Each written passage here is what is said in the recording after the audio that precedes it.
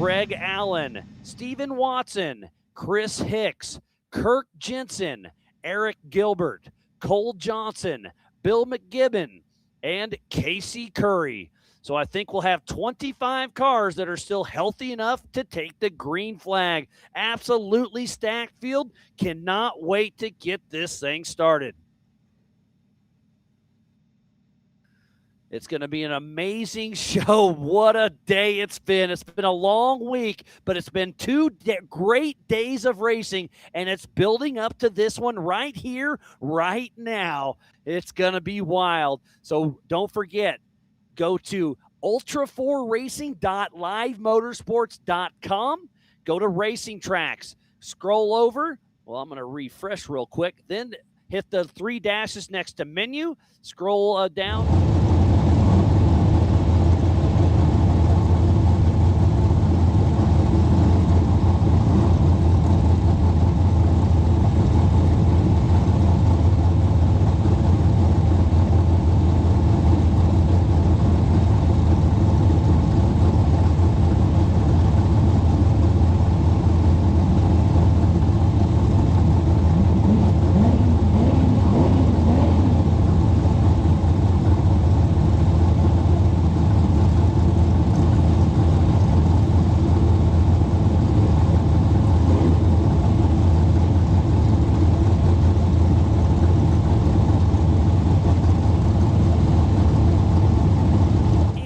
Easter Jeep Safari. And it's, man, thanks again to the Red Rock four-wheelers for keeping this tradition alive for so long. And it's absolutely amazing to be here at Area BFE during Easter Jeep Safari. It's going to be a wild one. I'll promise you that. So let's, man, I don't know. It's just exciting. This is going to be an 8-lap race.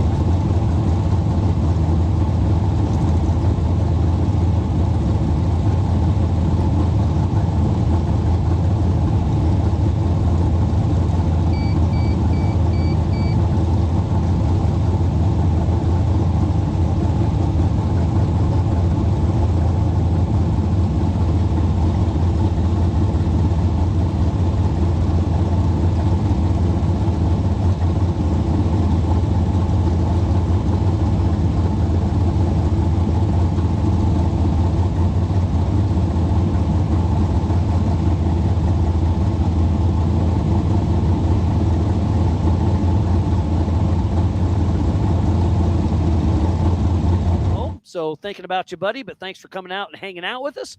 So we will have 25 cars taking the green flag here momentarily.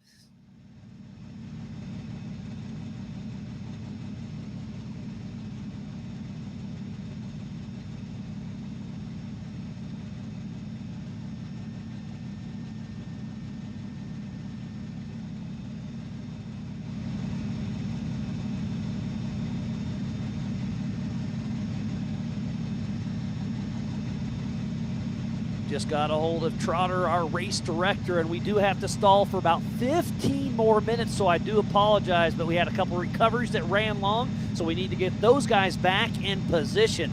So again, we're looking for a 3:10 start now because we want to have this course clear. We want to have it safe.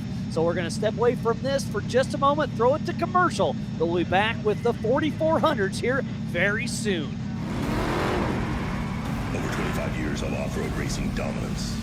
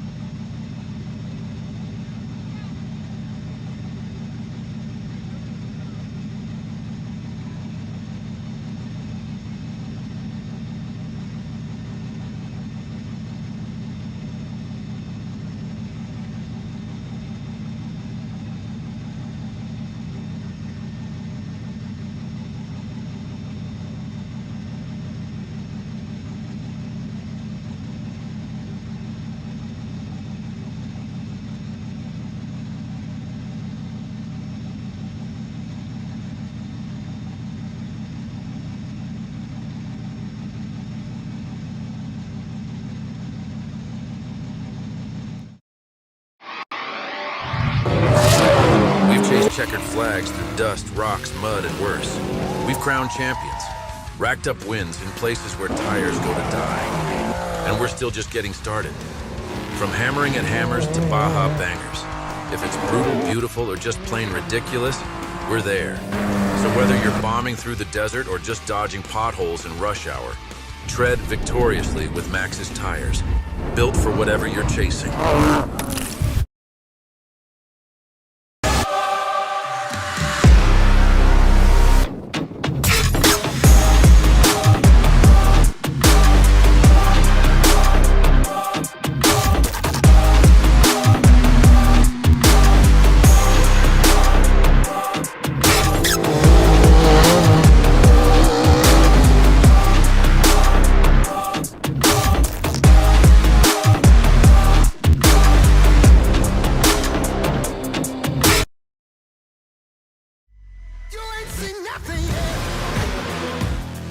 Yeah, I got that right turn. We're good. Meet up at the compound, group up. That's 10-4. Oh, that jump was huge. Yeah, for sure, dog. Good little driver, straight on through. Thanks for the spot back there.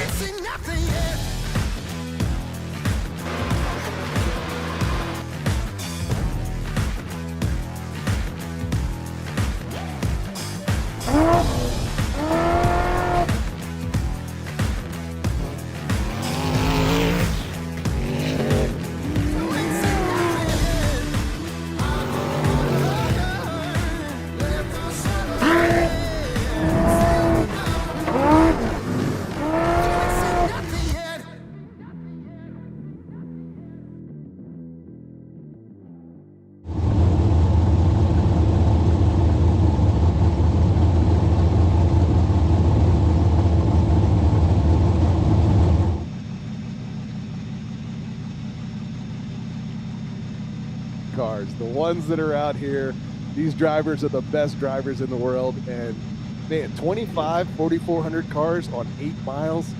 Ooh, this is going to be a battle. And There's a couple, always going to be something going on. A couple of UTVs that are 4,400 legal. We have Eric Gilbert and Cole Clark, so they're very nimble. But 8 laps out here, can it survive? You know, I feel like this is going to be a battle of the tires. Oh, attrition is going to be huge in this one. Yeah, so I've been talking to everybody. They can make it on fuel.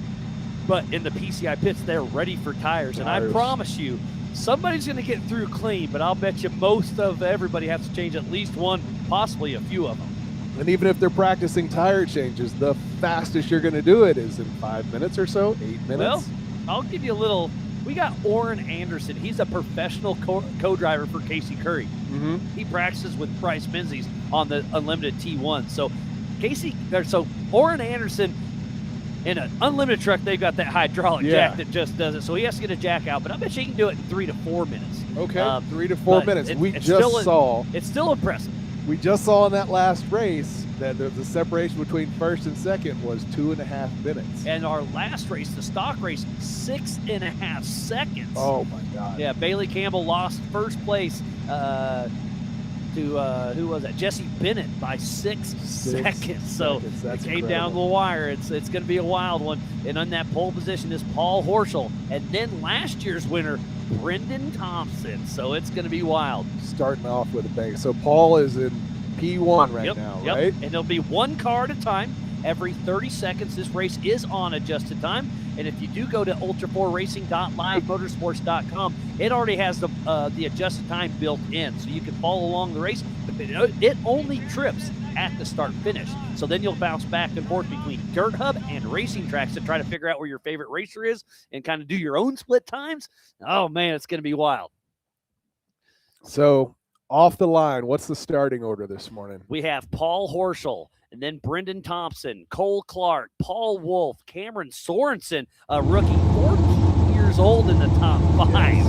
And then Cade Rod stepped away for a while, but he is back. Oh, so he is it's going to be in the same car? No, he has got Jeff McKinley's old car. It's not old, but it's Jeff McKinley's car. It's got a handful of races on it.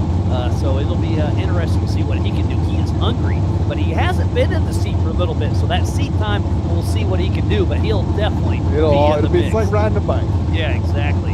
And And then we have Bailey Cole, Philip McGilton, Chuck Crossland, Shannon Campbell, 3-time King of the Hammers winner. And then Tad Dowker, Justin Wicks, and then his uncle Eric Wicks, Justin Joseph, Jeremy Brown, driven by Travis Riley, and then Levi Shirley is back as well. And then Andrew McLaughlin, been racing with us forever. Craig Allen put on a show during qualifying, hit a rock too hard and just donkey kicked bad. Oh, and man. don't worry, we got it. RDP's got it. The highlight reel will be coming. And then we have Steven Watson. He's been racing off and on for a very long time. Chris Hicks in that Miller car. Kurt Jensen with those ORIs you love so much. And then Eric Gilbert in that UTV. Cole Johnson with SXOR. Bill McGibbon in a very similar car to Kane Rods. Had some steering issues during qualifying, so he's towards the back, so he'll be pushing hard. And then Casey Curry did not qualify because I'm sure he was busy during Easter Jeep Safari. Every store I've been in, there's Casey Curry Oh, yeah. everywhere, Well, all over this town. The Curry family's been involved in off-road and especially Easter Jeep Safari for such a long time. They were coming here anyways. He's like, you know what? I want to get the trophy Jeep out, so I love it. So we got some heavy hitters. It's going to be absolutely insane. Now, you just talked about Bailey Cole way up here, Yeah, where was he at? He's at P7. and he just won the Yeah. last race. He was driving from Woody Rose, so he knows the track at race pace, knows how the track is deteriorating. But traction's going to be changing today because this morning it was raining. Now it has stopped. The sun is trying to pop out. Yep, I think had to the get my traction. sunglasses. I think the traction's going to be there. I really think this is going to be about the best track you can ask for here at Area BFE. That traction's going to be there because it's been soaking in and it's And and I'll even bet if you we look in the parking lot right here, there's only a little bit of mud on top, and then it's dry underneath. And these guys are going to clean it off I fast. guarantee it. So we haven't seen dust at all today. We will see dust this afternoon. Definitely. So Bailey just won that by 2.5 minutes. Yep. And if I had to, man, I'm not going to make a bet, but Well, let's hear he's it. got all the advantages. He just Well- got out of that other car. Paul Wolf in P4 saw it this morning in his pro modified car, so he's got the similar advantage as well. Let's see who else has been racing. How many drone pilots do we have out here?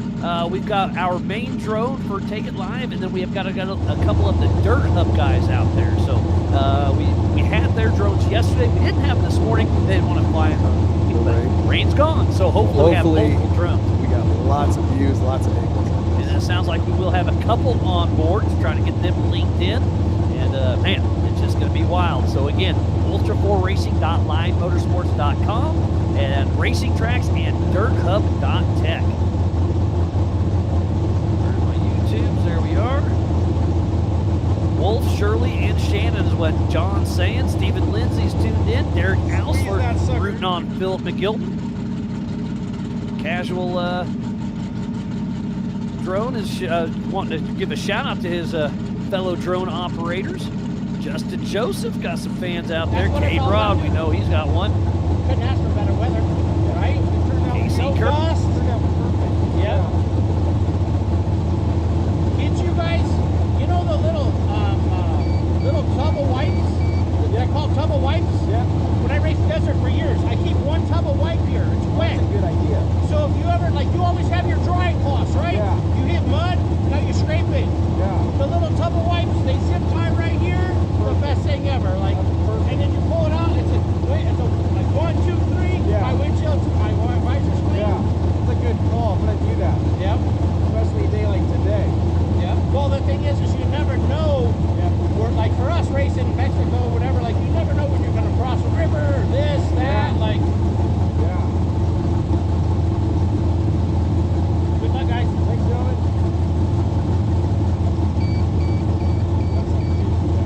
Yeah, I was going to say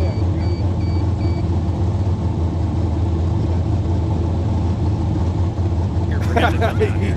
he needs more trees to show up out here. So I'm going to get on the radio real quick, see where we're at.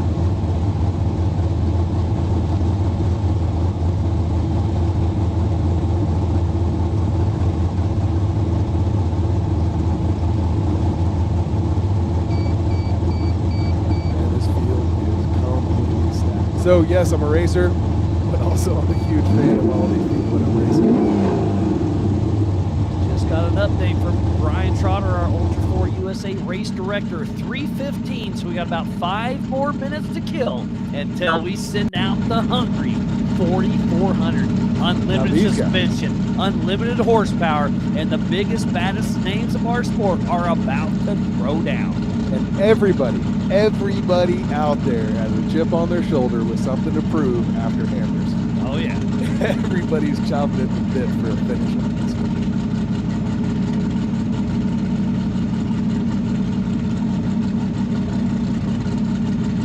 I wonder which tires are going to win this race. You know, all the different tracks, all the different races, they all kind of have their strengths and what's going to work best. You got to kind of figure out that perfect combination and then how hard to push on these different tracks. This is definitely a battle of the tires. And power steering. I was talking to some of the other racers after that last race, and a lot of them had power steering failure from just hitting one of their front left, front right tires and just overcharging the system.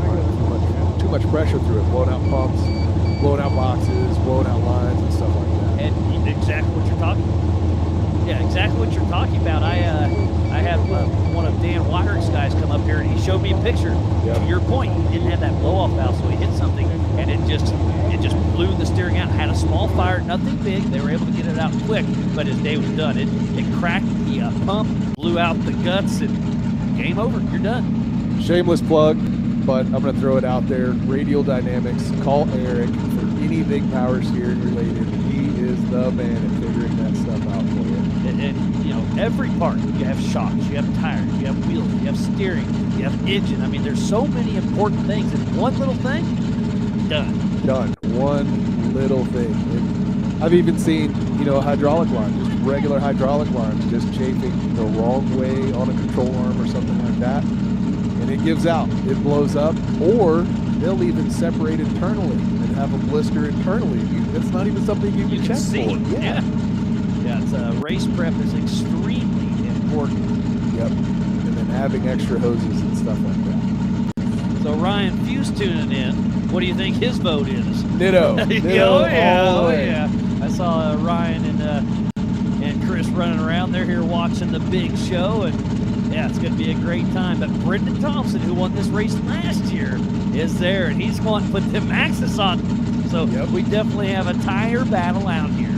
You know, this is really so cool that we have this level of competition between these brands really stepping up to throw down the best parts so that these cars can get out here and do this. And again, back to the Ultra 4 family, they all come together, and I've heard so many stories from every single race, but especially here. I need an A-arm, I need a power steering pump, and everybody's here to help. They throw them some parts, we'll figure it out later. I want to beat you on course, not because you're on your best day. Yep. I don't want to hear about you broke something. Let's go race. Let's go drive. And speaking of that, Shannon Campbell, I was walked over to the restroom just a little bit ago and walked by him, gave him a big thumbs up, and he kind of gave me a shrug. I'm like, "What's up, buddy?" He's like, "Something isn't right." So we'll see. Hopefully the car works the way he wants to. He didn't elaborate much, but him and Jess are going to get it out there and give it their all. I heard it might be an engine something through the grapevine.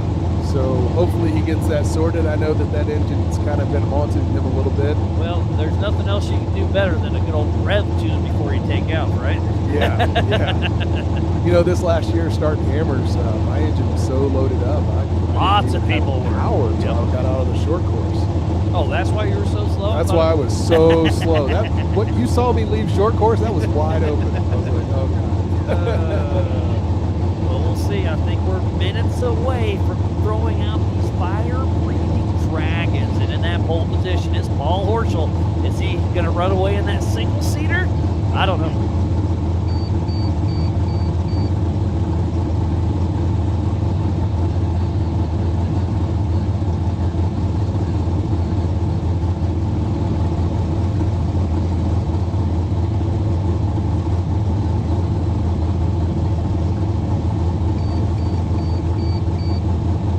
Got the official over my PCI race radio.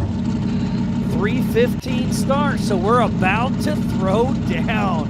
Oh, this is going to be good. If you're just 1 tuning in, minute. we appreciate each and every one of you. This is the 2026 Ultra 4 USA Maxxis Tires Beatdown at Area BFE. And this is the 4400. The biggest and baddest names of our sport is about to throw down.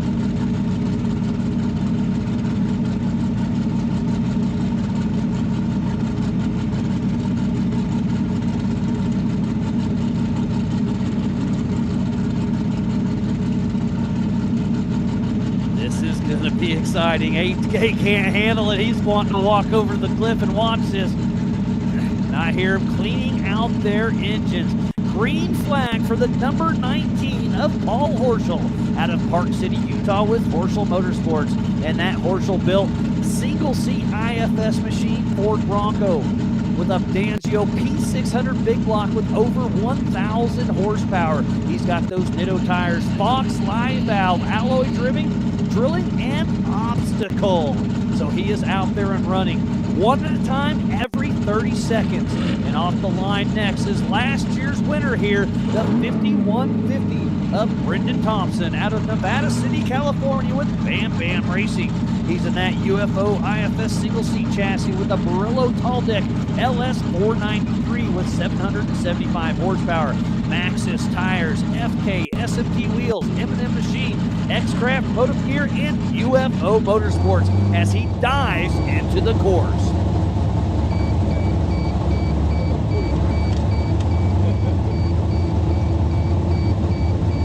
And off the line next, our first UTV that's 4400 legal is Cole Clark, number 240 out of Cortez, Colorado with 24 Racing in his Polaris single-seat Turbo Pro R. We'll see what he can do against the field. He is light, he is nimble, but half the weight. So I'd be a little nervous with all these big names breathing down my neck, especially up next, the 1018 of Paul Wolf out of Alton, Illinois with Wolf Racing. In that UFO single-seat IFS with Schofield Performance LSX 434 with Nitto tires, Holly Off-Road, Raceline Wheels VP, and ADS. Paul Wolf is the winningest driver in Ultra 4 history. We'll see if he's got what it takes. He did this morning in the G-Force Pro Modified UTV. And off the line next is the 514 14-year-old Cameron Sorensen and Guy Miller out of Las Vegas, Nevada with Sorensen Motorsports in that Campbell chassis. This is Bailey Campbell's old car. He's got an Edelbrock RHS, Nitto tires, Optima batteries, Comp Cam, and VP fuels. And he is off and running. We'll see what this young man can do with a stacked field. Off the line next with a comeback is the number 7 of Cade Rod out of Cortez, Colorado with J4 with Jimmy's Off-Road. This is going to be a one to watch for sure starting in P6. He stepped away for about a year. It's so glad to see him back. And speaking about Jimmy's, Randy Rod is here on site. They built a brand new VIP here at Area BFE. Absolutely beautiful. They've been working on it all week, and now we get to enjoy it.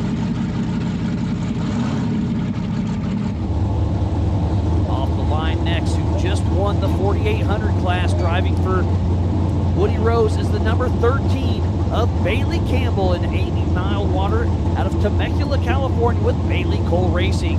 He's in a Trent Fab chassis with Jags, Yokohama, SoCal X, Freight Factory, and Carbon Winches.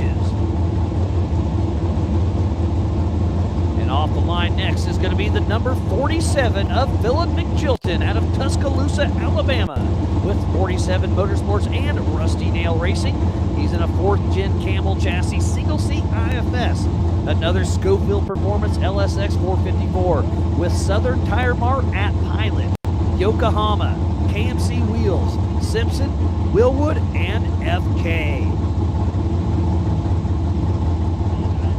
Stepping from the 4800 class into the 4400 class, up next is the number 469, the Tiny Dancer of Chuck Crossland, with Jake Wright riding shotgun out of Los Molinos, California, with Crossland Off-Road Racing.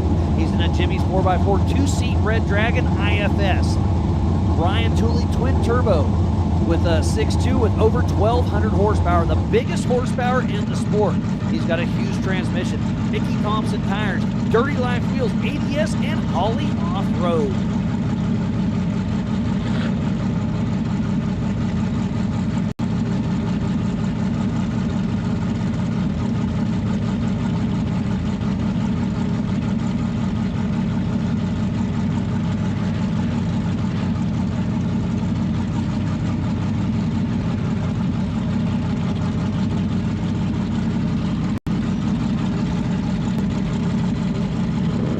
Taking off the line next, number 5, 3-time King of the Hammers winner and Off-Road Motorsports Hall of Famer. It is Shannon Campbell and Jess Campbell out of Lakeside, Arizona with the Coupe Racing and Fabrication in a 2C IFS Campbell car with a Klein 540 big block with 850 horsepower.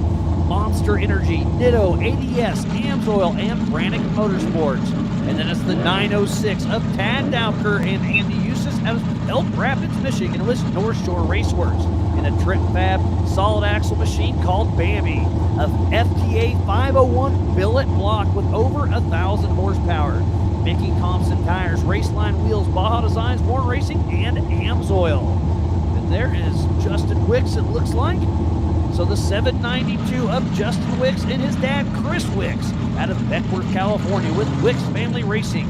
And Bomber number 6 with a Maruzzi LSX 454 with 800 horsepower.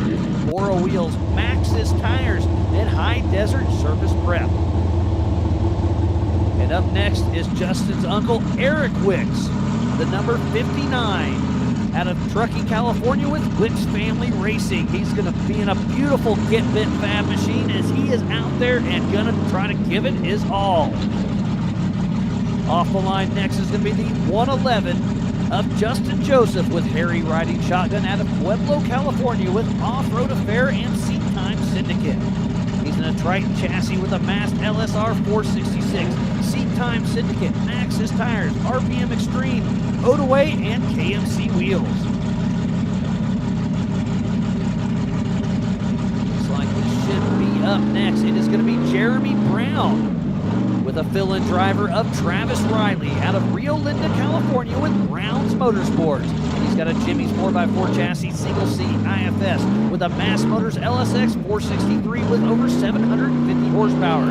He's got Sierra gear and axle, the Grateful Ones Motorcycle Club, Rock and Road Performance, Maxxis Bilstein, and 4WP.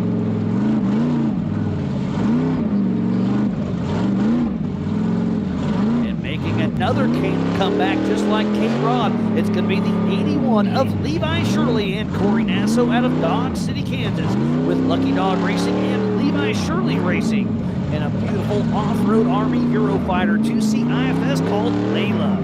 A Gawanti Performance LT 441, Wells Vehicle Electronics, Yokohama King, Zero Gravity Performance, and Spider Tracks. Racing with us off and on since the very beginning. It's going to be the 4493 of Andrew McLaughlin and Huck Riding Shotgun out of Mesa, Arizona with Let's Roll Off-Road Racing in a Let's Roll Off-Road chassis, LS409 stroker with 600 horsepower, Nacho Lights, Yukon gear and axle, Raceline wheels, Maxxis tires, and ADS shocks. Next is going to be Craig Allen, who put on a show during qualifying with Justin Riding Shotgun out of Norco, California with Allen Racing. He's in a Kirby's IFS chassis, LS7 with portal axles, Juicy Whip.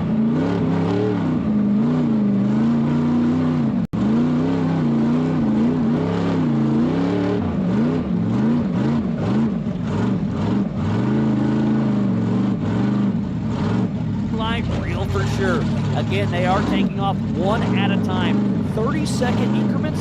This is a adjusted time race, 6.5 mile lap, and they are doing 8 laps in total. Getting ready to grab the green flag next is going to be the number 17 of Steven Watson and Wayne Lambert out of Rifle, Colorado with Off-Road Design Racing in a Triton chassis, LSX 454 with 650 horsepower, Off-Road Designs, Maxxis, Baja Designs, and Seymour Paint.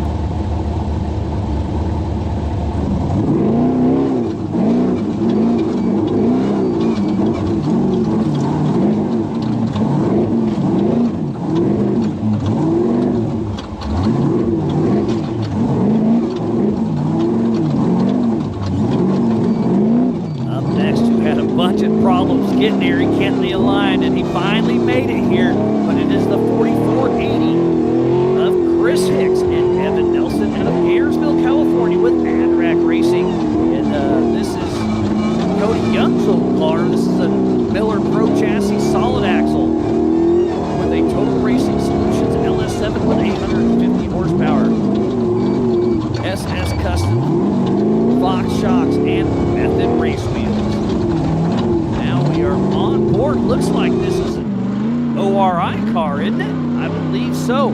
So this is the 4401 of Kurt and Russell Jensen out of Salt Lake City, Utah with ORI Strut Factory Racing. They are in a Jimmy's 4x4 two-seat IFS car. I believe this is Andrew McLaughlin's old car with the ORI design front end with 74 weld portals. CBM 447 with 675 horsepower. ORI struts, Jensen Brothers Off-Road, Maxxis tires, Raceline wheels, and Kalani drive lines. Behind them is going to be another UTV, the 1133. No, I don't see him. It wasn't. It was the 4482 of Cole and Sky Johnson out of Trippington, Utah with SXOR Motorsports. That 2020 SXOR 2C IFS with a Texas Speed LS3 416 with 550 horsepower, a maximum transmission, Falcon tires, trimmer wheels, KTM shock technology, and I didn't see Bill McGibbon or Casey Curry. So,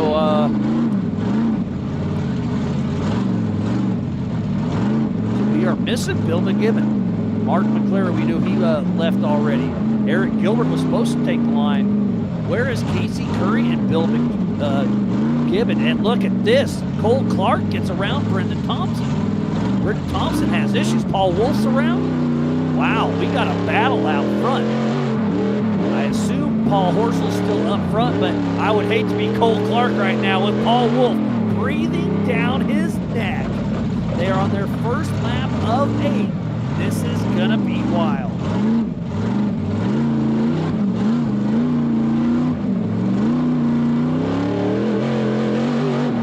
I'm getting an update. Thank you, Jacob.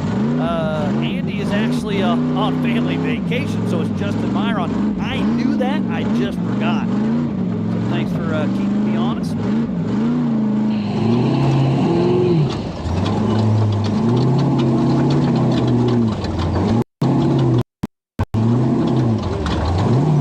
Benji's tuned in watching. We'll see you in Indiana here soon, buddy.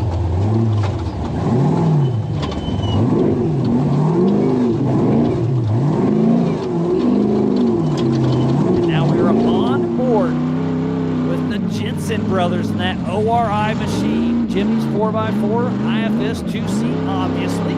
And this shows you how rough this course is. The drone makes it look smooth, but now you see their helmets bouncing back and forth. This is pretty wild. So I'm going to hop between Dirt Hub and racing tracks. And I'm going to assume we go over to racing tracks.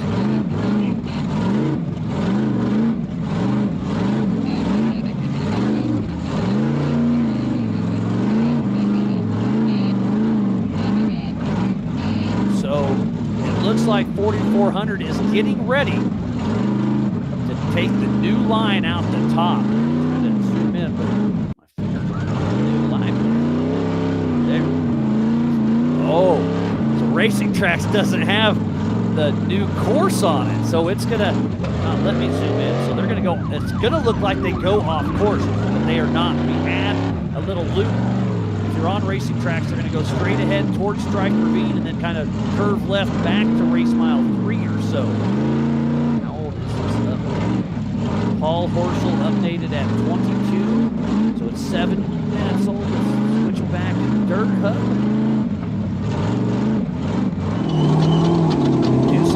Have somebody way out front. I don't have a name on this one. They are on the new course. You go to dirthub.tech. You can see one driver out front and then a bunch heading right behind him. So again, Dirt Hub and Racing Tracks does not have the 4400 loop, so it looks like they're lost. I promise you they are not.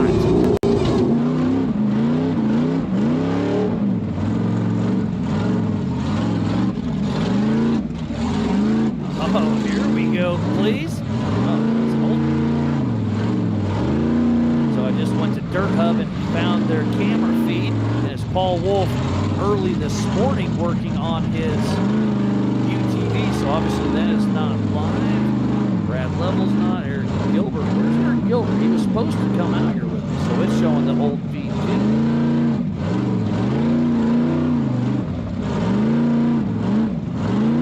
Look at this battle. It's Paul Wolf, and that may be Cade Rod and then Cole Clark. So it's this is on that new section that nobody has raced on yet. We have pre-ran it. They're going to be going down this, and I'm telling you, on that left, it doesn't look like it. That's a huge drop off there. So if Paul Horschel is still out front or not, I can live that. Wolf is tracking. Is there anybody in front of him?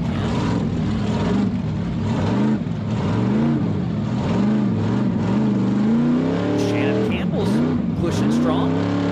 And Eric and Justin Wicks. I mean, neck and neck up on that new course. Justin Joseph. Brendan Thompson. Jeremy Brown driven by Travis Riley. Then Dylan McJilton.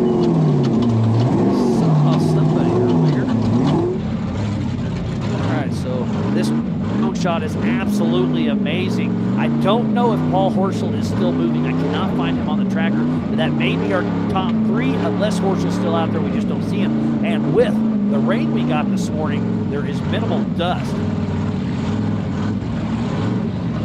But I think we're about, I'm going to say, I'll keep saying that 6 or 7 minutes away from our next camera that is on course.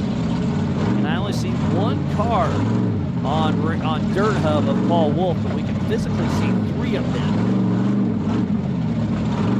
And the shots here are absolutely amazing. And again, I think that's Cade Rod and Cole Clark. And Cade Rod and Cole Clark are good buddies, so they're going to help each other out, but they're trying to pull in Paul Wolf, who's behind Cole Clark. But Cade Rod has already gotten around Cameron Sorensen. Ooh, and Paul Wolf blows that corner a little bit. Oh, there's a big rock there, so I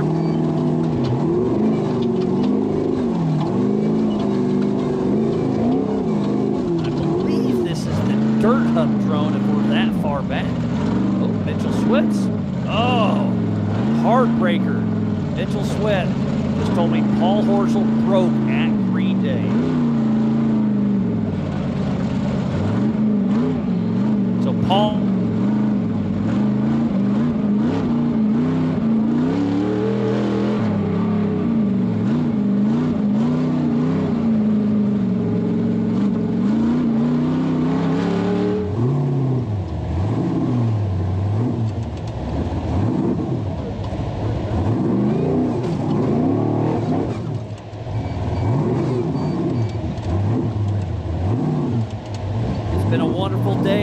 just getting started with the 4400 race. We are here for the 2026 Ultra 4 USA Maxxis Tires Beatdown at beautiful Area BFE. We are live from the Big B studio. I am Miles Hasselmus, and joining me is Pam Hall. You've been running around everywhere. How's it going? Yeah, I've been running around all over the place getting that social media stuff, and the drivers, I mean, it's just so cool to get them right off the track, as you know, because you do it at Hammers. Yeah. But it's been awesome out here. I mean, the rain stopped, which is amazing. Talking with some of the drivers that have already been out here, like Bailey Cole, for instance. I mean, talking with him, he did the 4800 race, and now he's back out there. We were talking about track conditions and everything and how pristine this track is going to be for the drivers that are out there now. This morning it was slick, it was snotty, and it got worse and worse.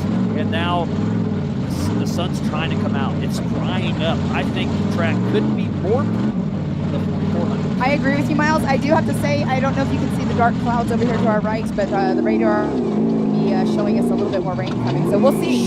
We'll see. You're the bearer of bad news. Speaking of bad news, I just overheard you saying that Mitchell texted you and said that Paul Horschel was already out of the race. Bummer, because he's obviously on screen right now is Bailey Cole. And that's where Lauren Healy had issues earlier. So that ledge has gotten a lot worse. And I believe that's Holly Fowler that was parked there from an earlier race. She's off the course. But yeah, that climb when it was dry, no big deal. So I even thought about it. But with the slick conditions, it's turning big. You saw a little dust already. Yeah, it's starting to get there. And now we're on board Pittsburgh with the Jensen brothers. And just, we're talking about the drones make this look like an easy course, but now you're watching those heads bobble. It's wild. Oh, and now we got a little lap traffic. He's saying, go around them. Exactly. If you have a line to go around, go around. As long as oh, look, there's That was somebody else Chris on the left. Hicks. So there are some spots out there that we were having some issues earlier where drivers were getting bottlenecked up as well. So, I mean, with 27 cars, right? That's what took off the line? Ended up being 25. We Okay. didn't have Casey Curry or Bill McGibbon. Okay. So actually, less than that, 'cause we didn't have Eric Gilbert Or Mahoney. or Mahoney. So I think we were down to, well, I can tell you. I'm going to guess 22. Okay. Because that's what the internet's telling me. You've gotten really good at the internet over the years, I've Miles, by the gotten way. better. I wouldn't say good, but I've gotten better, that's for sure. So I am looking at racetracks, and Paul Horschel is showing stops, so that's accurate.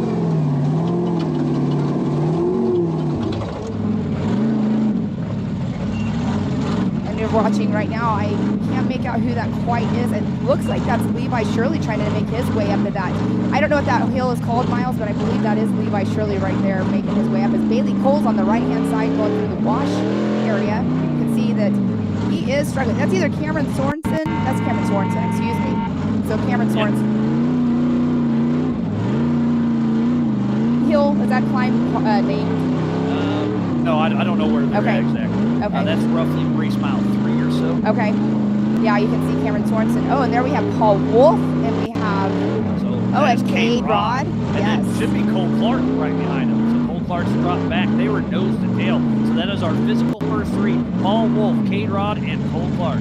And Cole Clark and Cade Rod, always competitors, but friends off the track as well, and teammates at one point and making their way. But here we are looking now. Cameron Sorensen still struggling to get up to that hill. And no front wheel drive, it looked like. Let's watch again.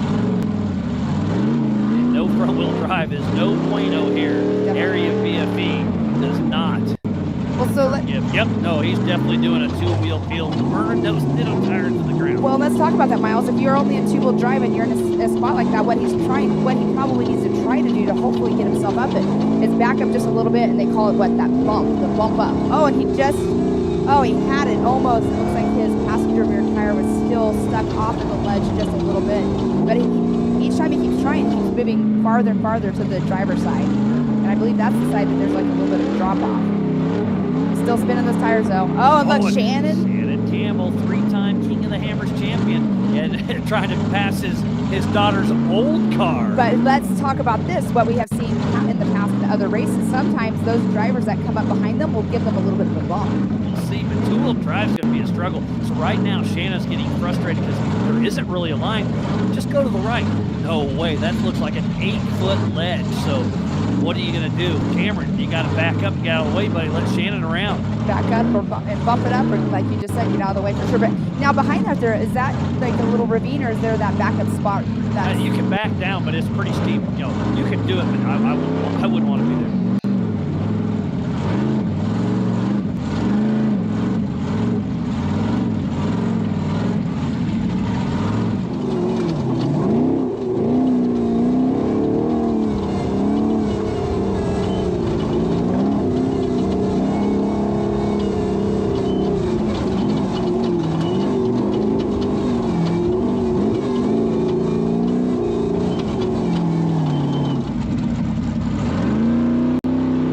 As we're watching that now, it's not shit got around because it looked like, oh, that's the Holly Fowler car, but it looked like Cameron was still stuck there. It looked like somebody tried to get around. I was kind of trying to make that out, did not quite do it. And I was talking to somebody Sorry. else behind the scenes, so I missed it as well. I do apologize. Coming on my dirt up, see where we are at.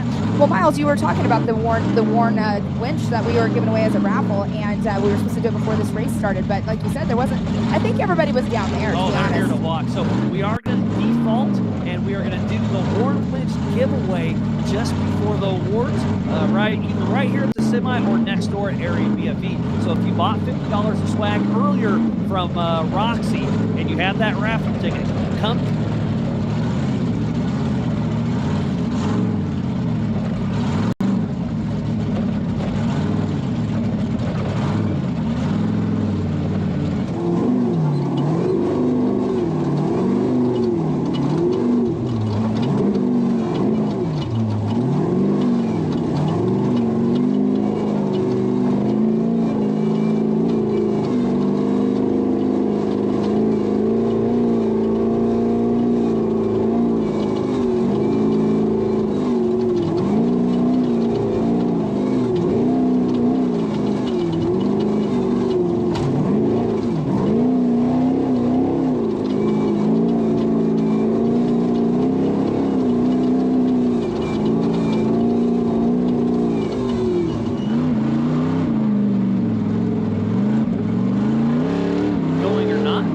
Yeah, down where I'm at the start line, it's I struggle with service to be able to watch the tracking and everything, so I haven't got to keep up on it 100%. But you know, everyone else is helping, you know, keep me up to date, and I know when they're coming through, of course. But yeah, that is interesting. That I wonder if Cameron Sorensen's still stuck in that one spot.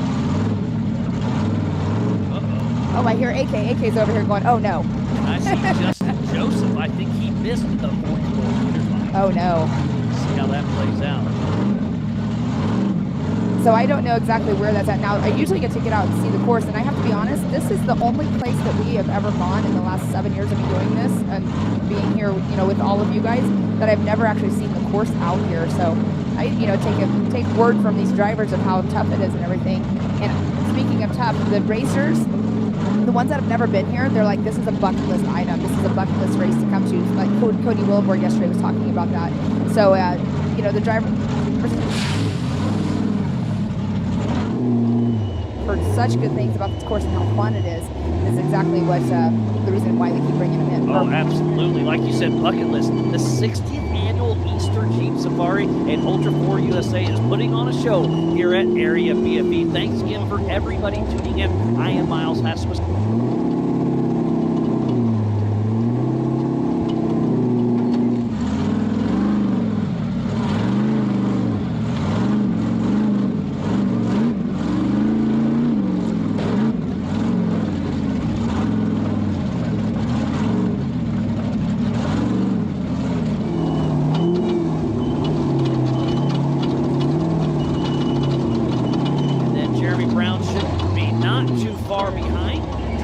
Driver record is Jeremy Brown, but he's got a fill-in driver of Travis Ryler.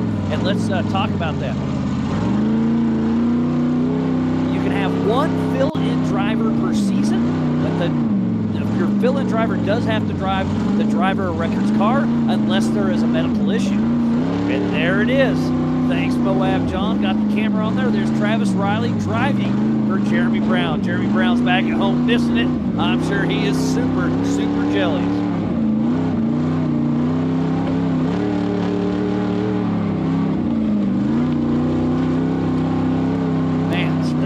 DirtHub.tech, Racing Tracks, and Ultra4Racing.com. Sorry, Ultra4Racing.livemotorsports.com. And there is our physical race leader of Paul Wolf, who won the G-Force Pro Modified race earlier this morning. So he knows this course, and he knows how it's developing. And now, look at the dark terrain. That shows you the good tracks. Exactly. And talking about Paul this morning, I was chatting with him, and you know, that was total redemption on that Pro Modified class, getting out there and taking that win, because he literally started in the back and made his way all the way to the front. And the finish of that race was awesome between him and Tyler Reed. I mean, they were literally bumper to bumper. And I know you love the stories. I'm getting to hear them here. Oh, yeah. And the chatter back and forth, and the, you know, the trash talking with each other, like, yeah, it was on you or whatever. It's really fun to listen to these guys chatting at the end. And I start, you know, sitting there recording, and RDP sitting there getting all the amazing footage that he gets, and it's just fun. It's like it needs its own reality show in itself. But we can hear some engine power behind us, but I believe that looks like, is that Brendan Thompson? No, that's not Brendan Thompson.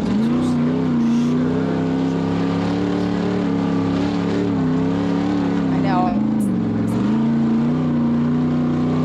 Probably just see from this far away, but the drones, like you were talking about earlier, Miles, is like one of that where Cameron Sorensen was stuck at.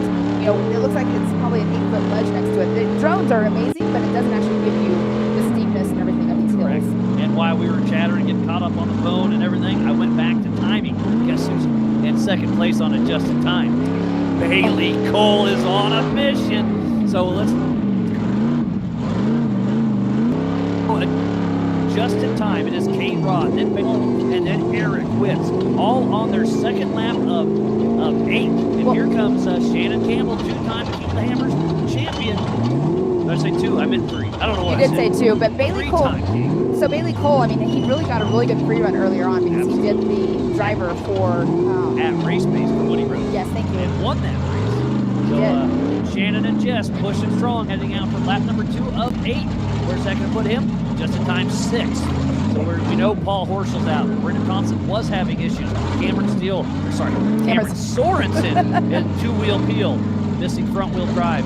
Where's Piltman, Jilton, Chuck Crossland, Tad Dowker, Justin Wicks, Justin Joseph. Oh, that's Shannon. I thought Shannon. from behind, I just saw the single, the way it's made. I was thinking that was Phil, but it's not. It is a Campbell car. Is So that? you have that part I did right. have that right. All right, Pamela. Always a pleasure seeing you. Thanks for doing your thing. Get to work. I've been working. All right. We've all been working since 6 a.m. this morning, so have fun, Miles. Oh, you got to sleep in, huh? No. All right, thanks, ma'am. Bye. And there's John Goodby, our race commissioner here. But I got one of my good buddies here, Robert Lucero, Mr. Area BFE, going to hop here into the Big B studio. And, man, what a wonderful weekend it has been. Robert, how are you doing, buddy? What a great weekend. It's been a completely awesome weekend. It was actually a blessing with this little bit of rain we got. It was a bummer this morning, but it was a blessing all at the Yeah, same time. absolutely. Yesterday was pretty crazy with all the wind and dust. But I think it's really helped out with the guys on the track today that can actually see. Yeah, I think this morning it was a little slick, it was a little muddy, but now it is perfect racing conditions. You do got to flatten out your parking lot a little bit. And the guys were teasing me this morning. Actually, you started teasing I me a little didn't bit. say much. Yeah, you did. You started talking about that. They're Yeah, like, because all that mud was sticking. You were Yeah, it was almost sticking as to my- tall as me. yeah, pretty close. So that is Justin Wicks coming through first. And that was Craig Allen. So we got a good race on our hands. I just Man. jumped in here. Where are we? So this is at the start-finish. This is the Brannock Bowl just before the race line start-finish. So they're going to sweep around this little deal, take it left, and that's right down below us. Yeah, no, I understand where we're at. Oh, there. sorry. I'm talking, I I'm figured talking you should about know the- this. This is your place. Exactly. So I'm talking more about where we're at as far as the who's in front. So these are they're heading out for lap number 2 of 8, but out front on a just-in-time is Kane Rod, and then it's Bailey Cole, Paul Wolf, Cole Clark, Eric Wicks, Craig Allen, Jeremy Brown, Shannon Campbell, and Justin Wicks. So Damn, that's going to be a battle. It's gonna be a battle. Okay, jumps back in, and he's already right in front. He took off right where he left off. yeah, he did, just like riding a bike, I guess. Yeah. He didn't forget much. He hasn't been in that car forever, but And this is a new car to him. It's This a is new car. It's a McKinley's. single car, yeah. Yeah, it's a McKinley's car. It's raced a handful of times. And look at this. Justin Wicks got the push the pass from Craig Allen. Sportsman pulls over. Craig Allen takes off. And we'll see what can happen. I think Craig, Cade's a little hungry today, so I think he's going to get it. Oh yeah, he has some. He did step away for a little bit, so he came back hungry, and he is pushing hard right now. But Paul Wolf is out front. Oh, well, Wolf's always He's always out front, yeah. But just think of this: flat traffic is going to be becoming an issue now. I heard the first lap was, what, 20-some minutes? Is that correct? 21:36 is the fastest lap on this 6.5 mile course. We did have to extend the 4,400s with such a big car count. Yeah. Some of that drop-offs on the backside is... Ejection Hill. Ejection Rock. Yeah. That's a good one. Is that the same spot where you got stuck on our first day here, or is that a different spot? I went the opposite direction, and I was in a UTV with 32, so... I'm just saying. Yes, I did. I did. I like giving you a good time, buddy. But yeah, I just want to say thanks personally for myself and from Ultra 4 USA. We love coming here.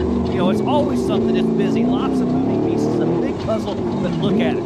It came together. It all came together, and we love having you guys. It's only going to get bigger and better. We built the VIP this year. Yeah, Jimmy's 4x4 and you guys teamed up. Randy had this vision, and and it's like, I hope I'm not overstepping my boundaries. And I said, "What do you got?" And put two idiots together, and with the Are you drive. talking And about here in the booth, or you and Randy? well, all of us. And you put a couple idiots together, and they're like, have a dream, and we don't stop till we get it done. And we got it done. You saw this parking lot yesterday or the day before. It was a mess, and we didn't have everything together. We had a great team putting stuff together for us. They worked till midnight almost every night. We were 6 o'clock till midnight, and I want to thank all those guys out there because they busted their ass to make it happen. For sure. And I've seen a lot of people walking around with that Jimmy's 4x4 VIP. Where's yours? Well, I think You I've been thrown out a couple of times. Okay, all right. I just saw Andrew McLaughlin come through. That's going to put him in 9th position, bump Justin Wicks back to 10th. So our top 10 are on lap number 2 of 3. Switch back to Dirt Hub, see if I can see like most everybody is moving. Oh, I do see Cole Johnson stop about race mile 2 or so. Paul Wolf is getting ready to rejoin the old race course at the end of the 4,400 only loop. So we'll see him at race mile about 3, well, with the extended, but on the map it'll say 3. We added about a mile and a half, and you showed us this one last year, and then with that big car count, we were like, hey, Robert, we need that extra mileage. So I think it definitely helps, especially for 44, because they can get a little bit, they can relax a minute, get some speed in, and really get after it. So I think it makes a big difference. Yeah, because right when they leave the old course, it is a little bit of rock crawl, down ejection, which is a pretty gnarly drop, and then this steep hill, and then like you said, it's kind of some fire roads and they can relax, get a little speed, and but kind of get their head back together and relax a minute. Have you seen anybody jump off that left side ejection rock?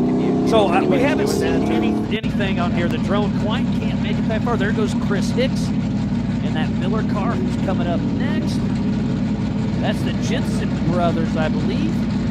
Get a side profile. Yes, that's it doesn't ORI. look too muddy out there. It looks like it's actually a pretty good course right now. It's, I think all the guys running before them kind of took off all the mud and got rid of it. Blew off we the have top no spot. dust, and it looks like a great race. Oh, it's absolutely amazing. It looks a little rough in there, doesn't Oh it? yeah, so the drone makes it look like they're just cruising, but then the Jensen brothers are right here, and they're bobbleheading it out there. And then you still have a lot more action yet to come. I think Friday you do the Black Flag. This Area BFE puts that one on, Yes, and then sir. Saturdays we rock. Right? Kind of give us a quick rundown of the rest of your week. Yeah, so we actually had a black flag tomorrow, but winds and everything in the rain, so we decided to push it off till Friday. So Friday we're having the Black Flag Challenge coming up, and there's Mr. Brett Dickey right there. All right. And, that boy right there has taken Wheat Rock. He's taken it to a totally different level. He's dominated that rock rolling sport. But, So is he a better crawler than you? Oh, absolutely. Am I? I highly doubt that. Okay. I think I'm pretty good until I hang out with the Dickies and the Brassleys and the Higgs and those Jeff McKinley and those guys, yeah. and Craig Allen? I get Craig Allen. I get humbled pretty quick with those guys, but they're teaching me. I'll be right there. I love it. Well, there was the 81 of Levi Shirley in that 12th position, heading out for lap number 2 of Levi 3. got his car back together. Yep. It's great to see that. Cole Clark. Cole Clark's out there for sure. I think he's in physical second, but it looks like 4th, maybe 3rd, but he's on 4th on adjusted time.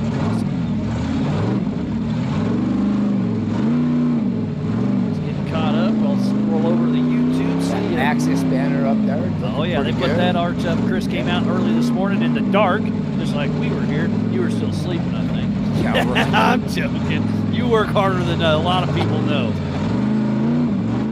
I know Chris come up to me, so I'm actually going to do the Black Flag Challenge, and Rosie sent me some Maxxis tires, so I'm hoping to get them broken a little bit before I get up on that Black Flag. That Black Flag's no joke, and it's definitely need those tires to get up. And are you doing that in one of your rentals, or do you have that moon buggy still? Well, I'm doing it in one of our rentals. You are? Okay. Yeah, so let's explain that. We're out here just south of MOAB, 300 plus acres, and it sounds like more coming soon, hopefully. But you have your big shop in the middle of town. You rent those Kawasaki's, Jeeps, and explain how the renting of Jimmy's 4x4 buggy works. Well, we really don't rent the buggies, but we do tours. Tours, so a guided tour. A guided tour, but we're just there to make sure they're safe. We're not there to hinder them. We're there to make sure they're safe. So we take them up to their skill level. And look at this. Eric Wicks is dragging his spare tire. Hopefully he stops in the PCI pits. Sorry to cut you off. That's all right. He's going to need that because I think this course is very, very tough on tires and wheels for sure. And I'm mistaken. I think that was actually Brendan Thompson. It gets a little tight in that short course. Yeah, for sure. So let's jump back in. So you have the guided tours in the Jimmy's buggy, but you can rent a Jeep or one of those Kawasaki's. We just rent the Kawasaki's. We do tours in the Jeeps. Okay. And then the buggies you can do. You can drive the buggy, or you can jump in with one of us and go. But we do the Ultra 4 race course. We do Brittany. We do whatever their level of expertise. And Brittany Spears is a trail out here. Just letting Brittany everybody know. It is. And we've used that one for a joker before, but you have. You just did the first loop, but it keeps going. When you get into Brittany pretty deep, sure. I love it. But your Kawasaki's are street legal as well, right? They're all street legal. So you can just drive up, hop in one. And Matter of fact, Randy and Jimmy's built ours all street legal. We don't drive them on the street. We'll trailer them. So you can drive a buggy down the street. We can't drive a buggy down the street. Or want to, but most of our guys want to come up here, play at BFE. That's one advantage that we have is because it is private. So it is private. We can you do can whatever select we want. who and when comes. So if you do have a tour, you probably don't have a lot of jackasses out on the trail. It's just you. It makes it a lot easier, Yeah, especially exactly. when they want to do some crazy stuff and really get into the next level. We start them out in a UTV, and then we do a couple with them, and we see where they're at, and then we put them in a buggy, and then we go from there. But we've been super busy in the buggy tours, which is taking off, and I'm pretty excited. How many of the buggies do you have? We have like 9 or 12. Okay. And it sounds like AK just bought one, right? AK just bought one of ours. Randy has another 6 on the awesome. line for us, and we're doing a 7-seat buggy as well. We're gonna take him through 7-seat. 7-seat. That's wild. That was Philip McJilton coming through in his Campbell car. He actually should be coming in the street here very soon. This is the wash coming back toward where we are, about a mile and a half away. There he is. There's Philip McJilton coming his way back. Like I said, just about a mile away from the start finish. So I think that's where most of them get too excited and they start going so fast in there and they just blow the tire correct. or wheel. I've been saying it, 'cause the wash is fast. It is a wash, but it's kind of two-track. And if you blow a corner, there's some big bowling balls out there that'll You never know smoke a tire. what's in front of you. You know, somebody else can take them along or whatever. And so that's where you really gotta have to pay attention. Because you want to go fast. You but want to need go keep fast, yourself but back. you definitely take out a roller tire. Rolling around, see if I see where Paul Wolf is. Oh, Paul Wolf is actually not too far behind Philip McJilton. So if the drone can turn around and start flying backwards, we'll see our physical race leader. Wow. And there he... What a crazy, crazy day it's been. Paul Wolf is on a mission. Popular racing tracks. Paul Wolf is let's make it happen. He doesn't care. He just gets it. Oh, he has some fun out there and really pushes strong. Where's our boy Shannon Campbell? He's not wasn't too far back. He was last time through. He was 8th position. Well, run through who was leading this race after their first lap. It was Cade Rod, Bailey Cole, Paul Wolf, Cole Clark, Eric Wicks, Craig Allen, Jeremy Brown, Shannon Campbell, Andrew McLaughlin, and Justin Wicks. Top 10, and that is on adjusted time. They took off one at a time every 30 seconds. This race is on adjusted time. It is a 8-lap race, 6.5 miles per lap. I was talking to Jess. She's like, I'd rather go sit in the. I'm going to tell Daddy Campbell that I'm going to go sit in the VIP. I don't want to be out there. I'd rather be sitting there eating some Mexican food and drinking some margaritas. Oh, you got margaritas and Mexican food, huh? Well, what you expect? I love your style. You like to party. So do I. All right, I believe this is Philip McJilton headed his way, about to hit the Maxxis lead. The first one, this is about a 3.5 foot drop that's vertical, a little undercut actually. And he's definitely playing it smart. He took it a little easy, man. Yep, so now he'll drop the second Maxxis drop. Oh, carries that left rear tire in the air, grab the throttle just a little bit, and back in action. Oh, that's Paul Wolf in the background, our physical race leader. We'll be seeing him very, very soon. Man, so he is finishing lap 2, getting ready to start lap number 3 of 8. And I was talking to a lot of them. They do not plan to stop for fuel, only if they need tires or something simple. Wow. So if everything goes smooth, Paul Wolf, he'll add another win. Here comes Wolf. You better, I better be paying too much. Give him a little bump. Oh, yeah. So Paul Wolf on a mission. He won the G-Force Pro Modified class earlier this morning.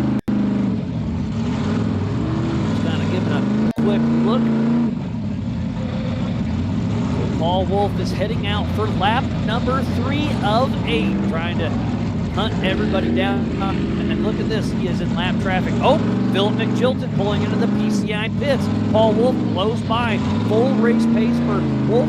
And when McJilton goes in there, it is 25 miles an hour through the entire course. They jump back on right there. Then there's a slow section right in there, right? What is it, 15 or 20 miles an hour, and it's not till the down shelf road. So Right we've got along this the little cliff. drop. Yep. And then the opposite way up the cliff. Try not to tear up your axles. And safe. Right. After you guys are done, it looks like a hurricane came through. You ain't lying. These cars are just absolutely animals out here. So I think right where Wolf is right now is where that 20 mile an hour speed limit goes, and then it's all the way down to that shelf road.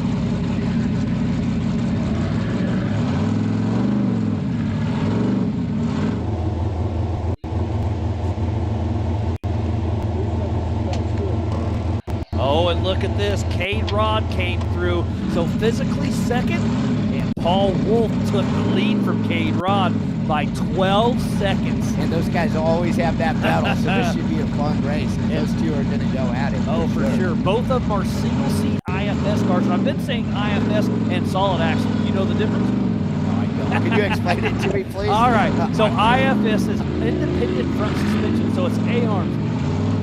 And solid axle is kind of like your normal Jeep where it's a solid axle. So in the rocks, the solid axle is great. The IFSs came a long ways. They're faster in the desert, but they're really starting to become really good cars. So the debate's still out there. This year at the Griffin Radiators King of the Hammers, right. Randy Slauson and Josh Blyler were the only two to finish in time, both solid axles. That's right. So, I mean, you know, they're definitely a big advantage in the desert, but when you get in those rocks, it's solid totally axles are game. just tough. Yeah, they're tough. And speaking about solid axle, that is Bailey Cole in that yellow Jegs machine. Looks like he's getting it. Oh, yeah, having some fun. Let me see if I can find him on here.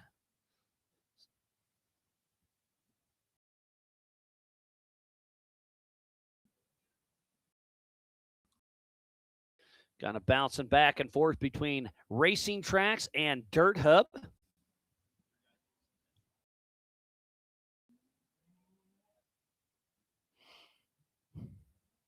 And it looks like Shannon Campbell is about to rejoin the normal track right around that race mile 3. And who do we have here? That is Cole Clark. So physical third is Cole Clark. We'll see what kind of split we have here. Cole Clark is 3 minutes, 17 seconds behind Cade Rod and only 12 seconds splitting Paul Wolf, our physical and adjusted time leader, between Paul Wolf and Cade Rod. It's going to be good. And there's the tiny dancer of Chuck Crossland out there having some fun. He used to race 4,800 and stepped up to 4,400. And back on screen is Bailey Cole. Yesterday I was talking to Shannon and his wife, and I'm like, good thing you have her in your seat. She can calm you down. And she's like, I'm the one that tell him to go, go, go, go. And I'm like, well, that's not good. And Shannon Campbell's starting to drive by Braille. Yeah, that's what he said. He's like, I'm getting old. You know, Shannon, he's a funny dude. Oh, yeah. All in good fun. Oh, and Bailey Cole just moved into third position on adjusted time. So right now on adjusted time, Paul Wolf, Cade Rod, Bailey Cole, and then Cole Clark. Looks like about a minute and a half between Bailey Cole and Clark, and a minute and a half between Cade Rod and Bailey Cole, and then just 12 seconds between Paul Wolf and Cade Rod. It's going to get good. I think I'm going to head up to the VIP. I see Mr. A.K. Watley showed up over here. Oh, he's taking over. We're going to go have margaritas? Yeah, well, I guess, yeah.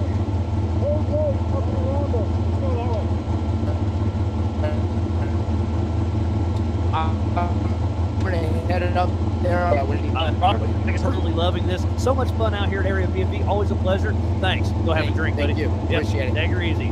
Robert Lucero with Area BFE.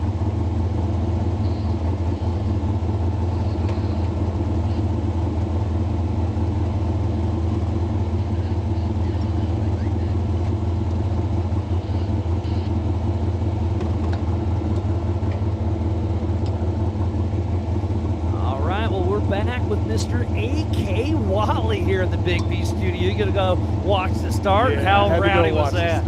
Oh, my God. The cars, the sound of these cars leaving the start line, that's what I'm doing. Yeah, I mean, most of, I would say our average horsepower is in that 700 range. And we have a few that are 1,000, and then Chuck Crossland with 1,200. 1,200. The steering reservoir was overflowing. And Twin smoking. turbos. Twin turbos. Don't take nothing away from the Turbskis. Yeah. So watching these cars out here come around the start-finish line, you got the IFS cars swinging way wide, and then Bailey Cole came through, and he's just pop. Oh yeah, the steering angle of the solid axle is impressive on that Trent Bad car. All thanks to those Brannick axles. Oh yeah, Brannick's thing turns so sharp and I'm jealous. Brannick's been working closely with the Bleilers, and man, those things just turn on a dime. Yep, all through the axle shafts. So that is Chuck Crossland dropping down the Maxxis Leap. Now, when I was out at the start-finish line looking, it looks like Sorensen is hung up out there. Yeah, he lost front-wheel drive. Looked like he was trying to make a climb and just doing a two-wheel before he came out the King of the Hammers and made the highlight reel during qualifying. Took a pretty good tumble, and then was P5 in qualifying yesterday. Had a great start to go, and then, like I said, anything can happen. Anything can happen. You know, whenever he was at Hammers and did that tumble, I thought he hit a rock. And every time I went through that section, I was looking for the rock that he hit. He didn't hit a rock. So it looked like an AR may have failed and then drug him over and then whatever, tumble. Not even that. So I went to their shop after this to go watch and like kind of go see what happened. And the plate, you know, it's a used car, right? But the plate that the wheel, the unit bearing attaches to, they didn't magnaflux that. They didn't check the welds on there. The welds look incredible, but that plate actually separated. And it's lucky that it happened right there qualifying versus doing 110 miles an hour in the desert. Oh, only 110? I've heard of people doing 130. Come on, buddy. And I'm just getting an update from my good buddy Jeremy Brown, who is back home out of the race with a broken trailing arm. Sorry to hear that, buddy. Travis Riley was out there trying to get you some points out there, but hey, bad luck happens. That's a bad break on that trailing arm. Must have just smacked a rock at the wrong spot. And those trailing arms, so those are billet aluminum trailing arms. I'm sure they're all forged and everything, but just a bad bounce. Yeah, when you're pushing that hard, anything can happen. That is for sure. And I've seen some people coming through with tires just as flat as can be to make it to pit. Yeah, because let's talk about that. There's no outside assistance. Only fellow racers or Ultra 4 safety staff can help you. And Ultra 4 is only going to help you if you're kind of broke and stuck. They're not just going to help you if you need help. Not to repair, just get you off the course. Yeah, make just sure clear course. So when you're out there, having a co-driver is very important. Now that drone shot right there, that really shows you the size of the cliffs and stuff like that. Oh, phones. We're handing out phones. Free phones. Yeah, we had a little lost and found, and I read the name on the credit card and it said Sweat. And I'm like, there aren't too many of those. So my buddy Mitchell came, got his wife's phone. So now, hey, now she owes you something. All right, who do we have coming through here? That looks like it could be Eric Wicks, possibly. I guess I can look at the timing. Yeah, I was right. Eric Wicks moves into top 5. So a strong run thus far. It's a lot easier to see the cars now that the course is dried up some. Well, until the sun starts setting, so now it's getting dark again. And the clouds are moving, and it was almost sunny, but it's like it looks like we're about to get more rain. Yeah, and so that play an interesting toll on the whole thing is about to turn into a joker lap. Yeah, no doubt. And our leaders are out on lap number 3 of 8 on this 6.5-mile course, and Eric Wicks is coming into the PCI pits. Looks like a flat tire. Oh, do I hear that right? Rain as we speak. So it just started raining again. So we'll see how long it lasts. Ooh, I'm glad I'm not in the race car right now. Oh, I'm kind of glad. I was a little bit in fear of missing out, but now that it's going to start raining again, I'm missing out on anything. And the temperature just dropped 10, 15 degrees, and we are underneath the canopy in the Ultra 4 trailer, and I don't know, 20 foot from the edge. Yeah, beautiful. I am feeling it. So sorry about the lap counter up there. It just keeps counting down. I don't know. We don't know what's going on with that. But they are on lap number 3 of 8. So timer on the screen is a little off, but I'll keep you as honest as I can, or go to ultra4racing.livemotorsports.com, and it is correct. And then don't forget to bounce between Dirt Hub and Racing Tracks to kind of figure out where all these cars are out on course.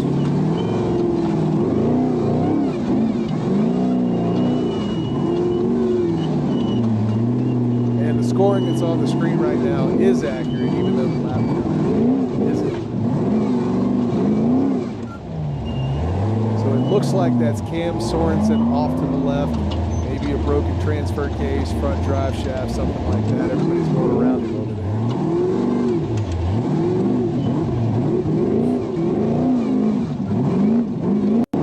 This course is just brutal. I've seen so many flat tires out here already.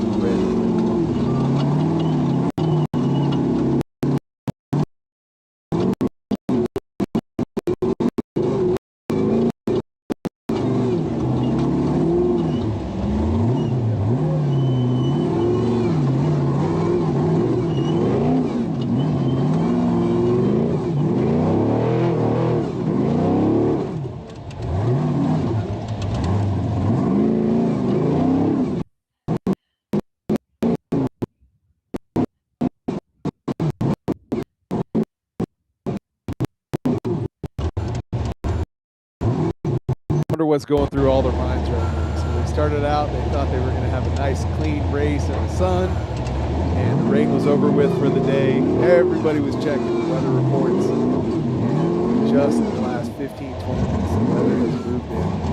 The rain is now coming down. This is going to change this course right back to what they started with earlier this morning. And these cars are about to get really dirty. The course is going to be really slippery. First thing this morning, whenever we got here, we took our Bronco out on the track and we slid all the way down the hill. We're about to have a mess here.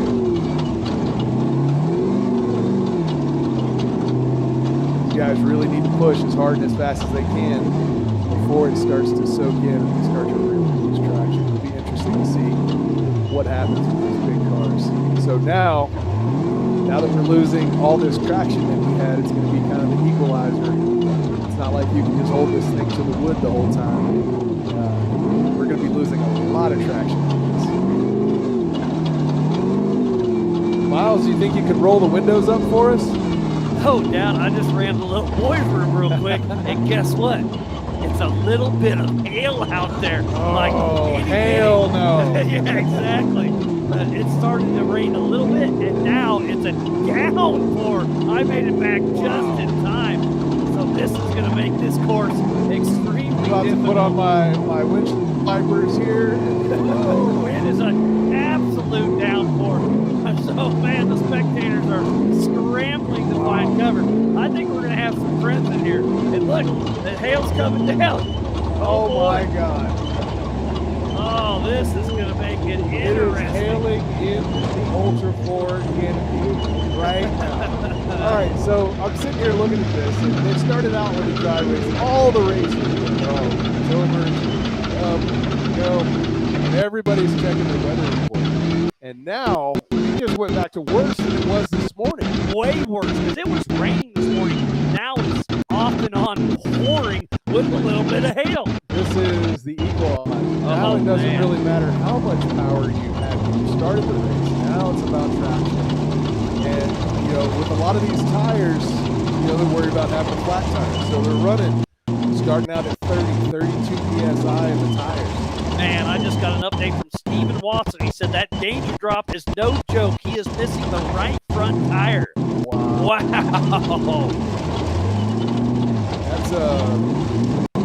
That's Steven Watson. But that car looks like.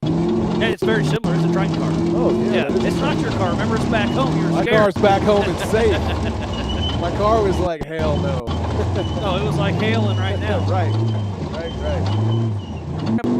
Tuned back out helm, and the attrition is starting to set in. Jeremy Brown's car broke a trailing arm. Steven Watson just lost a right front complete, and Chip is tuned in from back home. Cam Sorensen lost front wheel drive. Oh yeah, Cam Sorensen. Now Chip's saying they're doing the rain dance at home, so they're in trouble. We're gonna get them back.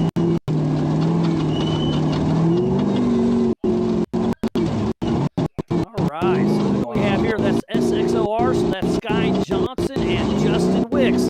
And I'm telling you, the camera doesn't do it, Justin. It is pouring out there. So let's see where that's going to stack them up. So, oh, now we got a leak right on top of you. Here, move this table forward.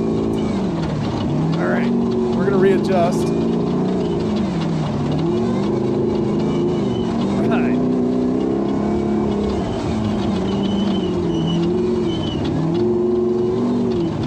Let's keep going.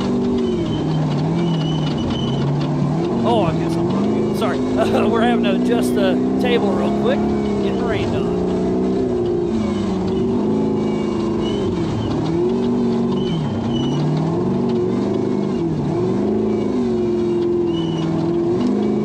So Justin from Warren is here, Factor 55, adjusting the camera. All right.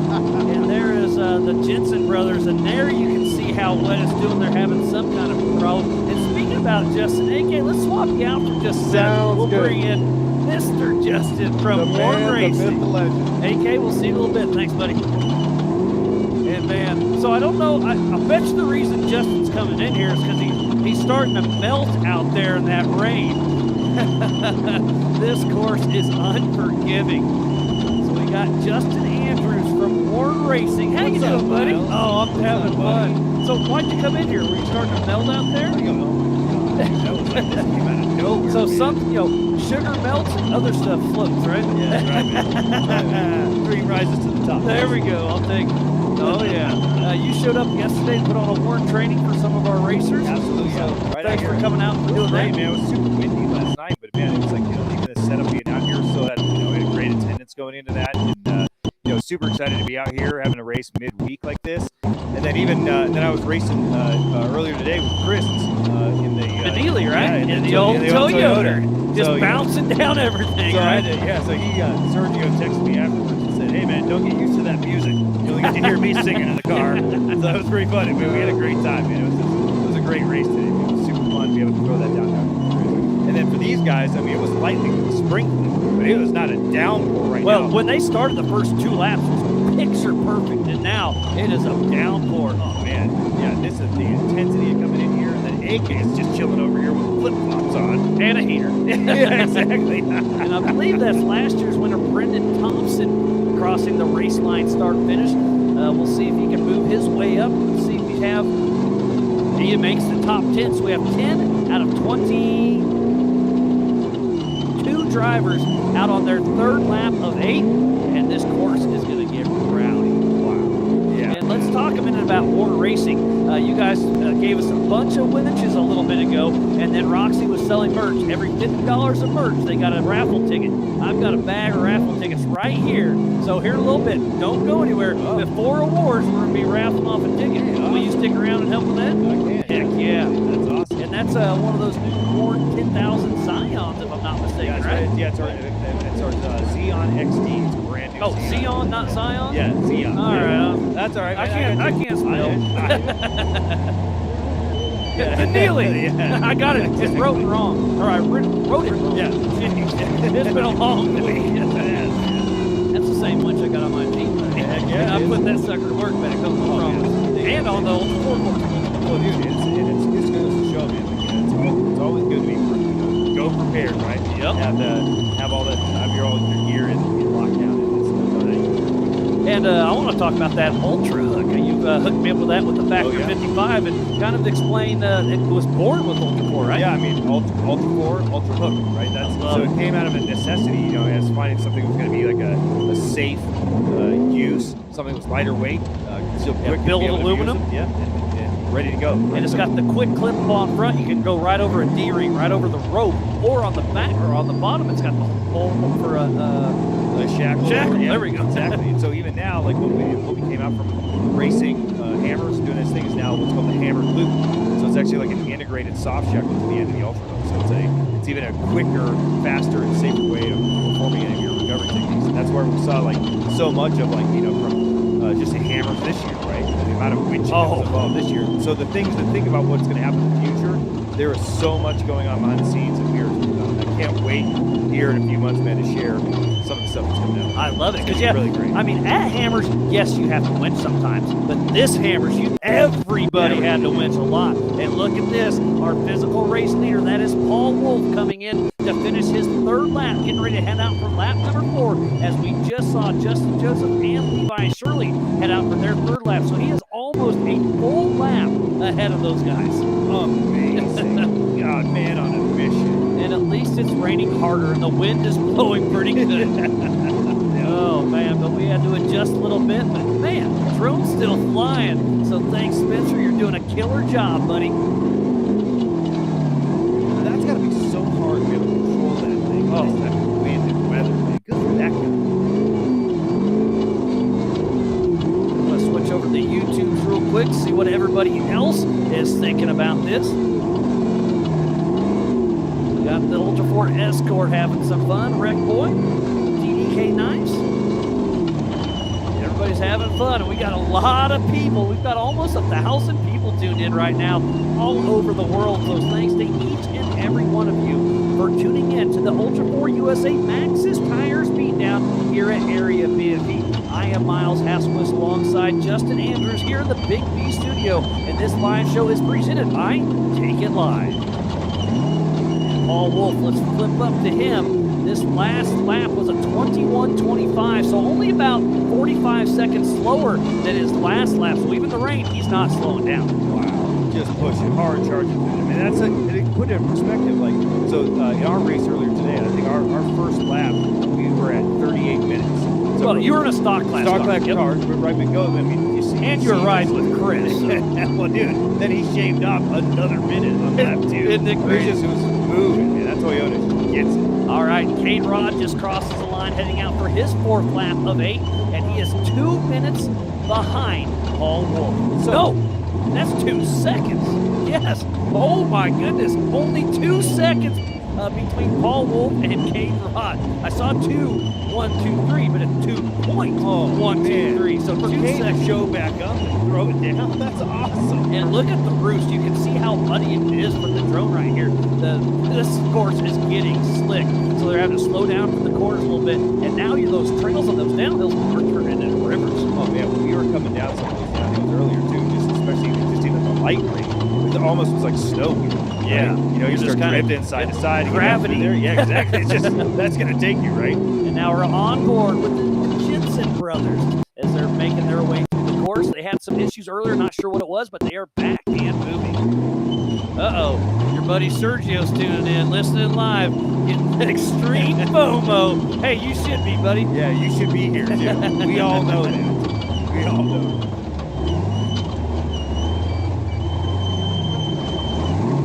So yeah, this is going to be an interesting, and we've been bragging about how beautiful it was going to be for the 4400 race, and it was for 2 laps of 8. For 2 laps of 8.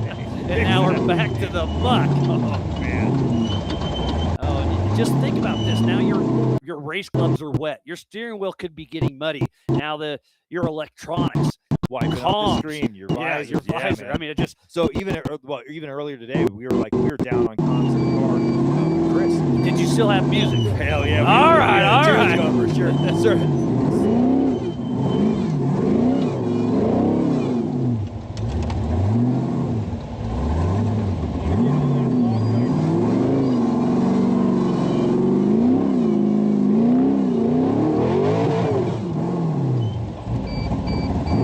Had to move the table again because we found another leak in the tent, so I had to move the table back.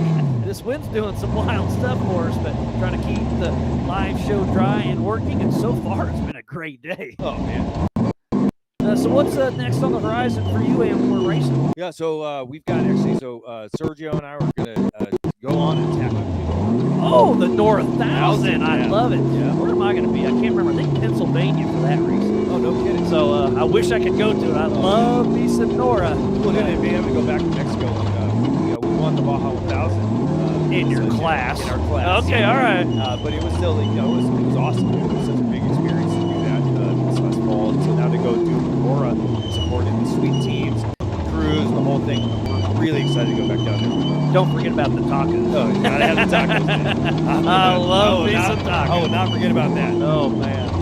So yeah, we had to move the desk, so now our screen's a little out. Sorry about that. But hey, we're here and we're doing it, and it's been a great day. So thank you again for everybody for tuning in to the Maxxis Tires Beatdown here at Area BFE. And so far so good, Sergio. Sergio. Justin. Yeah, Sergio. He texted me. Lots of things. Shouldn't you be in a meeting? yeah. Tell him about it. Day? What day is work it? Day? Wednesday? Wednesday. I don't know what day it is. Oh man. I know we got here late. I mean, coming in, and especially having Eastern King Safari going on this week, the 60th anniversary, and then having this out here, man. Having so many spectators out here on course, coming out to see this, and it's been a fantastic week so far. And so this, I really think, is like, man, to see the, I mean, because this is the highest competitor count Ultra 4's ever had for this race, right? For this race, I do believe so. So cool, man. We've been averaging, I would say 80 last year, and we're over 100 at this one. So we're starting the year off right. So good. Again, thanks to all of our marketing partners, Warren Racing being one of them, Absolutely. and then obviously the racers coming out to support us. So it's a puzzle. When we're putting it together, I think we got some good traction, and I'm here for it. This is phenomenal. I really think that this could be such a grow even bigger race. I mean, it's such a cool setup here, and to get to see the start-finish line, like watching these guys coming up Striker Beat, coming through this area. So if you haven't ever been out here wheeling, just to even come out here wheeling is such a wonderful time. So to come out here and see these guys throwing down at race pace is just absolutely fun. Yeah, it's pretty fun. I'm checking up. Looks like, that was not important. I got an update from Racing Tracks, but they're doing real work. I was thinking it was a tip alert or something, but they're just getting results figured out, which ain't my thing. Maybe it'll change our results. Yeah, there you go. Bump up one man. Get me on the box, guys. You can be on the box. It's right over here. Oh, go, great. I'll take that photo. Heck yeah. But yeah, what a wonderful day it's been, and it's not over yet. Our leaders are out on lap number 4 of 8, but it's only Paul Wolf and Cade Robb. Where's Bailey Cole? Where's Cole Clark? Eric Wicks, Craig Allen, Shannon Campbell, Andrew McLaughlin, Justin Wicks, Levi Shirley, Justin Joseph, Brendan Thompson, Jeremy Brown is out. We saw Kirk Jensen still moving. Chris Hicks, I saw him a little bit ago. Haven't seen McJilton for a while, or Crossland. Cole Johnson, I saw him moving. Tad Dowker, haven't seen him for a bit. And we know Paul Horschel's out. Cameron Sorensen having issues. Stephen Watson missing a corner. Oh, man, what a wild day. We're not even halfway through, Justin. Oh, man, it's just setting. Just like you said, Miles, like that attrition is setting in, man. And we knew it was going to be tough, but now the rain is making it even tougher. Worse. I mean, now having to deal with the wheel spin, trying to keep the tires clean, trying to pick a better line, right? Mud sliding down over some of these rocks. It's like East Coast wheeling out here. That's what AK said a little bit ago. He's like, if I would have known it was going to rain, I would have brought my car. I'm used to this stuff. And the dirt here is different. It's like a clay sand, and it just turns to gumbo. Dude, and how it even comes up on the bottom of your shoe. So can you imagine the way that it's just walking around in this? But what's it like being there on top of the tires, trying to keep those tires to get good traction? And man, now the wind is starting to kick up. Dude, That looked like possibly Bailey Cole, but he's usually yellow, so it's hard to tell. But I think that looks like a trip back car. It looks like he's missing his there as well. Trying to see. Yeah, there I saw a glimpse of yellow, so that should be Bailey Cole. Physical 3rd place, fresh off his 4,800 win, driving for Woody Rose. So it does move Bailey Cole into 3rd physically and on adjusted time. He is 6 minutes, 19 seconds behind Cade Rod. But Paul Wolf and Cade Rod on adjusted time, 2 seconds. Wow. But remember, Cade Rod started back in 7th position, and Paul Wolf started he's number 7. He started in 6th to 4th. So that's 1 minute of adjusted time that Cade Rod has. So if Cade Rod can see Paul Wolf, he is beating Paul Wolf. Because they took off the line one at a time every 30 seconds. This race is on adjusted time. And if you go to ultra4racing.mymotorsports.com, that has the time built in. So we don't have to take off our shoes and try to count. And how the wind's kicking up, and found another thing above us. Hey, what's this? I'm in the hood. Yeah, there you go. They should have put the walls up in this thing. Yeah, no doubt. Well, we didn't anticipate all this. Now we're in Utah. And especially like earlier this week, man, people were running around shorts and tank tops. Our first 3 days here, I was in shorts and a t-shirt sweating. And now I've got a hood, a shirt on, a puffy jacket, and a windbreaker, and still brisk. Well, that's what's so interesting to see. I mean, you think about, like, I think we got really fortunate with the weather at the Hammers. Oh, it was beautiful. Yeah, weather. for the last few years. Yeah, You know, we had it's been snow at the lucky. time. I don't think we've been super lucky. But I think this one thing about these regional races that gets to be even more interesting is, like, you're not only are you dealing with the competition and who's showing up in your area, but then you're also dealing with Mother Nature. The You know what I mean? elements, The yeah. elements, right? I mean, it's not just the course that can get you. And at the start of the 4,400 race, this parking lot was jammed up. It started to filter out. Yeah, people are like, yeah, didn't bring an umbrella. I got an umbrella on the camera. Oh, perfect. That's even better. That's So great. hopefully we're all right there. Well, I think if people can see at home too, they see the camera shaking. That Yeah. gives you any kind of an indication of how much that wind is blowing out here right now. It is crazy. Oh, it's wild. And that looks like Shannon Campbell. Oh, that's Philip McGilton. That's Campbell Carr. All right, Phil's still moving. Let me cheat a little bit. Yep, it is Philip McGilton. Already hit the heads up loop, but he is just finishing lap number 2, it looks like. So he is, where is he? No, he'll be heading out for lap number 2. No, I'm still wrong. He'll be heading out on lap number 3, sorry. That'll put him in 13th position overall. So still pushing, but he obviously had some kind of issue earlier. Looks like Josh Sowell with Freight Factory is tuned in.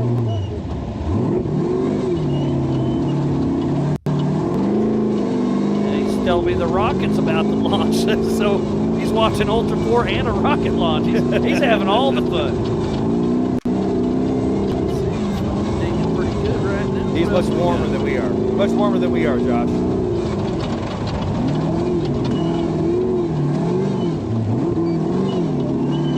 Right, so we're back on board with the Jensen brothers. Kurt and Russell out there pushing hard, fighting the elements, and look at those helmets bobble. Oh, I know, right where they're at. Yeah, this is a tight little section, and that's a big girl.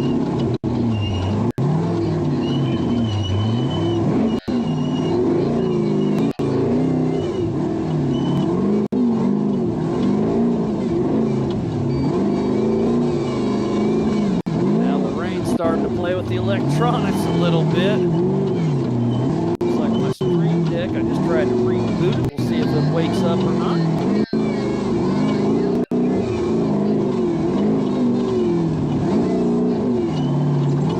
Man, these cars are getting hard to tell who's who again, but I believe that's Chris Hicks.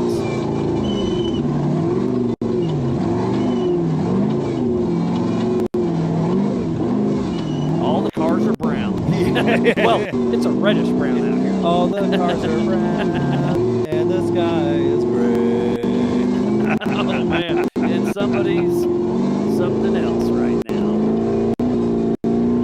So yeah, lots of action out there. I think the drone did have to land because obviously it was pouring. So hopefully it can lighten up and get back in the air. But hey, I told Vince earlier, do not compromise your equipment. You got some nice stuff. And he said, I can fly in a little bit of rain, but I want it's raining and this Oh, wind. yeah, this, I mean, what a downpour out here. Yeah, man.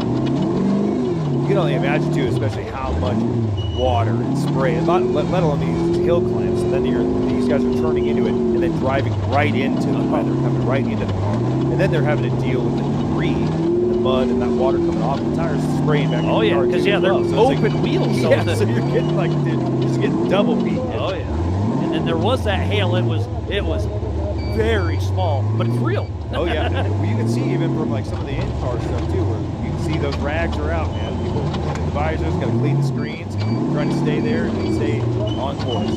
All right, and I do see Paul Horschel up here by us. We did hear he was out, so he is idling through the course. John Goodby sneaking through here.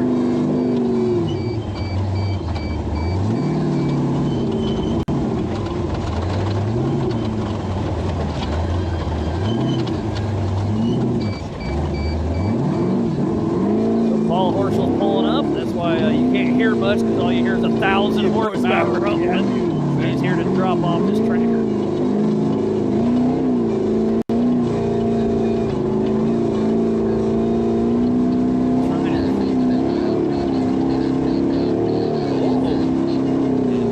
Looking, and if this is right on Dirt Hub, Paul Wolf is at 0 miles an hour right now.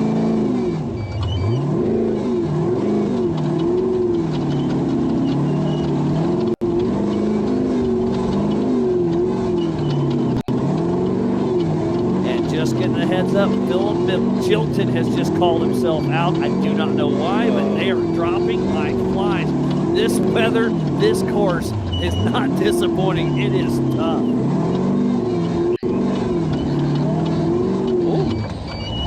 Yep, just heard. Sounds like Paul Wolf is not moving, so Kate Rod may be physically moving into the lead. And remember, it was only 2 seconds.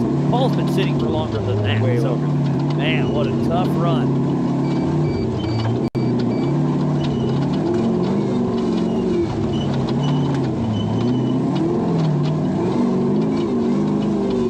Yeah, Tyhoon was seeing the same thing, and yeah, I believe Paul Wolf is stopped on course. Not sure why. Sent me that earlier. Was on the messenger.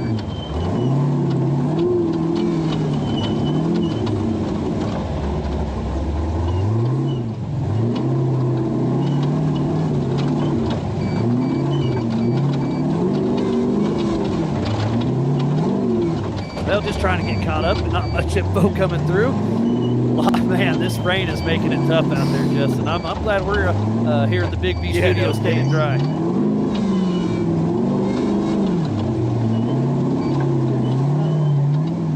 And it sounds like Paul Horsell lost front wheel drive. That's why he had to pull out. And with the slick conditions, no way you can make it with two-wheel peel. Yeah, no way. Even with 1,000 horsepower, you can try. What a heartbreaker. Attrition is going to be high in this race from the course and Mother Nature.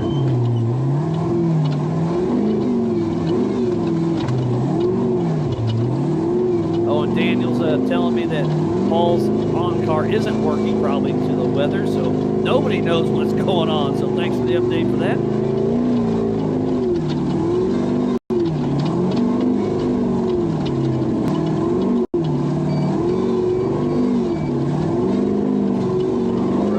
Look at the wind blade just blowing in the wind. It's going to be interesting. Do we have a new leader of Kate Rod? And I do not see him on my tractor, but I do see Paul Wolf stop on course. Where is number 7? I don't see him on either tracker. Oh, I do see him too far out. You can see the whole U.S. I think I saw Kate Rod at the top of my screen, and it just updated. So he is just past race mile 3. His dot is blue.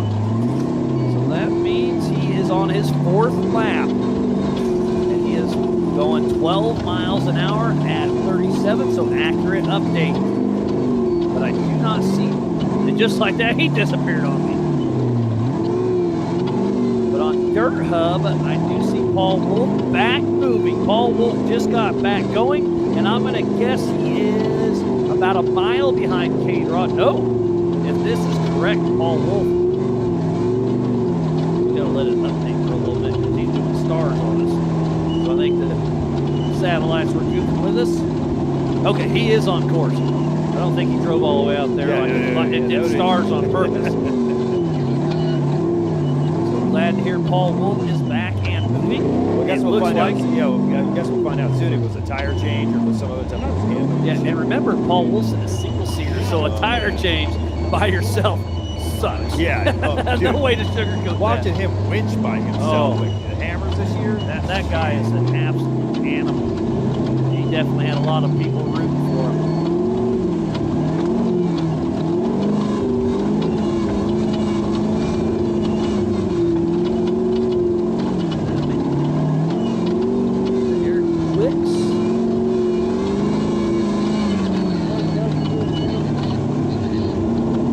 Yes, that is Eric Wicks coming through. He is in the top 5. So So good Actually- because that's a brand new car. The car was Yeah, he brand new. debuted it at Hammers. yeah. No, at Nationals he raced it. Oh, no kidding. Yep, last year. And I haven't seen Cole Clark, so now that's going to put Eric Wicks in that 4th position. They did take off one at a time. Every 30 seconds, this race is on adjusted time. They're running 8 laps at 6.5 miles per lap.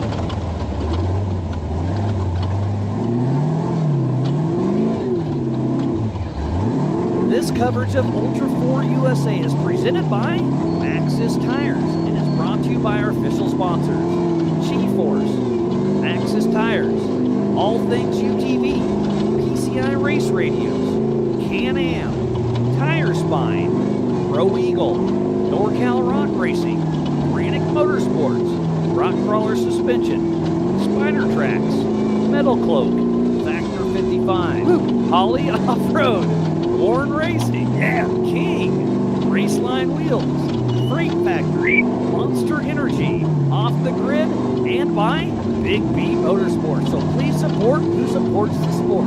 Without all those amazing marketing partners, we would not be racing here today. And I think I heard a little bias coming from you, Justin. Well, just a small time. Okay. Just a little bit. You know what I mean? Oh, all good. I love your enthusiasm. You've been around this sport for a very long time, and you've been with Factor 55. And then when you guys merged with Warren, you just kind of kept building and building, and seeing the traction you guys have right now is amazing. Well, now, like I said, like the product development things that we got coming, some of the stuff that is going to be playing out over here, coming through, and what we can basically be debuting for like KOH this next year. I'm very excited for what the future will be. Oh, absolutely. And this is, we couldn't be happier to be here, not only just working for such a legacy brand, but also being here to support race as well, and just be involved with this community, man, because this is our family. This is our family. It is man. family, This is 100%. our We've family. been It's buddies what for we a love to long do. time, Yeah, and I'm proud of it. Yeah, me too.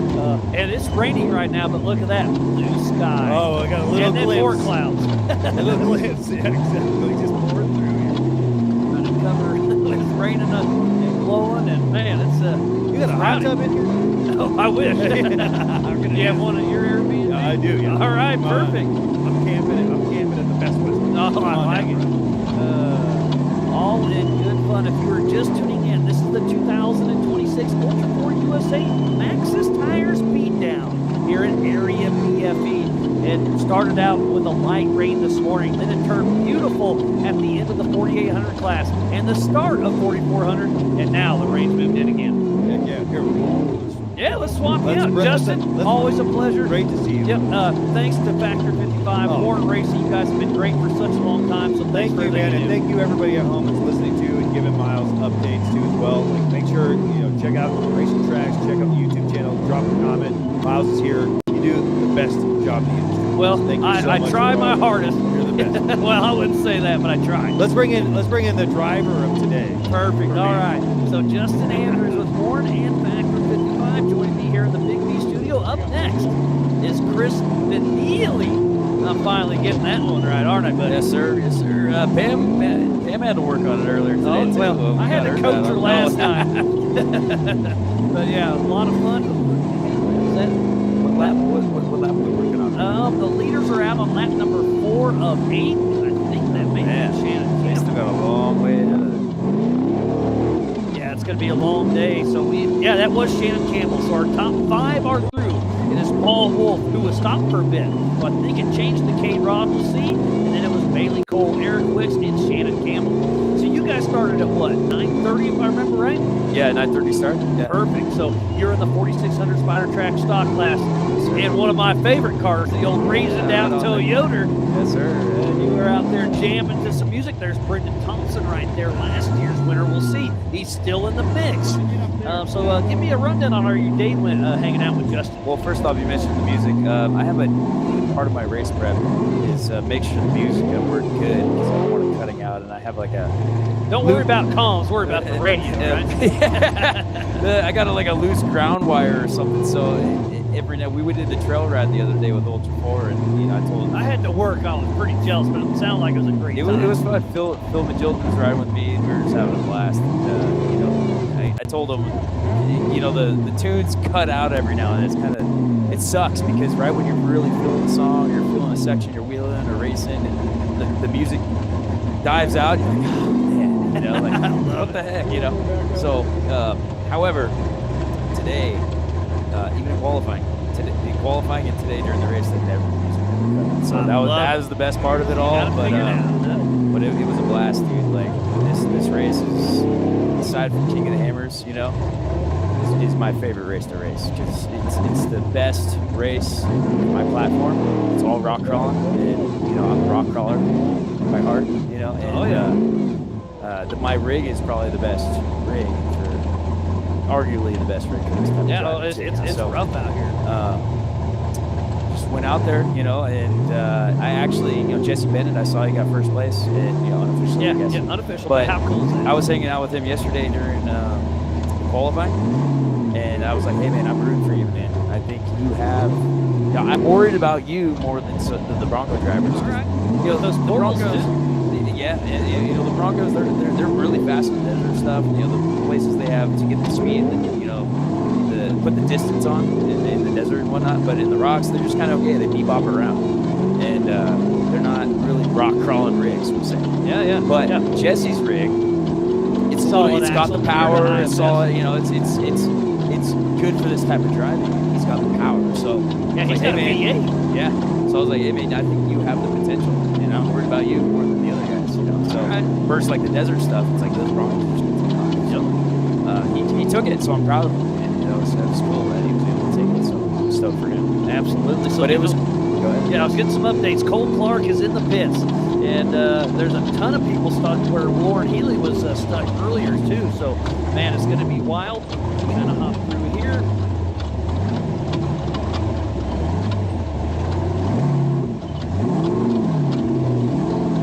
Yeah, the weather's starting to mess with some of our cameras. Oh no, I didn't want to see this guy. Well, Chris, always a pleasure. Great run today. Okay, yeah, I'll tell you what, that weather, man. Like, we were going.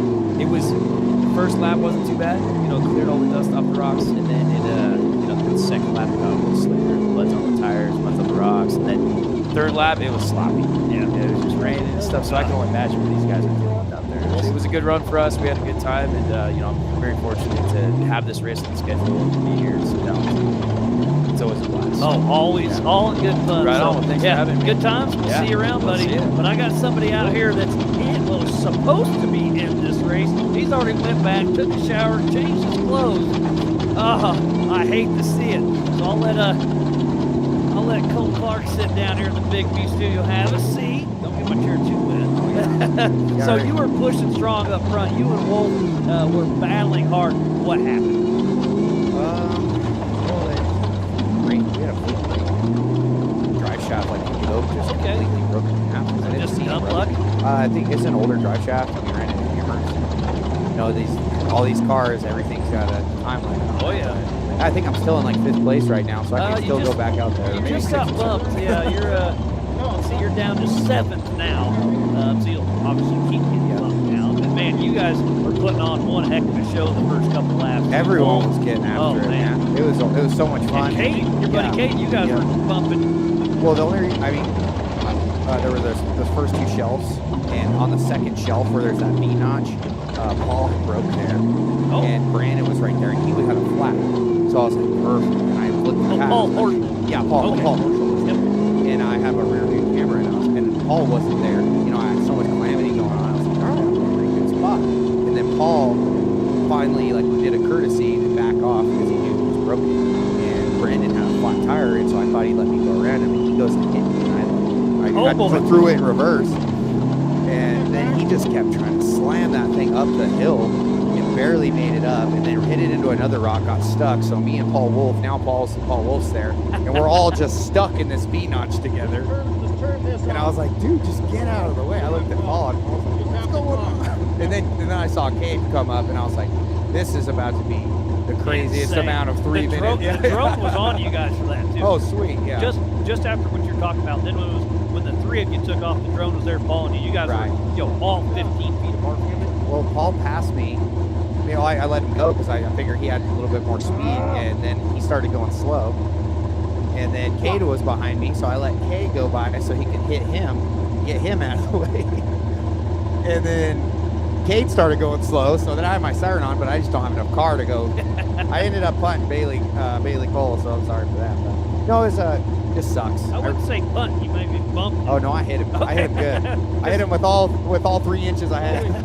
Twice. And let's talk about what do you weigh? There's him right there, yeah. 500 pounds compared to 28, yeah, 28-ish. So there's Paul Wolf, our physical race leader, but on adjusted time last time around, it was a 2-second split between him and Cade, and Paul Wolf was stopped for a little bit. So I suspect to see Cade Rod move up. Paul's got another gear. Cade's got another gear. The only reason I know that is because I did. Whenever we were cruising. This isn't it. If we make it to the end, this is about to be crazy. You were driving too hard. I know we were cruising. Okay. Like, that's what I was saying. I was like, you guys were all back. We all have like another gear because I've raced with Paul for a long time now, and I knew that wasn't what all he had. So I was like, we were all playing in a chest. I'm sure. If it comes down to it, Cade, Wolf are getting after it. It's going to be a really good show. And just got a tip alert from Chuck Crossland possibly from Racing Track. So, man, this course is getting wild. And now look, we see rain, we see clouds, we see sun, we see it all right now. What'd you think about that hail earlier? Yeah, it's just you never know what to expect. I only live an hour and a half from here, so if you don't like the weather, just wait 10 minutes. Yeah, so that's what we're doing right now. Now it's freezing, now it's hot, the wind was blowing, now it's beautiful. But the rain, it doesn't really change the course, which I thought was strange. It's still tacky. It still has a grip. The only thing is the vision. The vision's terrible. The dirt here is some of the worst dirt to get in your eyes and burns. So you got to be tough, and especially coming in these later laps, the amount of endurance you have to have. Like I said, I think Cade's in good shape. I know Paul Wolf's in good shape. Is Bailey Cole going to be there? I'm not sure. So he just raced in a whole other race. So that's going to bring an interesting side to it. Knows it. Yeah. He knows it, but he's also raced, and he's kind of going to fatigue. Yeah. But we'll see. Like Paul races every race. Yeah, he's already raced twice. Yep. So Paul can stay in it. And his Cade being out for that amount of time, I mean, I totally believe in it, but that does have there's a little ring rust there. So yeah, Paul Wolf took off in 4th position. Cade Rod at 6th. We haven't seen Cade yet. Let's see if I can find him. But man, the track should be coming around here shortly. If he would have been what, 2 minutes or a minute behind him? Yeah, should be 1 minute. Yep. Last time around on timing it was 2 seconds between the two. So I think we've bypassed that. And I want to talk about the rain. What about the grip on the steering wheel? Your gloves are wet. You got some mud. Does that play into the factor? Absolutely. You're ditching those gloves if you can. Like these guys are actually being good for the rules. But for me, I mean, especially if you don't have a good steering wheel, like some guys run a leather steering wheel, you're cooked right now. You're having a lot of issues. But this course is brutal. Like you don't even have to win. All you have to do is wait for the course to take your guys at your wild. Yeah, what a great show. It's been a lot of fun. Again, if you're just tuning in, I am Miles Hasselbush. Joined in the Big B studio with me is Cole Clark for the 2026 Ultra 4 USA Maxxis Tires Beatdown here at Area BFE. The weather has been all over the place today. It has rained. It's been windy. It's been nice. It was pouring. It was hailing. Now the sun's out. And the course is just absolutely brutal. Yeah, there's going to be I think there's going to be a war down here to the end if Cade is still in here. So. Yeah, we'll see. I haven't seen him, and like I said, tracking with the weather out there, it's been a little goofy. I do see Paul Wolf still moving. He's at 20 miles an hour. Where's he at? Yeah, so he may have stopped in the hot pits then. I may have missed that. And there is a log jam here where Lauren Healy was earlier. Multiple cars stopped. Is that little right line where it kicks up on the hill? Yeah, I saw Sorensen there. I had a real tough time getting around right there. Yeah, he was no front wheel drive. He was 2-wheel field having some issues. The EMC destroyed that spot right there because there was a big rock that would help you get in there and keep that thing all the way in.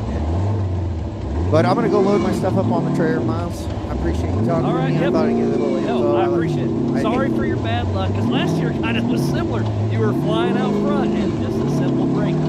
The Pro R is just such a fast machine. Every part has to be completely dialed. It's just like any of these race trucks. It's a real race truck. Like it can run with any of them.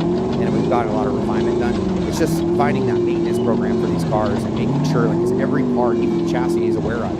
And don't forget, it's expensive, so you don't want to change it if you don't have to. Yes. And if you're changing it before schedule, then you're not getting full use of your resources. But that's the game we're playing here. Everybody is playing logistics. They're playing race car driver. You know, we're not NASCAR, so it's not like you just get to show up and drive. Yeah, you really got to plan it out. Like, thank God we have our families, and thank my family, my girlfriend, everybody. Like, they take care of us, they feed us, and every one of those people, and you guys. It takes a lot to get here. And the individual efforts are insane. Oh, it's great. So, well, always a pleasure seeing you, buddy. Sorry for your luck, but I know you'll be back. But what's the next race on your schedule? I'm not sure. Okay. I'm probably gonna take some time off. I got some stuff to do in the house. Life gets busy. It does, and I've been putting in the back burner trying to go to races.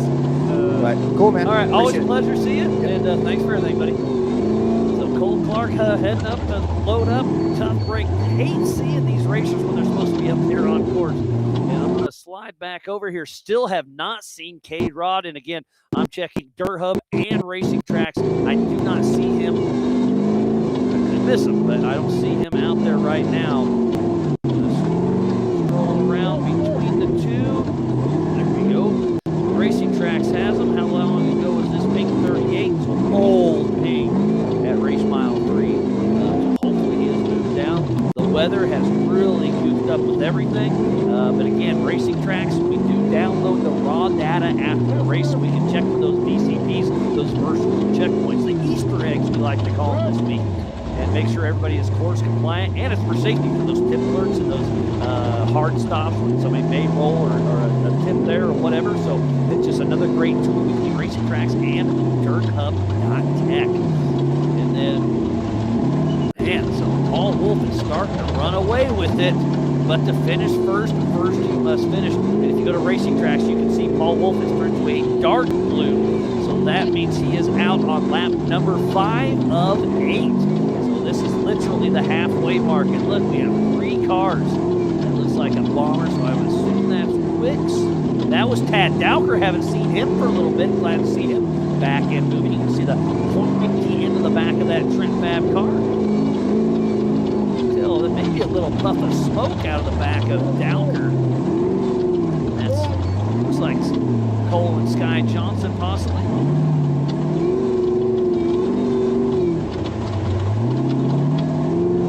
Oh, there's Bailey Cole coming in the mix as well, I do believe. So that should be physical second, because we still haven't seen Cade Rod.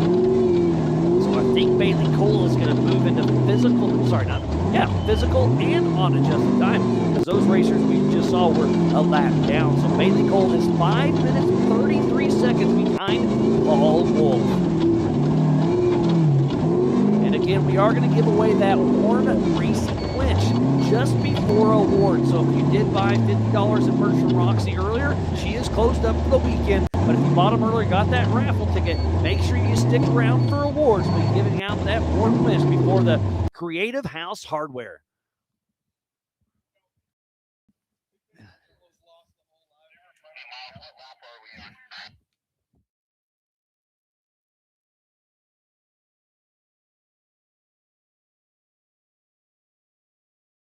Getting a little update. Crowder was calling in, asking what lap we're on, because he's out in the mix playing in the weather. And I'm sitting here nice and dry in the Big B studio.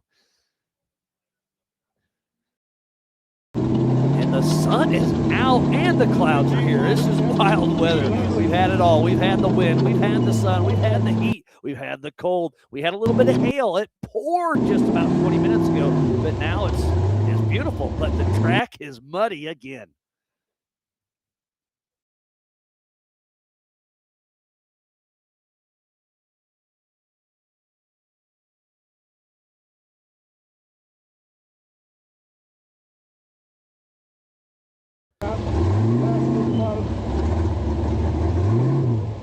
Okay, Benji's tuning in that when I saw Tapped Out for a little smoke, he said he thinks there's water in that hole splashing up on the exhaust. Completely makes sense. Thanks, Benji.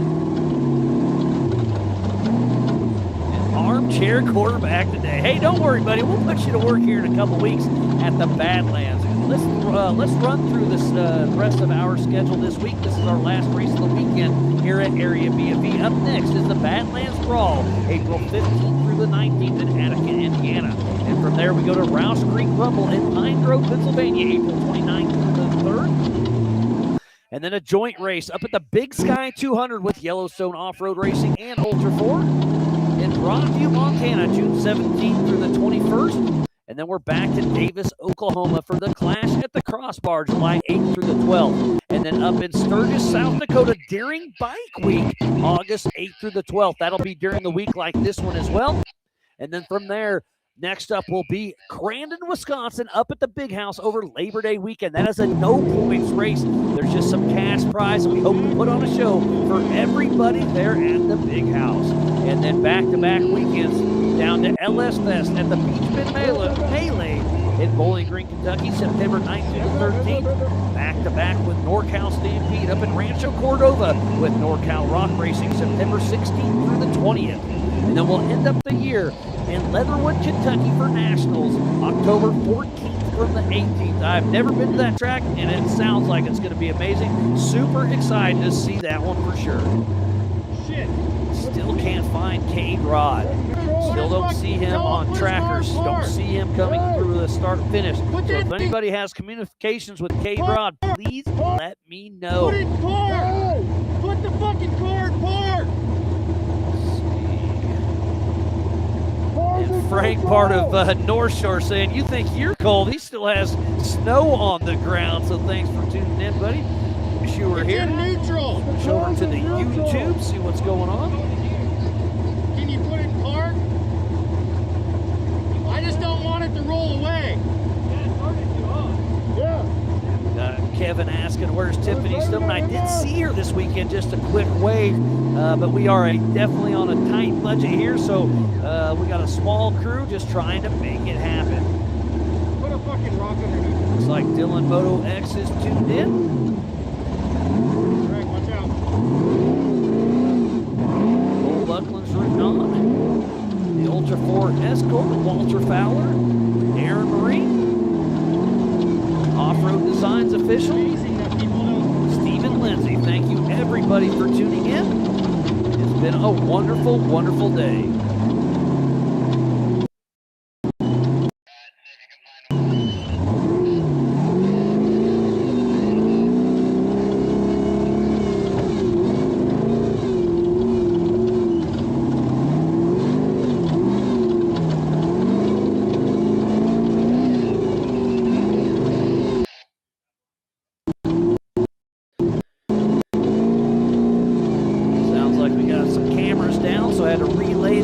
MOAB, John, hopefully get that reset and get that camera back in action, but we are fighting the elements for sure. So our leaders are at the halfway mark, and it's just Paul Wolf and Bailey Cole out on their 5th lap of 8. We started about 3:15, one at a time. Every 30 seconds, this race is on adjusted time. So go to ultra4racing.livemotorsports.com for the adjusted timing. That is updated with all of that. Man, 6.5 miles per lap, 8 of them, and our leaders are on 5, and they are dropping like flies. Paul Horschel out, Cameron Sorensen out, Stephen Watson out, Chuck Crossland hurt, he rolled, Jeremy Brown out, Tad Dowker just saw him, Cole Johnson still moving, Philip McJilton is out, Kurt Jensen saw his onboard, still moving, Chris Hicks still moving, Craig Allen still moving. Cole Clark, out. Justin Wicks, Justin Joseph still moving. Brendan Thompson and Levi Shirley, I believe, are moving. Andrew McLaughlin and Shannon Campbell. And then where is Eric Wicks and Cade Rod? It's really starting to separate. Paul Wolf with a 5-minute, 30-second lead.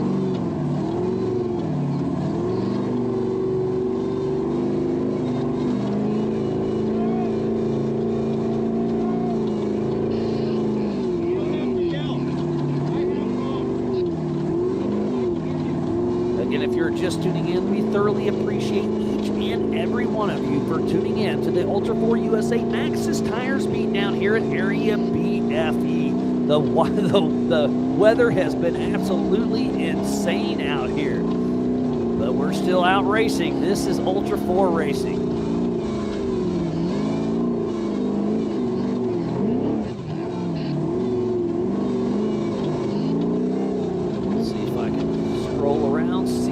Here on the trackers.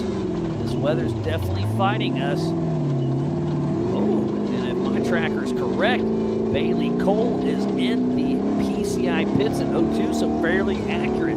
So that means he's been there for a while. So Paul Wolf is extending his lead. Hopefully we can get him back out there because, wow, let's see if we can scroll back out and find Paul Wolf.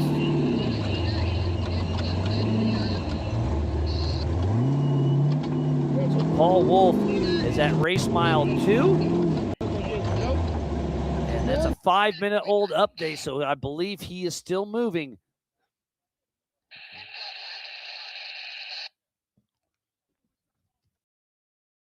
And there's some red dots all over this tracker. And again, we are missing some. This weather is definitely fighting us. So make sure you bounce between DirtHub.tech and racing tracks. I see Andrew McLaughlin still moving. Ooh, okay. So Paul Wolf is back, getting ready back to join our normal course after the 4,400 loop. We have another competitor coming through. Golly, these cars are getting harder and harder to tell who's who. Believe that is Chris Hicks, if I'm not mistaken.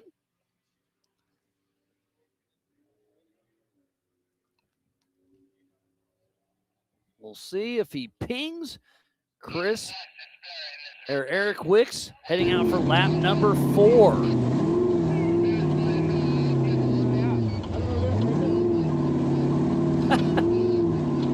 Just heard a loose tires coming down towards timing, so pay attention.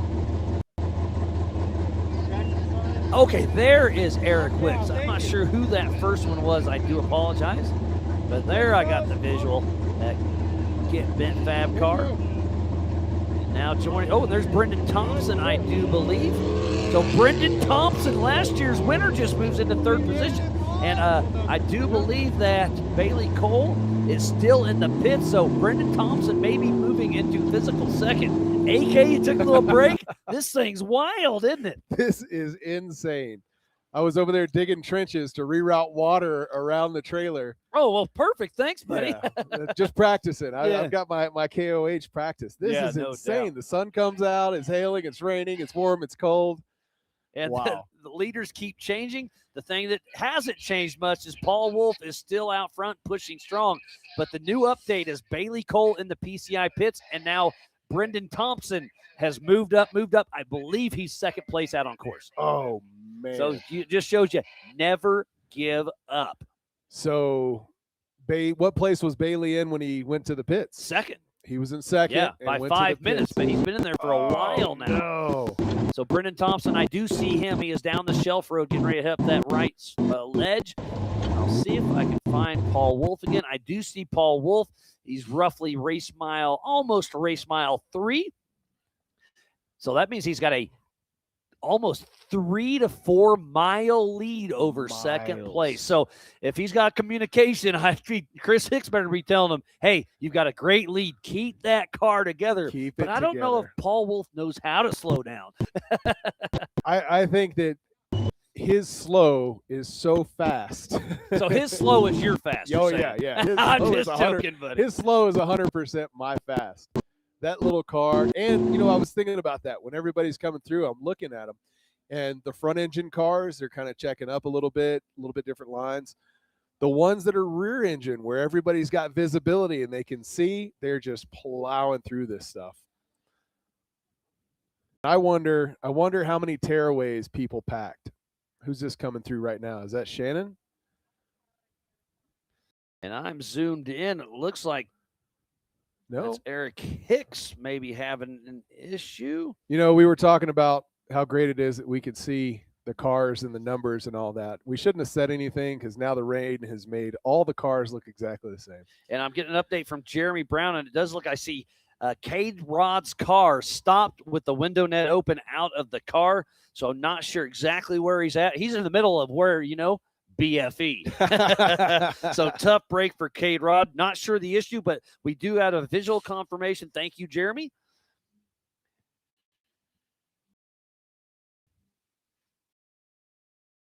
When this rain started and we started seeing all this carnage happening out there, and it got slick and people are sliding into rocks and tearing up their cars and stuff. And man, all of their pit teams started walking these trackers Oh, up yeah. and just putting them in the box, putting them in the box. It's crazy. And I'm getting an update from Steven Watson. He hasn't seen K-Rod because he's out of the car. He did say the Jensen brothers dropped off a raincoat for him when they saw the rain. So thanks to the Jensen brothers for Steven Watson lost the right front off his car, so he's just stranded. So he got a raincoat for that rain. Now, wait a second. That means they had more than 2 raincoats in the car. Hey, better safe than sorry. This is a great marketing opportunity. And he's got to put on an ORI raincoat poncho. That's awesome of them. Way to strut your stuff, ORI. See what I did there? Yeah, I like it. Joke. Oh, yeah. Just trying to get caught up. So looks like I'm trying to get back to racing tracks. Bailey Cole. Ooh, was stopped. Looks like Bailey Cole may have just started taking back off. That was at 05. So I think Bailey Cole is back out of the pits. We'll see what's happening. See what else we got.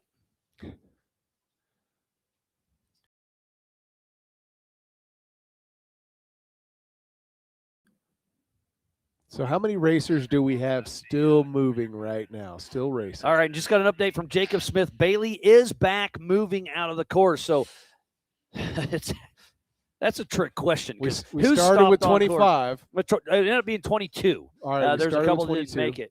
Look, Eric Wicks, Shannon Campbell, Brendan Thompson. Oh, Brendan Thompson got moved from 3rd to 5th. So, all right, out on lap 5 on adjusted time, it's Paul Wolf. Then Bailey Cole was in the pits, but so we'll see. I think Eric Wicks got around him, possibly Shannon Campbell and Brendan Thompson. We'll see how that plays out next time around. And then K-Rod. We've chased checkered flags through dust, rocks, mud, and worse.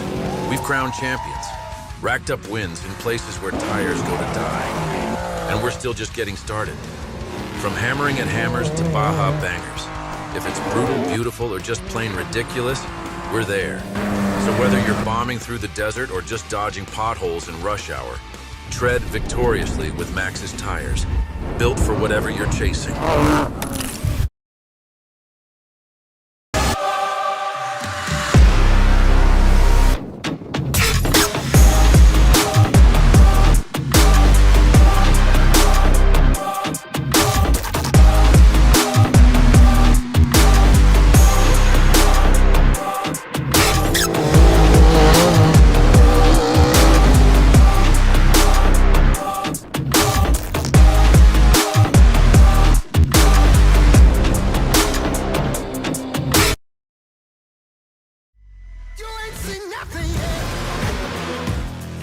Yeah, I got that right turn. We're good.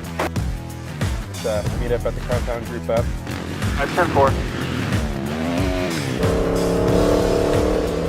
Oh, that jump was huge. Yeah, for sure, dog. Good little driver, straight on through. Thanks for the spot back there.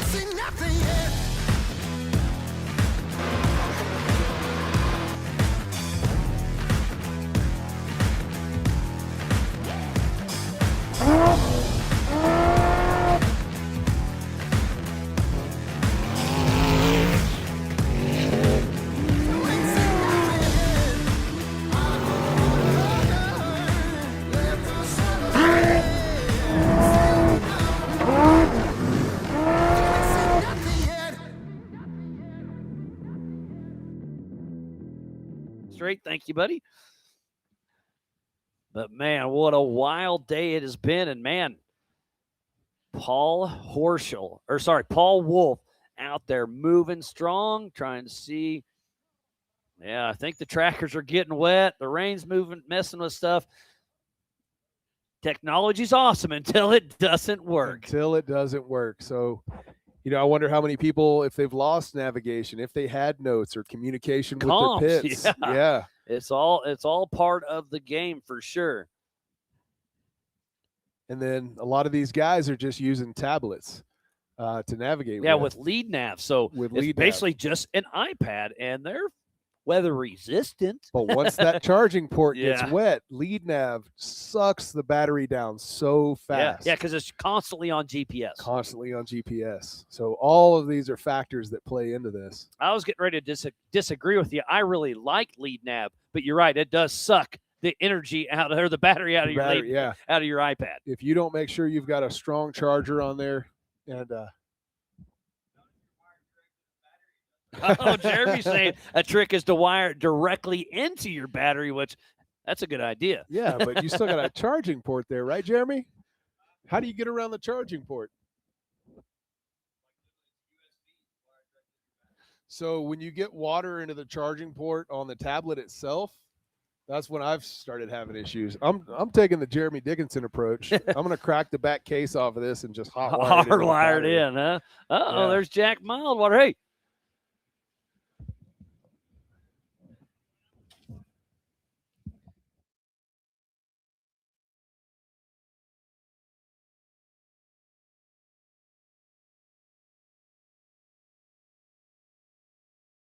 So getting an update from Jack, the crew chief of Bailey Cole. They're having issue with the weather, the wet, the serpentine belt. He called it serpentine, but I think he meant serpentine. But the belt's getting wet, so they keep having to tighten the belt on that serpentine belt and have an issue. So each lap he'll have to come in, check the belt. It's a Trent Fab, so it's a front engine, so it should be fairly easy to work on. But, man, this weather is really starting. Oh, what's going on here? So I thought it was fire earlier, but no, there's a water hole underneath it. So they're splashing just before a big climb, and there's water getting on the exhaust. Okay, good. Yeah, because I saw that a couple times ago, and then it's been pretty consistent doing that. Okay. Benji kept me honest on that one. All right.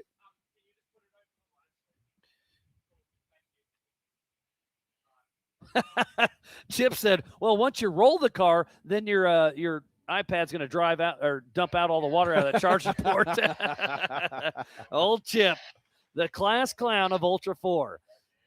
Class clown of Ultra 4, absolutely. So I believe that's Justin Joseph, and having some issues there at the Brannock Bowl. Doesn't look, I mean, he's barely moving. All right, so there's a lot of steam coming out of there, and it's already, I mean, it would have evaporated off if it was a mud puddle. There's got to be more of an issue there. So that's a Triton car. Is that a mid-engine or front engine? I think it's mid-engine, right? Where's yours at? Mine's in the front. Okay, it is in the front, so it could be front. Okay. I think it's a very similar car to yours. Is that the car that used to be Kevin Stern's car? I believe so, yes. And that's identical okay, to mine. Goodby said yes. So we're both, all three of us are right for once. Yeah, that car is identical to mine. But, man, he's backing up a lot. So I wonder if the water's getting in the steering or something. Well, so, yeah, there's really no telling. It's a guessing game. It's really easy to lose steering. That's kind of one of the weak points on those IFS cars. So Justin Joseph just crossing the line in 7th position, physically and unadjusted. Here's the Jensen brothers, and they're pulled off course. I see a helmet on the ground. That is never a good thing. But at least we see daylight on the top, so they're not upside down. Let's just imagine the best. They're in the back of the car changing a tire, and that's all. Let's hope so, for sure. Yep. And they're going to be moving forward. So nope, they're on the front of the car, helmet off, phone in hand. Phone in hand. ET phone home. All right. So if they're in the front of the car up there, then that means they probably has a steering issue, steering rack, servo. Or belt issue like Bailey's fighting. That one's a rear engine car. You're right. That is the 2-seat Jimmy's car. So the Jensen brothers are powering down the GPS, it looks like. That's not a good thing. Who was that walking up there? I saw that. I couldn't tell. Too far away. Not sure if that was one of the Jensen brothers or not. I think so, because it had red, just like his race suit. Cycling something, possibly. So maybe it's an electronic issue with all this rain we had. Could be. What would they have up there, though? Maybe they've got some coolers that are up there. That could be anything. Out. It's a guessing game at this point. So let's see. Do I see much action out here? Where is Paul Wolf? Oh, Paul Wolf. Okay. Paul Wolf's getting what? Well, does it tell me a time on Dirt Hub? It does say 12 minutes ago. So this rain's really goofing with all the trackers on racing tracks and with Dirt Hub. Yeah, because this shows Joe. Sorry. Justin Joseph, way back there around race mile 3.5, and we just saw him come across the line. So I think this weather's messing with everybody's everything. Yeah, there's still a lot of cloud cover up here.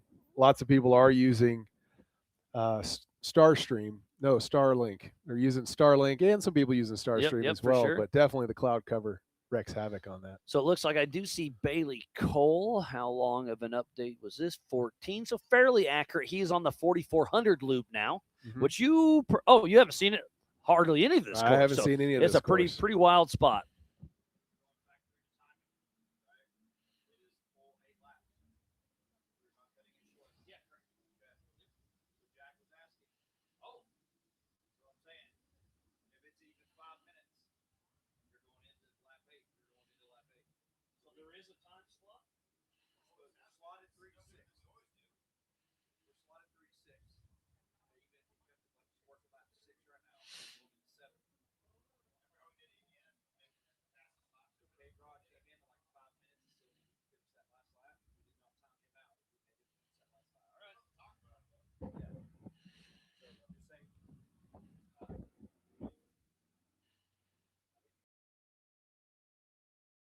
So this race was slotted for 3 hours. So we'll see if how many people make it the full 8 laps. But regardless, this is a Grand Prix finish. So if Paul Wolf can keep on his mission right now like he is on lap number 6 of 8. Hopefully he finishes that one pretty soon. So we'll have 2 more laps. He's averaging about just over 20 minutes. So man, it's going to be really close if he can go out for all 8 laps. How wild would it be if we only had one competitor finish all 8 laps? Wow. So he's lap number 6. He's on his 6th lap. And I think he should be about halfway through the course. And Bailey is on lap 5. What's the lead that he's got there? Well, it doesn't tell me because they're not on the same lap. Gotcha. But I'm gonna guess the lead's got to be 15 to 20 minutes because Bailey Cole was in the PCI pits for a while. Yeah. All right, who's this coming in? So Stephen Watson said, his Triton car is actually Vaughn's old front engine fun haver. Justin Joseph. Oh, we did say that. Justin Joseph is Stern's old car. It's the sister. Not identical, but definitely in the same family. Thanks, Watson. Broke down on course, still watching the live show. Keeping us some and Chris Hickman saying, what's the corrected order, please? So it is Paul Wolf, Bailey Cole, but he was in the pits. And then Eric Wicks, Shannon Campbell, Brendan Thompson, Levi Shirley, Justin Joseph, and Cade Rod. Hasn't seen him for a little bit. So we only have one car of Paul Wolf on the lead lap. The rest of them are lap number 5. Bailey Cole, Eric Wicks, Shannon Campbell, Brendan Thompson, Levi Shirley, and Justin Joseph. So, man, we'll see. How far back is Bailey Cole? Let me see if I can scroll through and find him. Trying both trackers.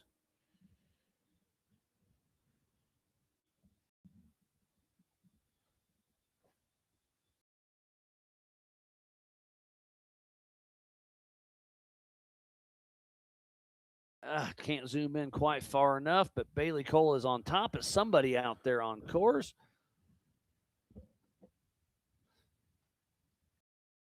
Oh, there's Paul Wolf. How long ago an update was this? 16. So that was about 6 minutes ago. So I'm going to guess Paul Wolf is roughly between race mile 1 and 2.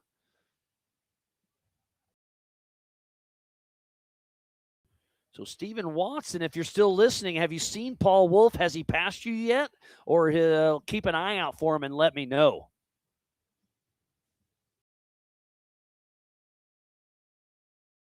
Paul Wolf's fastest lap was, I saw, a 22-minute. Yeah, let's get back to it. Yeah, 20:54. 20:47 was his fastest lap, and that was lap number 1. And that's with an additional 1.5 miles in the course, correct? Yep. Yeah, so it's pretty impressive to be that fast. That is fast.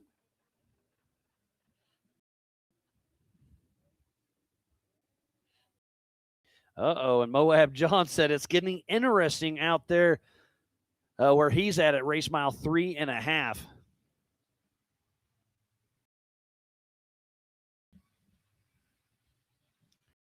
All right, trying to...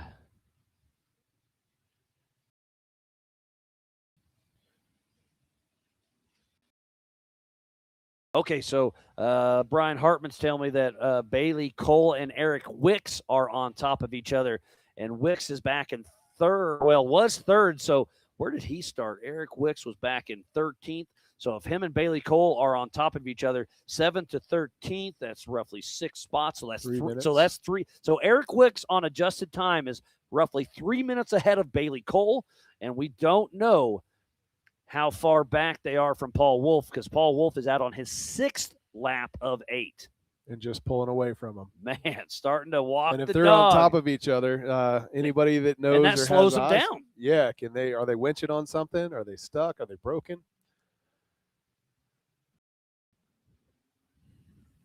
Oh, look at this. The rain's back. Oh, man. That was about 4 minutes ago. So, yeah, Bailey Cole and Wicks on top. Okay, so Stephen Watson hit me up. Thank you, buddy. He did say Paul Wolf did pass him a while ago. So, obviously, this weather's really messing with the trackers because it shows him. Oh, and now it just updated. Where is it going to show him? Oh, he's at a Jackson Hill right now. So, thanks for the heads up, because when it updated, pings, he moves 2 miles. 2 miles. So thanks, Watson, for the update on that one. He's roughly race mile 2.5, out on race lap number 6 of 8. Are we going to get all these laps in? I don't know. Well, how much more time do we have in the race itself? Roughly a half hour. Well, we started a little late, so that'd be 3:45. So we should have about 45 minutes left in that window. So if he can make it in there before time, it's going to be interesting. Now, what's going to happen if someone doesn't complete all 8 laps? Well, you're going to get a winner. That's Who's it. leading it's it? just Yeah. going to stop whoever and whenever. Well, that's not my call. We'll see how it's going to come down to the wire to see where we're at and on adjusted time and all that stuff. So I'll let Goodby and his crew handle that. If it was dry, this would have been no problem No to complete doubt. all 8 laps. But this rain, just the traction. We were talking to Cole Clark, his eyeballs, because you have to flip up the visor sometimes. Now you're getting dirt in your eyes, hands on the steering wheel, and then all your parts. I mean, man. Can I tell you an old racing story? Let's hear it. So Jeremy Dickinson and I were racing in Conroe, Texas, I believe. Chip McLaughlin was there. This is many, many moons ago. And everybody got to run when it was dry, and then a storm came through like this. Now, we were on a motocross track. And Racing Ultra Fours? This was a series called MOAB. Way back in the day. Okay. So more rock crawling, right? And we weren't ready for this. Well, it was on a motocross track. There was no rocks on this one, but a lot of times there was rocks. Kind of short course a style. rock crawler style buggy, right? Short course. That was when I was racing on ORI struts back in the day. And it started raining and coming down. And we had a certain amount of tearaways, but we went through all the tearaways. Jeremy was navigating for me. And I went through all my tearaways. I still couldn't see. And I was behind somebody. I was behind somebody in McLaughlin's group. And just catching all the mud, all the everything, mud puddles. I tried to duck my head a little bit. Well, I ran out of my tearaways. So I took my goggles off and I decided to do a safety squint, just to try to keep some of the mud out. Well, when the mud got my eyes, whatever was in that dirt caused my contacts to fog up. Oh, no. And I told Jeremy, I can't see anything at all. He goes, just listen to my voice. I closed my eyes, and we're hitting jumps. Did he put you to sleep? We finished the race. That's wild. We come across the finish line. He goes, stop. And I just slammed on the brakes. And then he guided me through the whole parking lot to get to the ice chest so I could wash my eyes out. Oh, that sounds terrible. Just sand and dirt in your eyes. I get like what they're going through. Bailey Cole right here. So I think that's Eric Wicks. Well, we'll see with timing. It looks dry out there looking at this. But it's not. So I believe that's Eric Wicks going through the race line start finish, and it is. So he moves into physical second position. And then it looks like this is Bailey Cole, and on tracker it should be. So Wicks started behind Bailey. So 3 minute lead. Yeah, so it should be 3+ minutes. We'll see. We're about to get that update. And look at this. Paul Wolf has a almost 11-minute lead over Wicks, and just got an update from Stephen Watson when he passed him a little bit ago. Paul was really slowed down. He didn't look wounded, so I think Paul's playing the smart game right now. Yep. Save the car. I noticed that when he came through the start finish, he wasn't pushing as hard. And there's really no need with a commanding lead like 11 minutes. Yeah, I mean, a win's a win, whether it's 11 Yeah. minutes or 11 seconds, it doesn't matter. Save the car. Huh. So Bailey Cole did not update on my timing. I believe he should be on the lead lap. He's still on lap 4. Well, 5. Yeah, so and there we it go. goes. It All right, so it just updated. So our 3 leaders, Paul Wolf out front by almost 11 seconds. Then it's Eric Wicks, 3 minutes ahead of Bailey Cole. And then that's the only drivers we have out on lap 6. How far back is Shannon Campbell, Brendan Thompson, Levi Shirley, Justin Joseph? We know Cade Rod was stopped. Where's Andrew McLaughlin, Justin Wicks, Chris Hicks, Cole Johnson, Tad Dowker, Cole Clark out. Where's Craig Allen? Kirk Jensen, we saw them out of the car. Philip McJilton has called out. Jeremy Brown is out. Haven't seen Crossland for a while. And we know Horschel and Sorensen and Watson are out of the race as well. So, man, almost That's half huge. the field, the attrition has really, really set in the first 3 to 4 laps. Yeah. Wow. So leaders out there pushing strong. Let's see if we can see where they are at. Oh, and I've got a pretty good update on Paul Wolf. So he is out there and pushing. Let's see if I can move both ways. Ooh, I see Brendan Thompson with thread on the bottom 6 minutes ago. So I think Brendan Thompson is stopped out on course. There's Shannon Campbell still moving. That was 2 minutes ago. So Shannon Campbell at race mile almost 3.5. And who else are we looking for? We are looking for Brendan Thompson stop. So Shannon Campbell. Where's Levi Shirley? Number 81. Don't see him on the tracker at all. So I do see it looks like Bailey Cole did stop for a well, I don't know. I missed it, but he has just passed. Well, I think he needed to stop in the PCI pits every time to retighten that belt. Yeah, up. so I missed it. Was there a red at the bottom of his tracker? I am uncertain. Oh, somebody's rolled over. Okay, so that is Cameron Sorensen at the bottom. Who is rolled over there? I see. Oh, that's Chuck Crossland. Uh-oh, he's going to have a hot beer waiting for him at camp. So, yeah, that is the 595 of the Tiny Dancer upside down. So that means this spot right here is log jammed. There is no passing. I mean, what does this line look like over here to the right of the tree? I think that's like moon buggy stuff. I think it's very tall. I don't think you're going to bounce up that. Oh, man. So there's in the orange vest, that is Brian Trotter, our Ultra 4 USA race director, trying to, well, I'm not going to say what he would say, but trying to unclog the trail. Oh, I know what he would say. We speak the same language. Oh, yeah. Unclog the trail. Yes. So, man, what a wild turn of events it has been. So still waiting on Shannon Campbell for an update on there. Now, how far away is Paul from this position? Because I think he's already passed that position.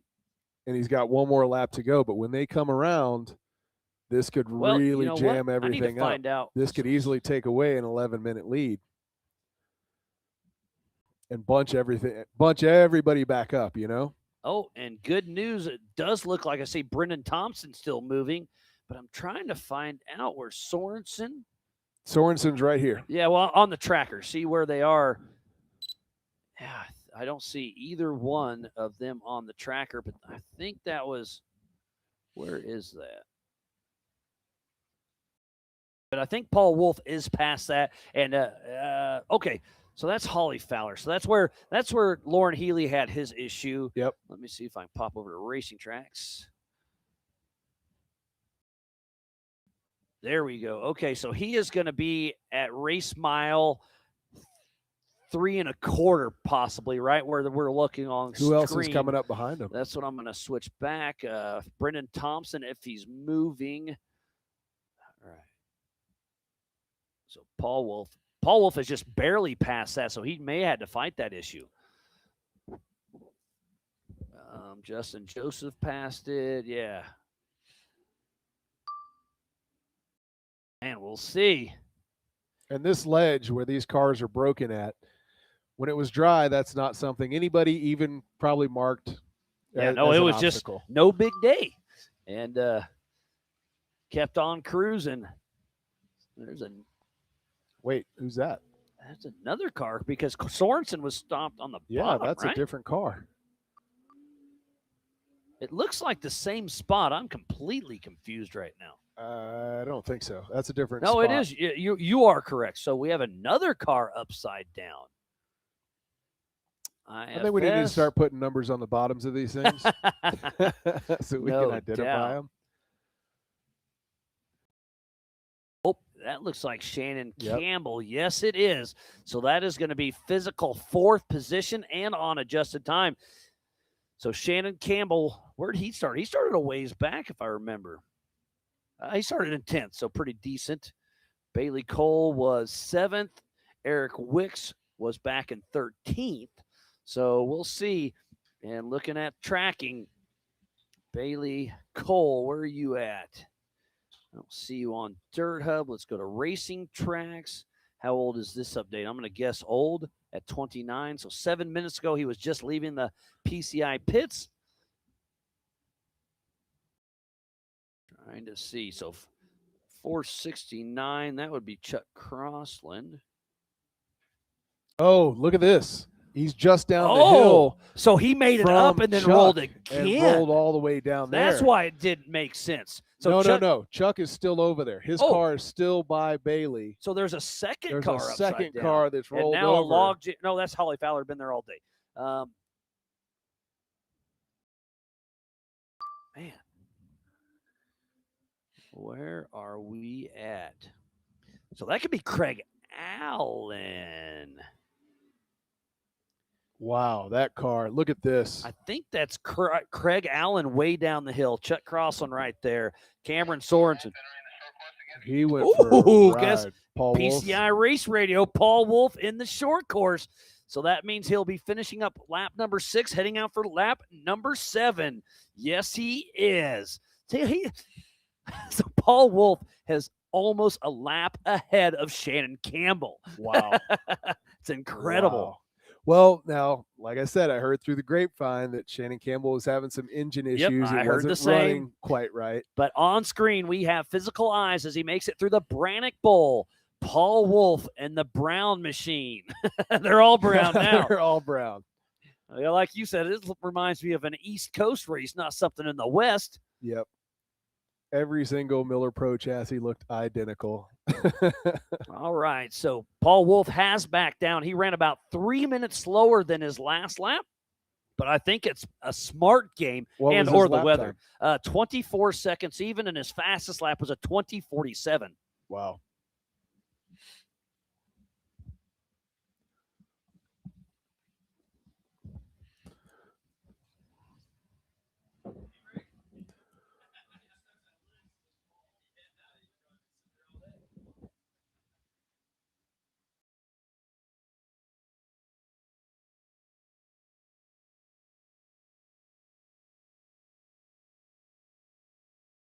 I gotta wonder what Paul's gonna do when he gets to the rollovers where everybody is plugged up at, and how he's gonna get around that.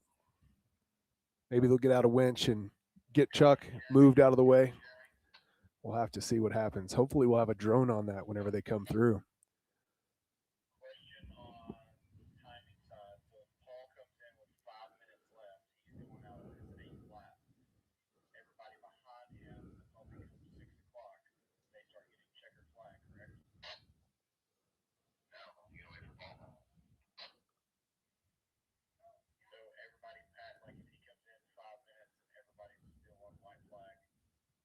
Battery level is low. Aircraft will return to the home point in 10 seconds. So if Paul comes in before 6 o'clock and finishes his 7th lap before 6 o'clock, he'll need to start that 8th lap. If he comes in after 6 o'clock, that'll be it. He'll win because the race will be called there at 6 o'clock. So maybe his pit will tell him to check up a little bit. He's got enough of a lead. Maybe they'll tell him to check up and just finish it 6 o'clock in 15 seconds, and then he won't have to run the 8 o'clock. Strategy is definitely going into this based on how the race is laid out. So we'll have to see what happens and how they play it.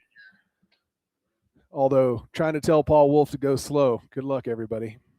I don't really see that happening. And he's got no navigator in there to tell him to slow down either. So we'll have to see what happens here.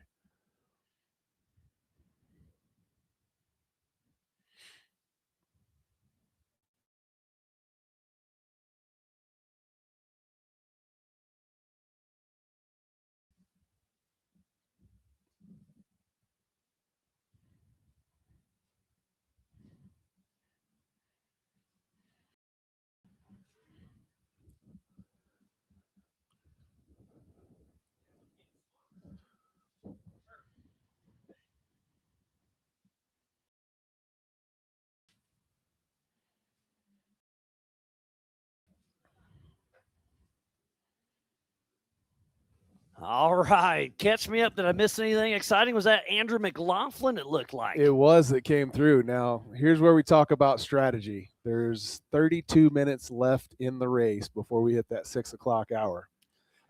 We started at 3:15, actually. We were a little late, so we still got about a half hour or so. And Paul,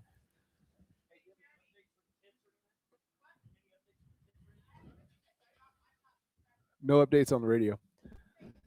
So if you think about this, does Paul slow down this last lap and make sure that he doesn't finish this lap?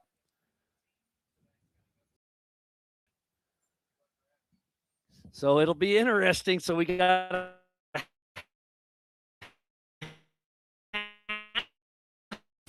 hour before until 6:15 and 7 seconds.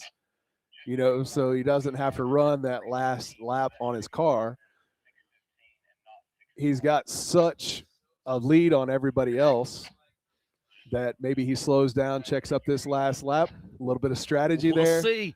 And my buddy Steven Watson out on course broke down, said Brendan is coming up the hill, limping. Engine sounds terrible. But now it looks like he's moving okay. In the short course, Paul stopped up by me.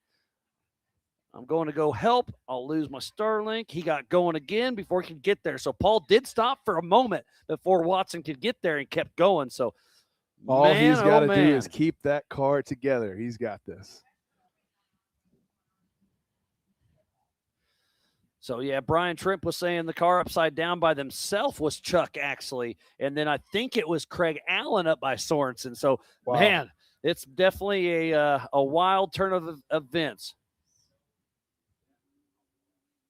Yeah, and Terhun's telling me the same thing. So it was Craig Allen that was rolled right next to Sorensen and Chuck Crossland that was bounced down the hill. And that could have been scary for sure. There's a big cliff right there if he didn't stop. Hopefully he's okay. Although I saw him on the live feed, he was out walking around.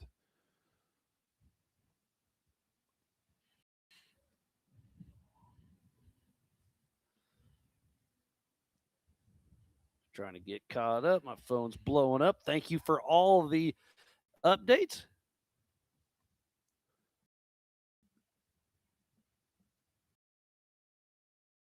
Chris Hickman saying can't slow down enough or Wicks could possibly catch him. So they're playing the strategy game, but no, don't slow down because Wicks is still within striking zone. So we'll see how this shakes out.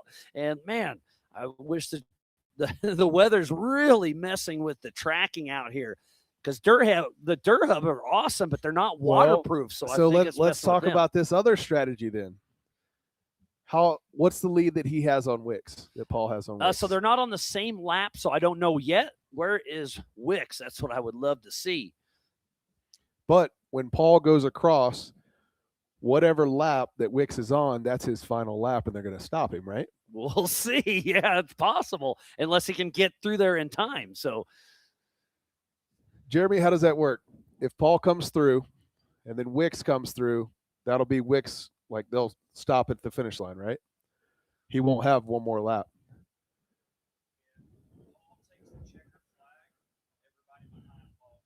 Yeah, so it is a Grand Prix finish. So if the time is out or he's on that last lap when the checkered flag flies, Wicks may not be able to get that extra lap. We won't know until he gets there. So what about if Paul comes through at 6:15 and 7 seconds? That would be the end of the race. Well, he's got a little bit of adjusted time because he took off at 4th, so that would be 2 minutes. So technically like 6:17. Am I doing my math right?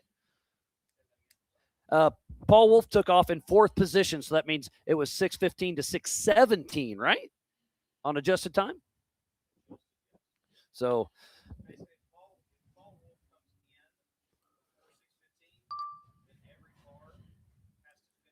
okay, so if he comes through before the cutoff, everybody has to go out for that next lap. Wow. It's going to be interesting, and these drivers are probably ready to call it a day.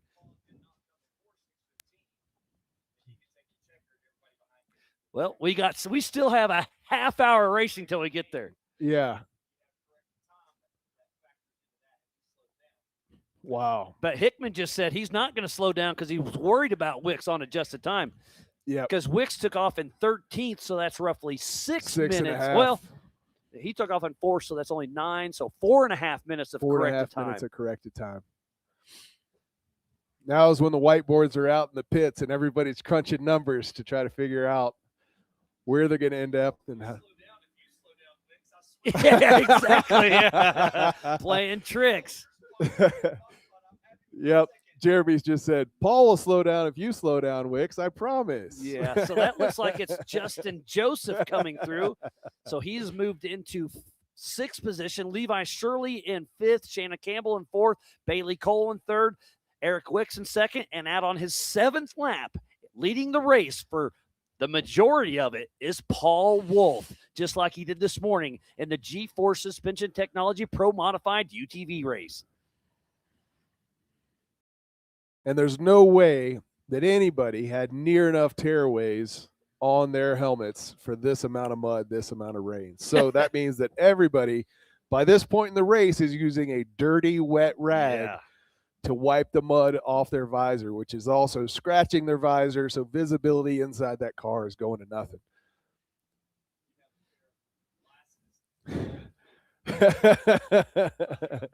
Yep.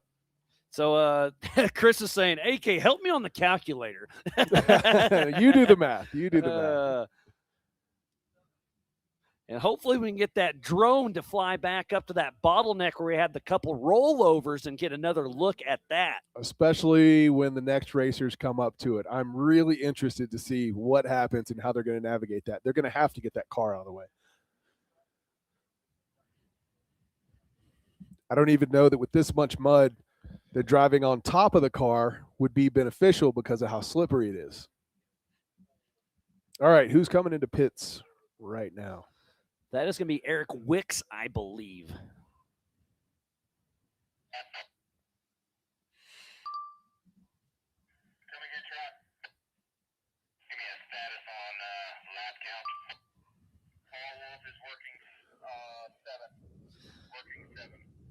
All right, and it looks like Spencer is going to fly back out and see if he can find that log jam of the rollover. Thank you, buddy, because that could play an interesting Can you fact. pull up the map and let's see where Paul is on this next lap? There's not that. He shouldn't be that far down from them.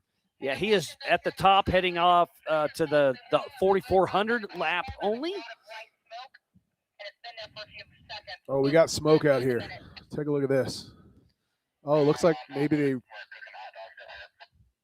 Trotter said they're just cooking some lunch. I don't know if he's joking or not. Oh, it actually is. It's just for warmth. Fire for warmth. Thank you, Trotter, for that update. Okay. These PCI race radios are great. All right, so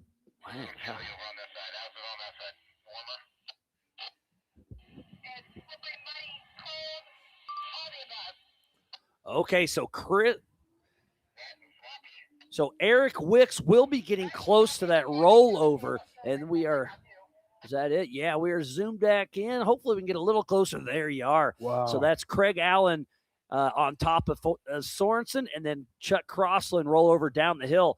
I don't know if now, what are the winch points like up there? And where do you go? because now this is completely jammed up. We do not have the advantage of Factor 55 and Warren setting up recovery points out like here. a Hammers, yeah. I saw Justin here earlier. Maybe he can get out there and go set up a recovery point for him. Man, so if we can stick with this, I expect to see Eric Wicks there very soon, and I don't know where they're going to send him. Do they send him around? Where do you go around at? Wow, And look at man, that look at Chuck Crossland. He was one more roll away from going on a real rough ride. And that's going to be an extremely tough recovery. Cameron Sorensen's up there going, that's nothing. Yeah, no doubt. He took a ride at Hammers. Man, what a great drone shot this is. Josh Salstock tuned in back home wanting this shot. There you go, buddy. He is the head honcho there at Freight Factory that's been helping us tow mega merch around the country. Thanks for all your help, buddy. And he also hauls 55,000 loads of Monster Energy all over. How crazy is that? 55,000. Thank you for keeping us supplied. We've had a couple already today, haven't we? Absolutely. Oh, yeah, I want a white Monster if you got one.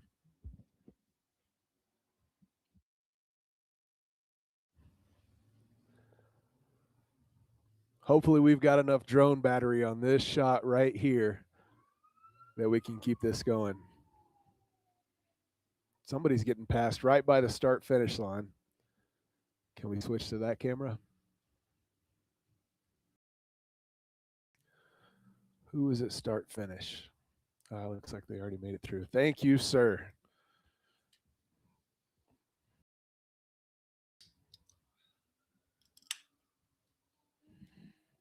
I hear some sirens out here Somebody's as getting well. passed. Who's getting past there? Let's see. I don't see anybody coming in right. Nope, it was Tad Dowker coming through, it looks like. Puts him in top 11, heading out for his 5th lap. But it's still just Paul Wolf. No, I missed it. Yeah, I did miss it. He's in the pits. So Eric Wicks is 9 minutes behind Paul Wolf, but don't forget, he pulled into the PCI pits. Paul's in the pits right now. No, Eric Wicks was. Eric Wicks is in the pits. Well, he was for a short bit, so I think he is back out. So I'm just saying that lead will probably extend a little bit. All right, we're back on the rollover. Now, what's the name of this obstacle? I feel like somebody needs to name it something. I'll be honest, I'm not sure. Let's call it all chucked up. And I'm just interested to see if we see Eric Wicks coming through this area, because he is getting close. How he is at rate, he's just like a quarter mile away at 44. So that was 8 minutes ago. So he should be coming into screen. I don't think they're bypassing this. I don't know where they would go. Yeah, where would they go? And with Paul already through it, and Wicks has to deal with this, this is going to be interesting. I mean, does he just drag this car down the hill a little bit to give himself a line? It doesn't look like there's a lot to winch up to there. Yeah, there's some rocks up there, but and with the rain, is it still raining? Nope, stopped raining, but it's still really wet out there. And chilly. Yeah. Oh, what a wild turn of events it has been. This looks like one big cuddle struggle.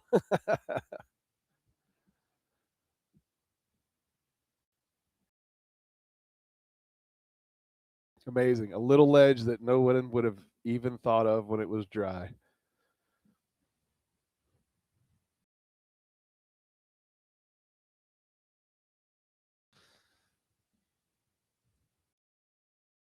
Okay, so Chip was saying he did see some tape tied to that blue Jeep blocking the entrance, so maybe there is a little bypass around that section.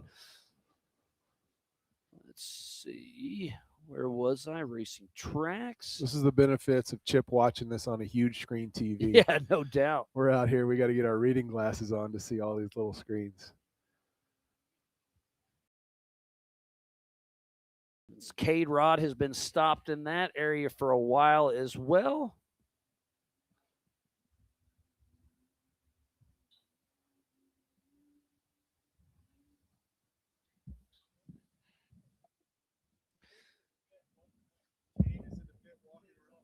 Yeah, okay. So RDP is telling me Cade is at the PCI pits walking around, left his car out on course. So, man, tough break for him. He was moving too.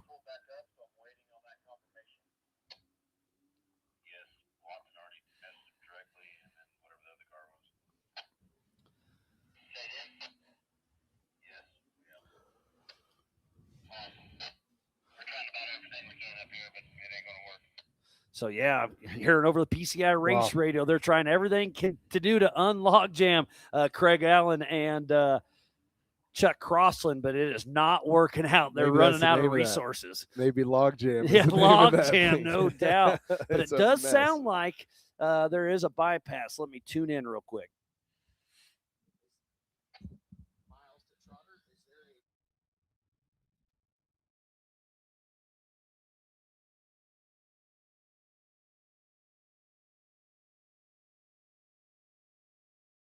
There is no bypass around it. Just got a word back from. Oh, you did bypass it. Yes, bypass, no bypass. Yeah, so it sounds like, yes, there is a bypass around that log jam because the course is completely blocked. Brian Trotter, our Ultra 4 USA race director, is there handling the situation. So they are able to get around that. So, man, what a wild ride it has been. And I do have Paul Wolf on Dirt Hub. He's moving, and he is actually getting close to that area. So I kind of wonder where the bypass actually is, and if we can see where they go around him. Paul Wolf is moving pretty good. How far back is Eric Wicks, Bailey Cole, Shannon Campbell, Levi Shirley, and Justin Joseph? We only have 2 leaders on the 7th lap, and that is Paul Wolf and Eric Wicks. And last time around, when they started their 7th lap, it was a 9-minute time split. But with this weather, anything can happen. To finish first you must finish. And 9 minutes. Which one's going to get to the log jam first? Well, remember, there's a bypass around the log jam. Yep. So, obviously, it should be Paul Wolf. We'll see. But it's a bypass nobody's run yet. Yeah. Well, And somebody has. We'll see. I doubt it's going to be easier than the line that was there.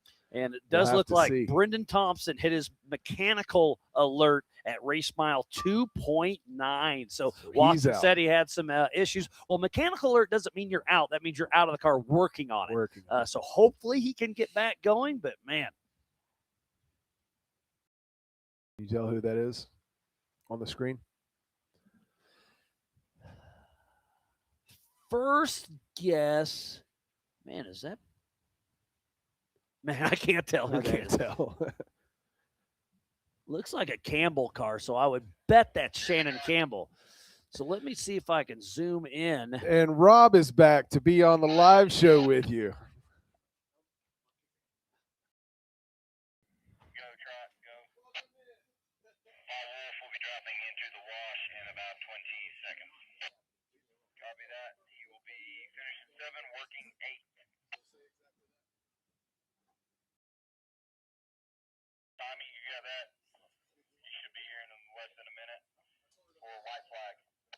So, yeah, Danielle is telling me, yes, that is Shannon. So we were correct. Thank you for tuning in.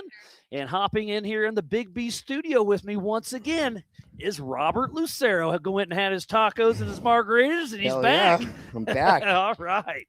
Man, what a wild race it's been. So we have 2 cars out on their 7th lap of 8. It is Paul Wolf and Eric Wicks. I'm trying to find Bailey Cole on the tracker. We see that is Shannon Campbell on screen. He is physical 4th. And then Levi Shirley's still moving pretty strong. And Justin Joseph. Everybody else is lacking. So we only have about 6 cars out running strong. But out front, Paul Wolf, Eric Hicks. I heard that water was running pretty heavy in that wash, was it? Oh, earlier? man, it got rowdy. Did you see it hailing a little bit ago? Yeah, it was crazy. I kind of had to take cover over there in the VIP. Oh, you poor guy. I know, right? that VIP looks pretty wild. Randy pulled that off. I was pretty impressed. He's not a quitter for sure. Yeah, he ain't scared to give up, or he doesn't give up. He doesn't give up. So that's Shannon Campbell. Is that Paul Wolf behind him? I don't know think how you it can is. tell who's who. They all look the same in the color. Yeah, no, I'm pretty sure that's Oh, there he Paul goes. Wolf. Shannon's right going to go for behind the Shannon. pass. Oh, that's No, so Paul Wolf is in the Is back. behind Shannon him. So that is first and fourth. And look at Paul Wolf is all over the back. Wolf's giving a little yeah. nudge. Shannon's like, all right, get around me. So our physical race leader just lapped fourth place. Damn. So That's crazy. that is wild. It looks like He's- we have he's about getting it. 18 more minutes. So he is out on lap number 7 now. So he will be on his 8th and final lap. Yeah. So once he goes through, I think we'll be good to go for Eric Witz as well. But how far back's Bailey Cole? I think Shannon Campbell must have got around him. So Shannon Campbell may be in 3rd place. That'd be awesome. Man, this is incredible. This is where it all started for Shannon. This was one of the first races ever in the XRA. What was it, 2004, 2005, I think? I didn't jump in till 2007 in XRA. Oh, really? Yeah. Yep. Yeah, I think I want to say 2004, 2005 was the first race out here. I was just getting out of high school back then. I was too. Yeah. So I'm like, how you were in high school for 10 years? 15. Okay, I'll take that. I'm a slow learner. Oh yeah, aren't we all? Yeah. Yeah, we're a glutton for Is punishment that out another here. prejudice joke? No. So yeah, we'll see. I'm waiting to. Man, this weather is really goofing with the trackers. But let's see. I do see Wolf, and I know Shannon Campbell not on the tracker is right behind him, but I'm still looking for Bailey Cole. Haven't seen. Looks like they're coming up back into the short course here in a minute, right? Yeah. So we will see Paul Wolf right there, but Bailey Cole on Racing Tracks hasn't updated in a half hour. So I don't know.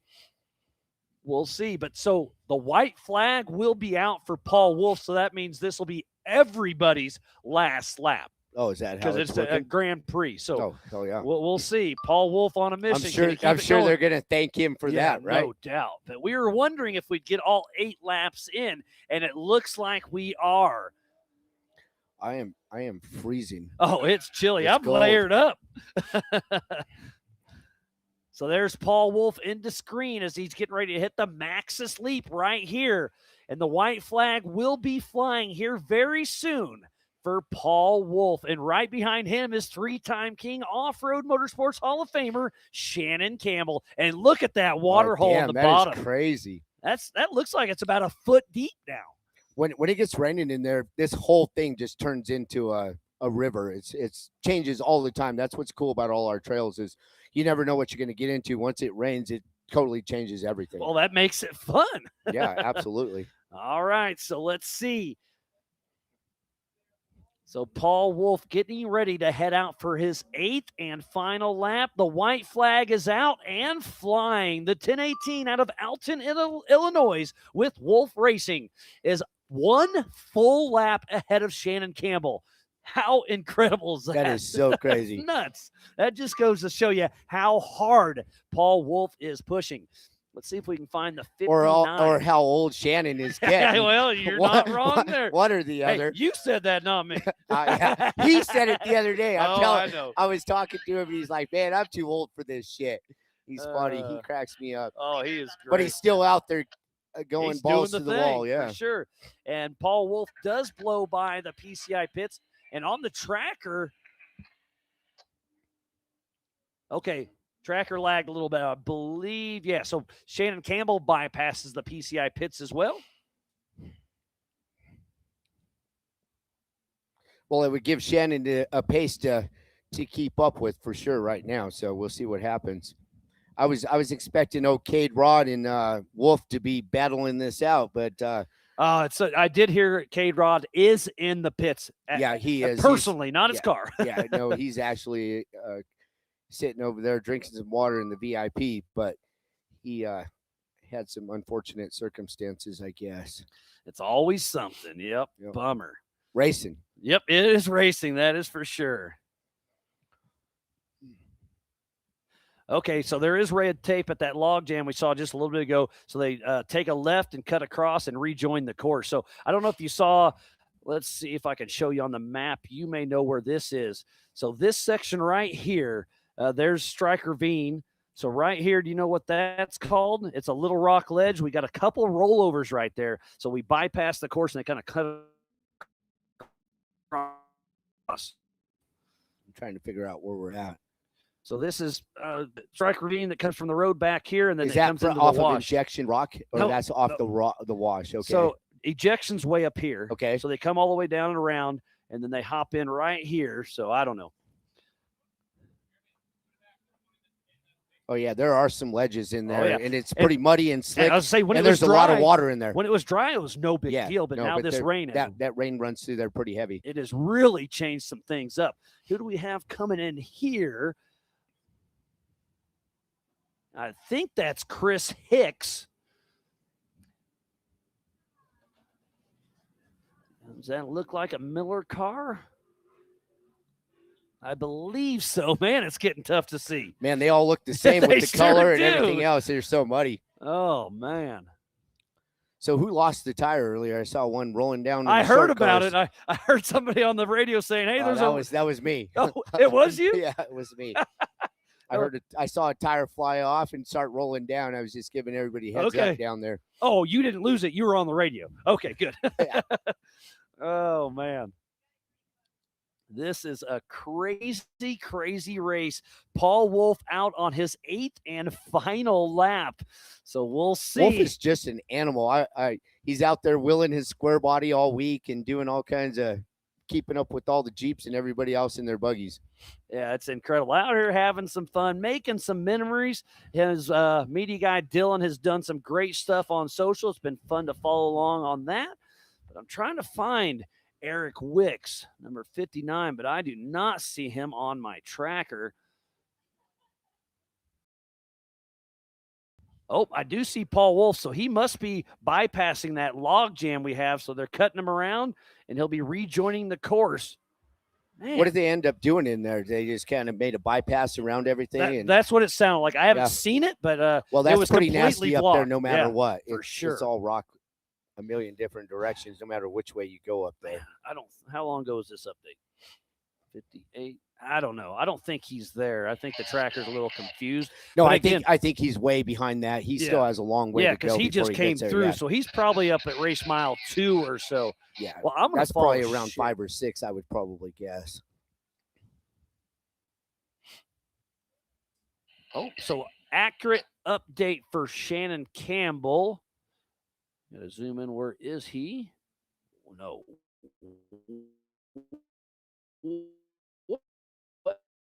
Goofing with him. I don't think I can trust him right now. But we do download the raw data after the race, and we can pinpoint exactly where they are because it's on the tracker itself, not going to up to the sky. Right. So we will know where they are. We have a lot of cloud cover and a lot of rain and everything else. And now we got sun. Yeah.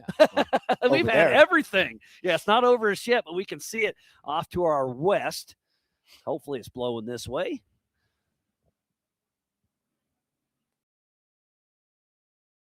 There we go. I'm on Dirt Hub, and it looks a little more accurate. I think I can believe that. So he's at race. So it looks like Paul Wolf is at race mile 1 right now. That makes a lot more sense, but still want to see where Wicks is.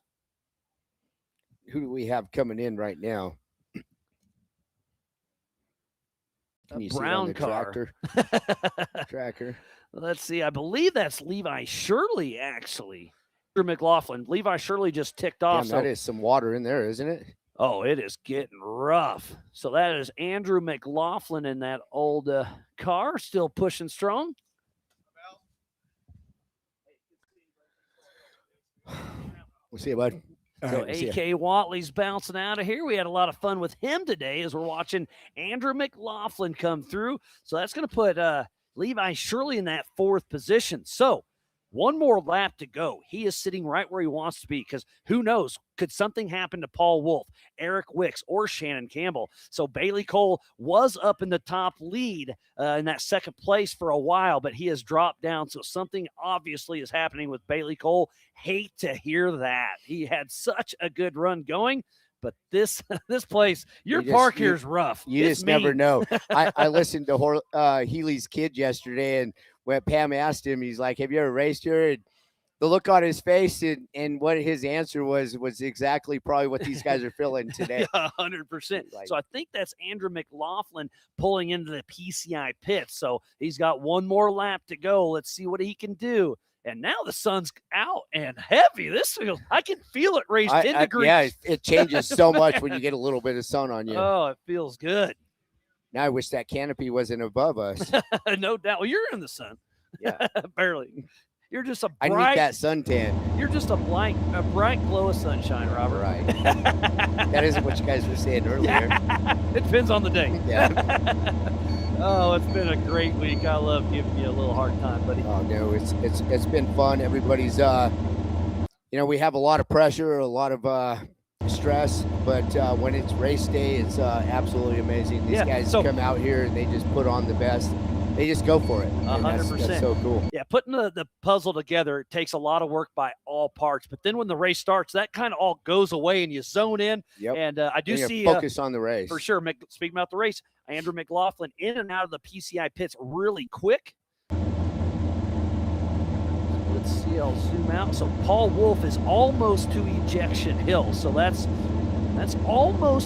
not quite halfway. It's pretty close to being half, right? Yeah, well, no, because they still have to come through lockjaw in that whole section. Yep. So they still got some stuff to go. But he'll make quick work of that because he'll get there pretty quick because that's the fast section. Yeah, after he drops down ejection. Yeah, Paul shouldn't have any problem there. No doubt.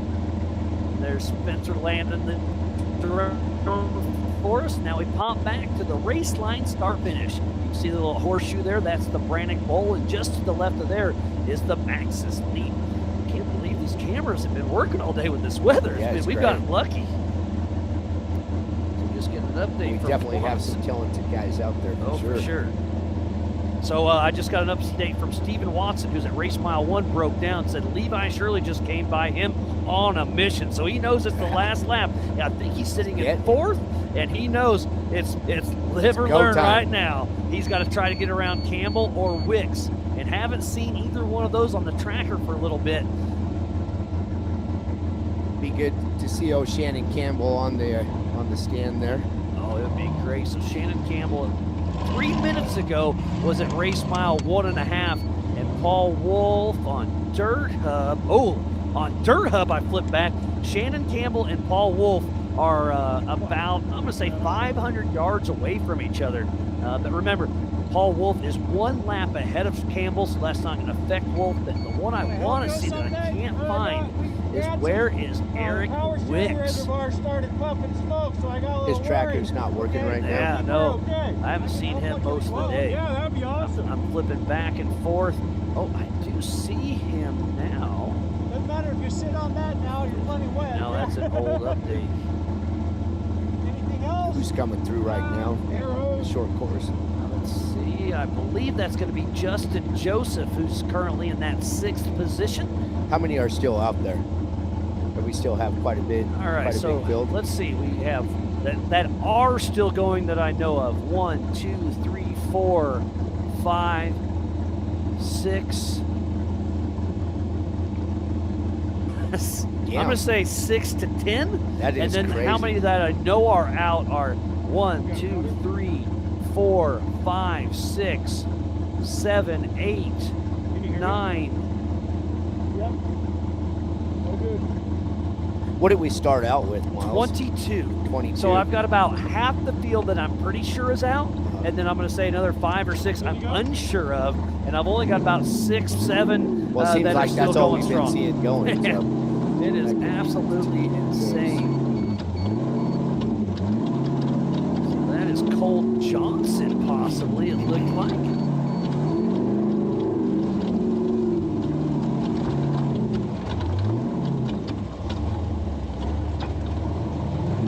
I can hear some horsepower out there.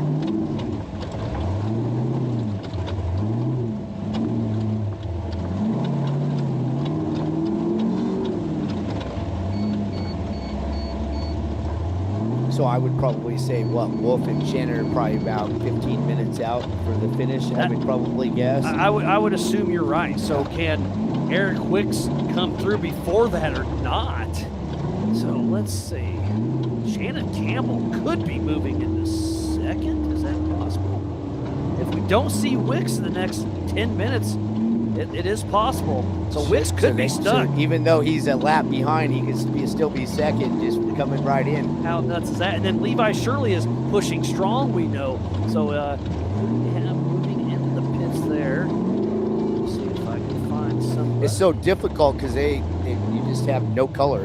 They all look the same. So I believe that is Cole Johnson that just pulled in the PCI pits. But yeah, I'm usually pretty good at naming these cars, right. and I'm struggling today. This weather has thrown everything at us it can. And that was not helping. And Brian Crofts is saying, yes, confirmed he's physically saw the bypass around Allen and Craig. Looks like somebody's coming into the short course real quick. Or a couple of them. You can actually hear them coming. Yeah, we can hear the rumble in the background. Scroll through time, you can see if anybody hits the heads up loop, and it is Eric Wicks. There you go. Okay, so that means he's going to be on the lead lap. So Eric Wicks should have second place locked down, because with Campbell behind Wolf, he won't be able to get that opportunity unless Wolf has an issue. This is going to be interesting. So Levi Shirley's hoping that Wicks, Campbell, or Wolf has an issue, but I don't know. So Shannon Campbell and Levi Shirley are on lap number 7.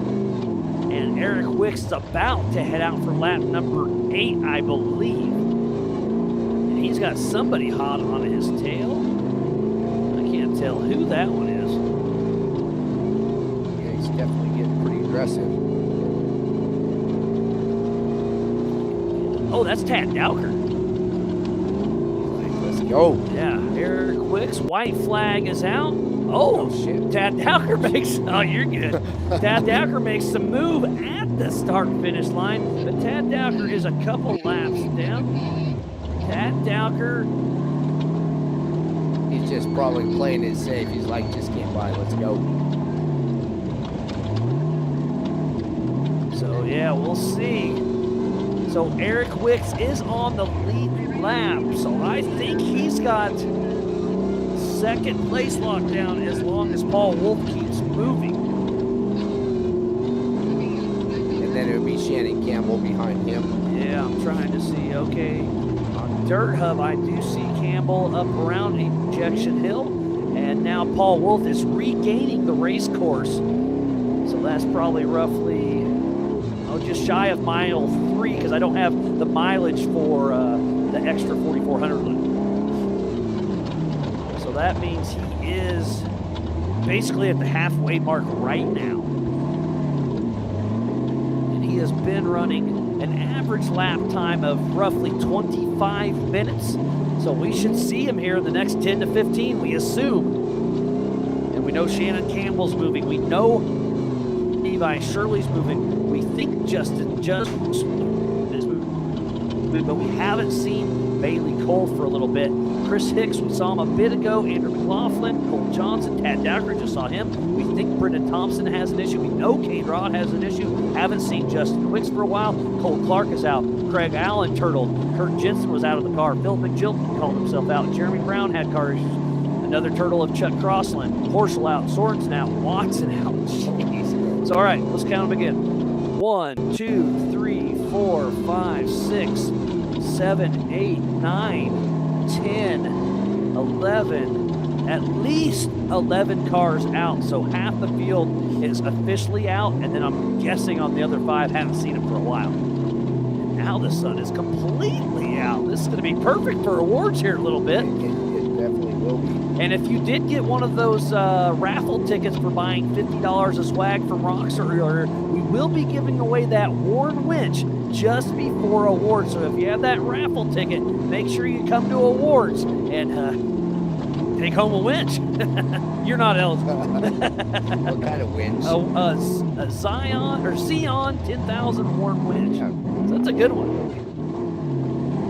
I assume you have a few winches, don't you? Some of them I'd rather not talk about. Yeah, I get that. So how many cars do you have in your rental fleet or tour fleet?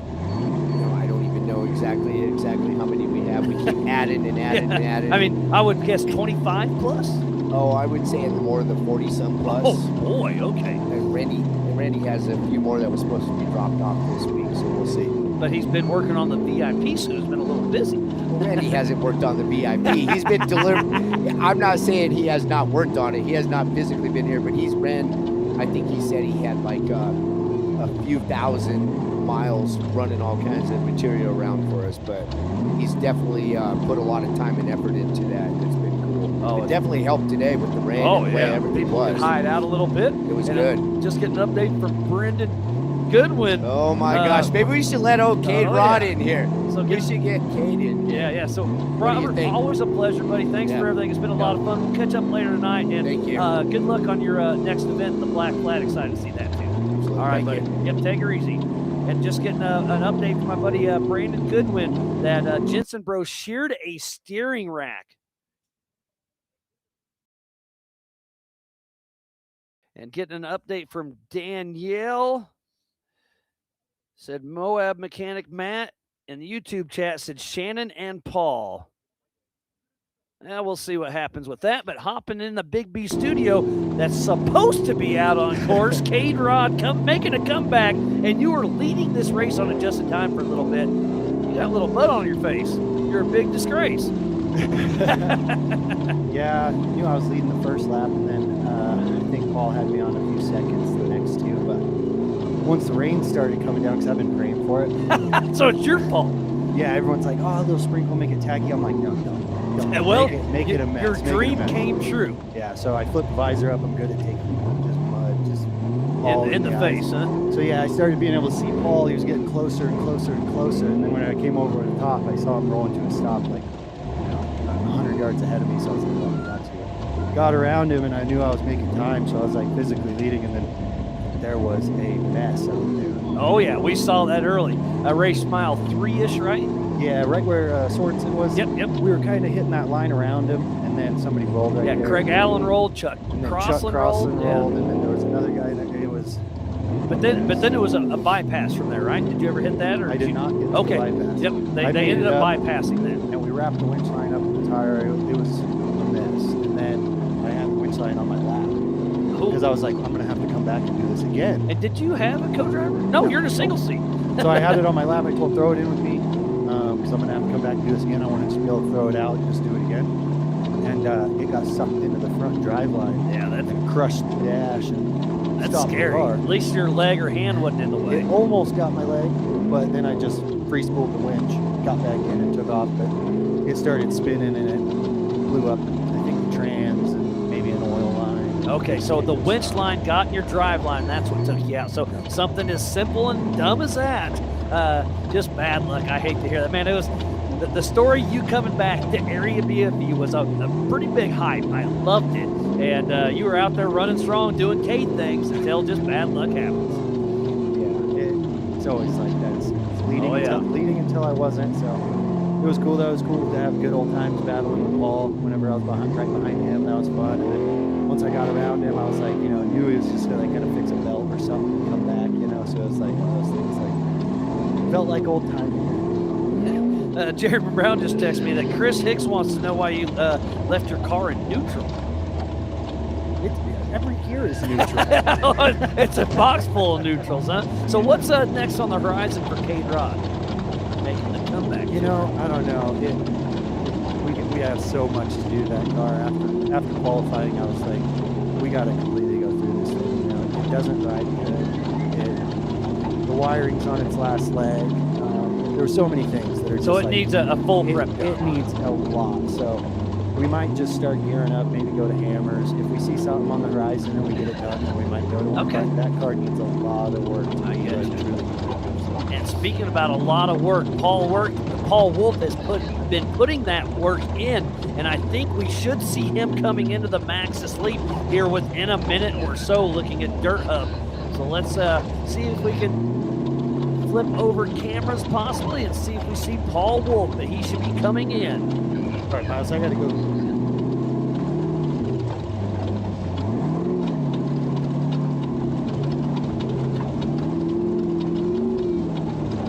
Hey, Cade, always a pleasure, buddy. Great seeing you and the box full of neutrals. All right, well, let's see it. Hopefully we can get the camera back or a drone so we can see Paul Wolf. Paul Wolf should be dropping the Maxxis leap as we speak. Do we have any cam? There we go. Perfect.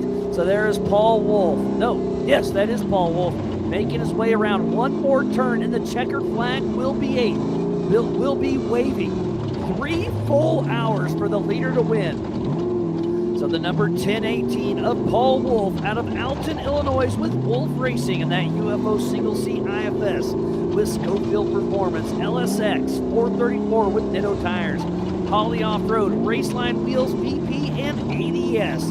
So he is adding his 31st first place positions and 48 podiums. Absolutely incredible. Paul Wolf, congratulations to a great weekend here for the Ultra 4 USA Maxxis Tires Beatdown at Area BFE. The checkered flag has flown, and I don't think, well, nobody can catch him. So adjusted on Grand Prix finish, nobody can go out for another lap. So now the story is, how far back is Eric Wicks? He should have second place locked down. Yes, he will. How far back is Shannon Campbell? So I think Eric Wicks has second place locked in. So now it's down to third. Is it going to be Shannon Campbell, Levi Shirley, or Justin Joseph? Bailey Cole, if he can get moving, could be in the mix as well. Man, let's see if Racing Tracks is working any better. Shirley, this was 24. Accurate update. He is at race mile 3.5. Where is Shannon Campbell? I don't see him. Ooh, I do see Shannon Campbell. How far back was his update? 20, so 6 minutes ago. So on the tracker, Levi Shirley could be ahead of Shannon Campbell. Levi started in 16th position, Shannon in 10th. So that is a 3-minute split. So if Levi Shirley finishes in front of Campbell, he wins. Shannon Campbell has to pass Levi and put 3 minutes on him. I hear horsepower in the horizon. Who is it? Can't quite focus well enough. I do apologize. Oh my goodness. I think that is Shannon Campbell and Levi Shirley. It is. So nose to tail. So on adjusted time, I'm pretty sure Levi is going to take third place around away from Shannon Campbell. What a wild finish to this race. And they are a lap down on Eric Wicks. So Eric Wicks will get second place and on adjusted time, as long as everybody gets all their VCPs checked. Levi Shirley, and the crowd is loving it. And Levi Shirley passes Shannon Campbell on the very last turn. Absolutely insane. So unofficially, it's going to be Paul Wolf, Eric Wicks, and Levi Shirley, then Shannon Campbell. So getting third place is the number 81 of Levi Shirley and Corey Nasso out of Dodge City, Kansas, with Levi Shirley Racing and Lucky Dog. And that off-road Armory Eurofighter 2C IFS Layla with a Guanti Performance LT 441. Wells Vehicle Electronics, Yokohama King, Zero Gravity Performance, and Spider Tracks. And then landing in that fourth position unofficially, 3-time King of the Hammers champion, Off-Road Motorsports Hall of Famer, number 5, Shannon Campbell and Jess Campbell out of Lakeside, Arizona with the Coupe Racing and Fabrication. And that 2C IFS Campbell chassis with a Klein 540 big block with over 850 horsepower. Monster Energy, Nitto, ADS, Amsoil, Brannick Motorsports.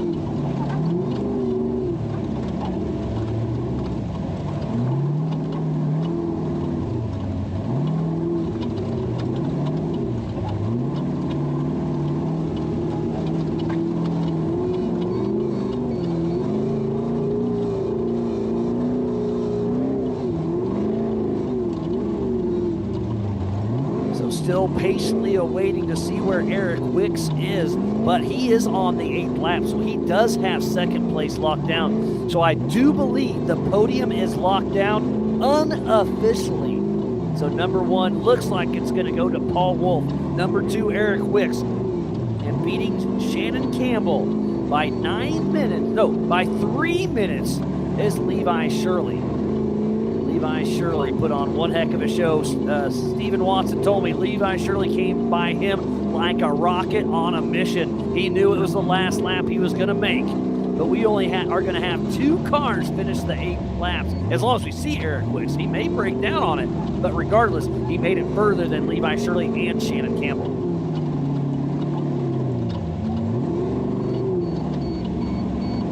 Trying to zoom in, see if we got any updates here.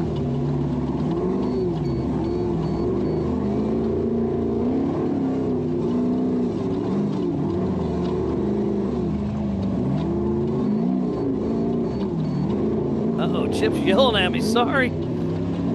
Eric is 11 minutes ahead of Shannon, 15 minutes behind Paul. That's from Eric's pits. Thanks for the update, sorry. Too much movement, too much stuff is going on. So Dave's asking about Tad. We did see him come through about 10 or 15 minutes ago. He was just ahead of Shannon, right? So we should hopefully see Tad here in just a little bit. But again, tracking is all over the place. It's like Benji and Karen tuned in. And Jeremy as well. So thank you for everybody helping me keep updated. I haven't been on the YouTube for a little bit. I do apologize. But hopefully you guys have had some fun watching this. And what a finish it was. Yeah, John, Caden, Kevin, Wreck Boy, Brinder, Cole Buckland, Heidi Wood, Dave Schroeder. Thank you everybody for tuning in. It was an absolutely amazing weekend of racing. We've been racing for 2 full days, and the voice is starting to crack, so I do apologize. But man, what an exciting day of racing. Area BFE itself threw everything at us, as well as the weather. We've had rain, we've had wind, we've had sun, we've had hail, we've had a little bit of everything today. Still looking for Eric Wicks, but I don't see him on either tracker right now. Just have to patiently await and see. But regardless, Wicks has it locked down. So again, unofficial. Paul Wolf 1, Eric Wicks 2, and Levi Shirley in that 3rd position. And just 3 minutes back after 3 hours of racing is Shannon Campbell. What a race it was. Levi and Shannon put on a clinic there at the end. So much fun to watch, and what a wild, wild day it was.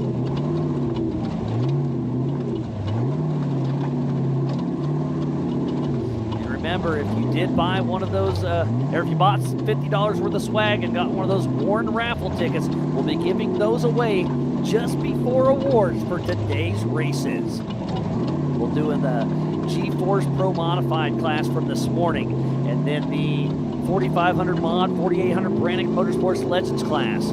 And then, right here, you just saw it, the 4400 main event. What a great day of racing it was.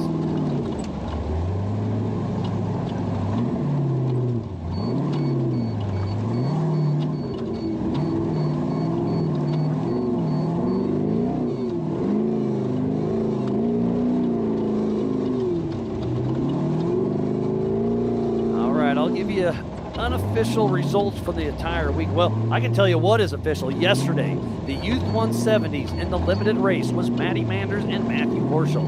In the modified was Kyson Christensen. In the Youth 170 stock was Action Jackson Fernandez, then Kaiden Bertie, then Harley Mahoney. In the 4900 Youth 1K was Tice Healy, Mason Dowker, and Cash Barrett. And then last night, in the All Things UTV Open class was Josh Smith overall and in class. then Travis Solinger and Cody Willenborg. In the Tiger Spine stock class, it was Eric Gilbert, Jacob Smith, and Kurt Mackey. And then this morning, it was the Pro Modified class, so still unofficial. We got to get that figured out, but I think they've got her pretty locked in. So Paul Wolf 1, Tyler Rimmery 2, and Tommy Thompson in that third unofficial. We'll give away those trophies here shortly. In the 4600 Spider Track stock class, it was Jesse Bennett, Bailey Campbell, and Brexton Glines. Then in the 4500 modified class, it was Todd Miller, Taryn Hallerwich, and Dan Wyrick. In the 4800 Brannick Motorsports Legends class, it was Woody Rose, Adam Lovell, and Dylan Summers. And unofficial right here for the 4400, Paul Wolf 1, Eric Wicks, and Levi Shirley.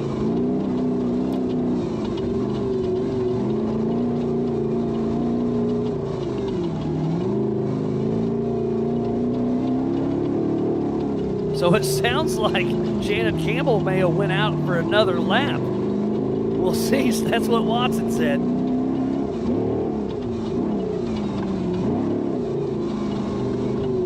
And then, Casey Shears tuned in. Thanks for tuning in, buddy. What a wonderful day it was.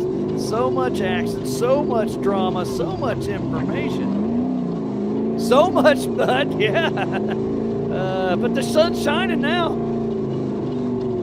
What a wild day it has been. Let's see if I see many people. So Brendan Thompson stopped. Ruby stopped. Watson, we know he has been stopped. So Justin Joseph in the wash. So he's still moving, we do believe. And then Cole Johnson. Yeah, he's in the wash moving. Chris Hicks still moving. So where is Eric Wicks? Too many Hicks, too many Wicks. Trying to keep it all squared away. Looks like I got 3 more cars moving. I do not know where Bailey Cole is. I do not know where Eric Wicks is. Where's Andrew McLaughlin? Tad Dowker. So I'm still looking for Tad Dowker. I think I just saw Cole Johnson and Chris Hicks. Where's Andrew McLaughlin? Where's Bailey Cole? We just saw Justin Joseph. He should be in here soon. And Eric Wicks, where did he go?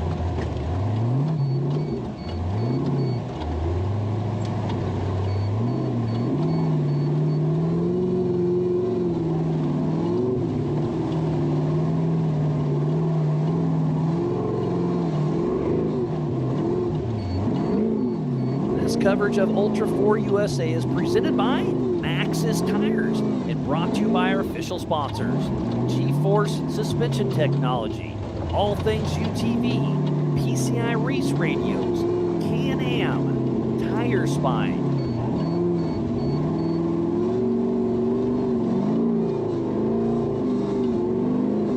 Suspension, Spider Tracks, Metal Cloak, Factor 55, Holly Off-Road, Warren Racing, King Shocks, Raceline Wheels, Freight Factory, Monster Energy, Off the Grid, and by Big B Motorsports. So please support who supports the sport. Without all those amazing marketing partners, we would not be racing here today. Watching Colt. Thanks, guys. Sorry.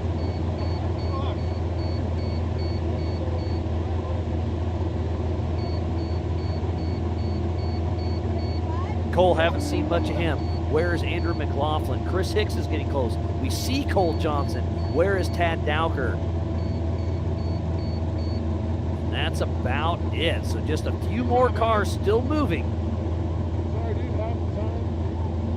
There is Cole Johnson grabbing the checkered flag. Where's that going to put him? Top 10, I believe it's going to put him in that 8th position.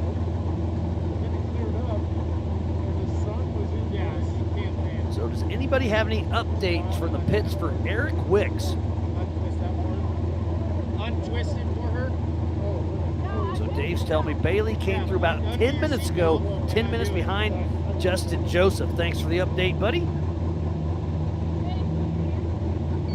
that means he's out on lap number 7. So That'll be a top 5 battle between those two and Andrew McLaughlin. But even though I believe Eric Wicks has second place locked down per lap count, we haven't seen him in a while. Let's see if we got any update on Dirt Hub.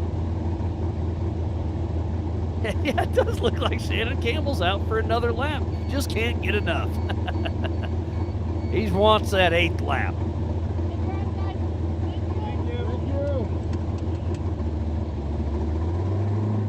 So Justin Joseph looks like he is at race mile 3.5, just entering the wash.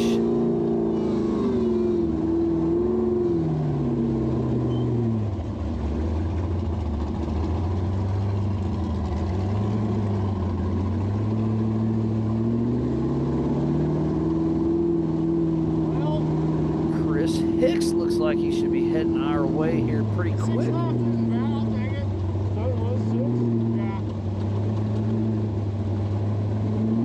We are chasing someone with the drone heading up towards our way, so we will have another finisher here coming in very soon. Trying to zone in.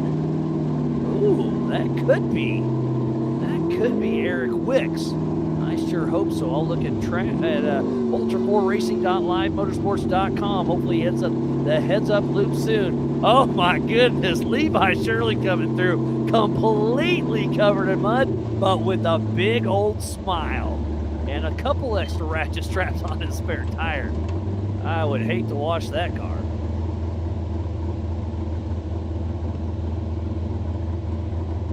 I see, I heard him crawl now. That was awesome. Hey, Levi, come on over here, buddy. We'll get his backstory on it, and it is Eric Wicks finally coming in. So the number 59 of Eric Wicks out of Truckee, California, with Wicks Family Racing and that Get Bit Fab machine out there getting it done. Unofficial 2nd place. What a great run he had. So we only had 2 competitors finish the full 8 laps. Great fucking job, guys. Oh, thank you, Brian. Dude. What a fucking mess. That is fucking heinous. There are so many cars fucked up out there. Oh, I bet. Dude, lap 1, the very first corner, that guy that bought Stearns' car, broken. But the very first corner, right when we left the pit, the next drop, he broke. And then another corner, another guy ripped his A-arm off. This is all lap 1, and I'm like, we need to calm down. Bro, some of your consistency was silly. Like, I timed all your laps. Yeah. And I saved it. I have it fucking screen grabbed in my phone. But like, so first lap was 29 and 44, and then you had the one where you went and looked at the steering. Then you went 33 minutes. Then you went 29:42. Then you went 29:33. Oh, like, no. Your fucking pace was exactly the same. We stopped on the last lap too. Oh, so that was the extra 3 minutes or whatever on the last lap. The steering started smoking again. Really? But it's just coming out of the cap. So we just need a better vent. It's all coming out of the cap. Well, the vent's probably plugged. There is that. Which, I mean, we need to clarify with fucking Homeboy what the deal is with the cap. Yeah. Because I don't think Yeah. this is what he thinks. But I bet we only have that little air vent. Oh, yeah. And it's covered in mud. Oh, yeah. Oh, no. It's got a little fluid coming out of it.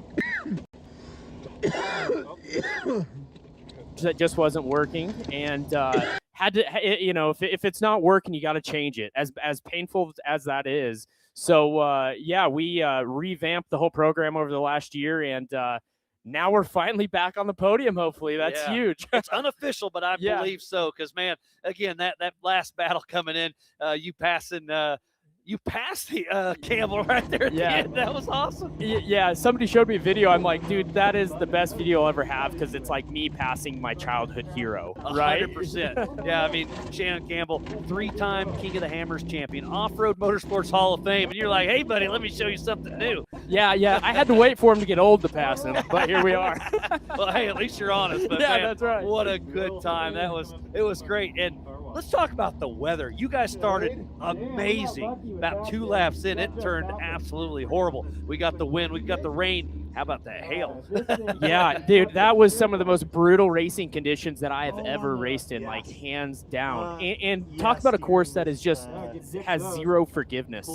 If you slide like 6 inches off to your line, right or left, you're getting a tire. And that's exactly what I did on the very first lap. Nothing's bad though. Like the cars still do shit, but nothing's like glaring. Good job, And brother. it's still finished on the tires he started on. Still fun. Thank you. Finished on the tires he started What's happening, on. John? You can't tell what color the car is. Saw you pull in. But- Let me tell you how much I hate mud. To be. It's not what is expected in MOAB. No, not at all. Decent. Yeah, lap 1, I was like, oh, Yeah, sweet. we're crawling all over. There's just a little. Then it just started while you were here. Nothing Yeah. weird. Fucking downpour. No. It's like, oh god. No, this thing's Getting bad. Yeah, bad. Yeah. I'm not really jealous of the car. Hell yeah. Car today. Hell yeah. I punched that. Badass stuff, dude. Anyway, thanks. Will do, brother. Well, just ditch it. All right. Shorter. All right, we'll see it. That just happened though. But suck, man. It's a muddy mess. It's worse than most mud races. Yeah, it's fucking bad. Just watching the hood get heavier and heavier. When I got out to check the steering on this last lap, I'm like, oh god, this is not good. How is everything? A fresh set of gloves. Oh, you're like, heck yes. Yeah. Because your last ones were wet. They're muddy. So I assume when you went in the pits, got gloves, they all wiped off the steering wheel, I assume? No, just my hands were so cold they were aching. You know, Oh. they're just hurting bad. And so getting some feeling back on my in my fingers was huge. Yeah, it was a lot of fun watching out there battling. And man, I don't know who all is still going. Do we still see Campbell? Yeah, he's still cruising out there. Hopefully he makes it back for the podium. Yeah, absolutely. Man, very first lap, the very first 4,400 only line. We smack the right front, get a flat, no big deal. So on ejection hill, right? That first big drop. Yep. And I just stuffed the right front directly into it and popped the right front. And I was feeling pretty down, you know, because like, so your tire was going down. No. Yeah. And we made it through the next 2 obstacles, pulled over, changed it, and then we rounded the corner and we saw 4 more people changing tires. Oh, boy, so they hit the same rock. Yeah. Huh? So like that was a pretty good morale boost for Corey and I. Yeah, no doubt. So I can't thank my co-driver Corey enough. He has just been putting in the work, and man, he was on it all day. It was nice, you know. In the previous years, I've raced this in a single seat, and I truly believe this is a single seat course. Do you still have that car? I do. Yeah. I still have Loretta, the OG Campbell Been car. around a while. Yep, been around a while. So if anybody wants to buy that car, it is for sale. How cheap? $140K. What's the money deal? Full. Well, for a Kansas deal, I'll give it to you for your price of On the house? $140K. Oh shit. Okay. I was figured you didn't say 150. That's right. There's Spencer flying the drone for us, having some fun out there. What a great live show it was. I'm sure you've tuned in this morning watching Absolutely. it. And then I think we had over 1,000 concurrent people watching you guys today, putting on a show with 22 4,400 cars taking the line. Man, what a race it was. I've been so excited for it. It's been a great weekend, but it all built up to this race, and it looks like you're going to be on the podium. Yeah, man, I sure hope so. Cross my fingers and hopefully getting on that podium finally. Absolutely. Well, Levi, I'll let you kind of get cleaned up, but thanks for Are you coming. sure you want to shake my hand? Yeah, I'm not scared. Okay. Hey, you're not in Kansas. That's not the cow stuff. That's used right, to. buddy. That's right, buddy. All Well, right. thank you so Yep. much, and thank you to Ultra 4 for putting on an awesome race. It was this a good is, time. This lights the fire. Good. You know, this is awesome. So what's next on the Levi Shirley's list? The next on my list is Montana. That's up a in good one. Broadview. Yeah. Have you been there yet? Yes, absolutely. Okay. It's one of my favorite races, and the people up there are amazing. And it's so beautiful. Oh gosh, well, I guess how can I say that we're in Moab? Yeah, It's no, beautiful that's here, that's too. right. That's it's right. a different kind of beautiful. Yeah, absolutely. So if we could maybe get the next race in like the Grand Tetons or something Yeah, next, I don't know. Like well, sweet. All right, well, I'll let you go get All right, cleaned up thank because you, we're sir. going to be giving those awards away a little bit. So, All right. Levi, thanks Appreciate for it. everything. Good seeing you, Thank buddy. you, Miles. All right. Well, it looks like, man, I don't think much more action is going.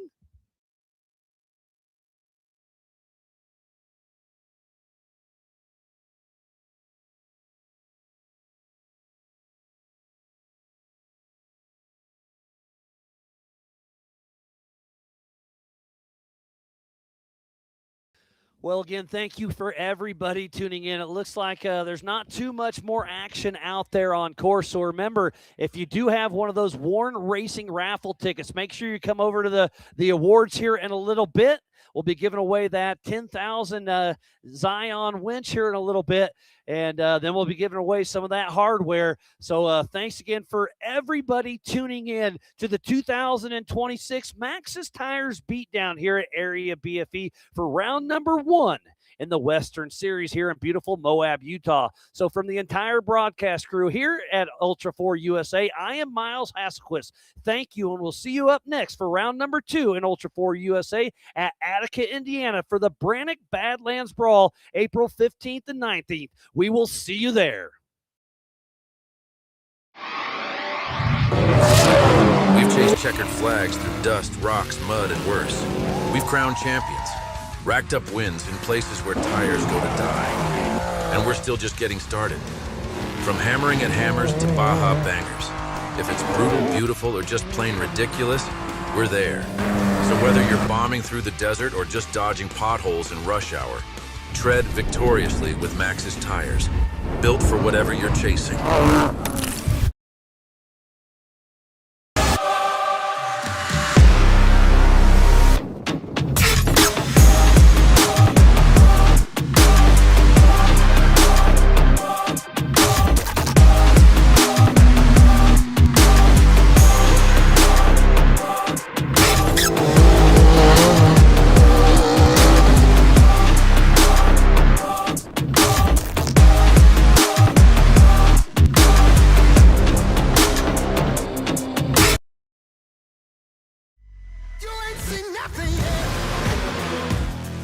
Yeah, I got that right turn. We're good.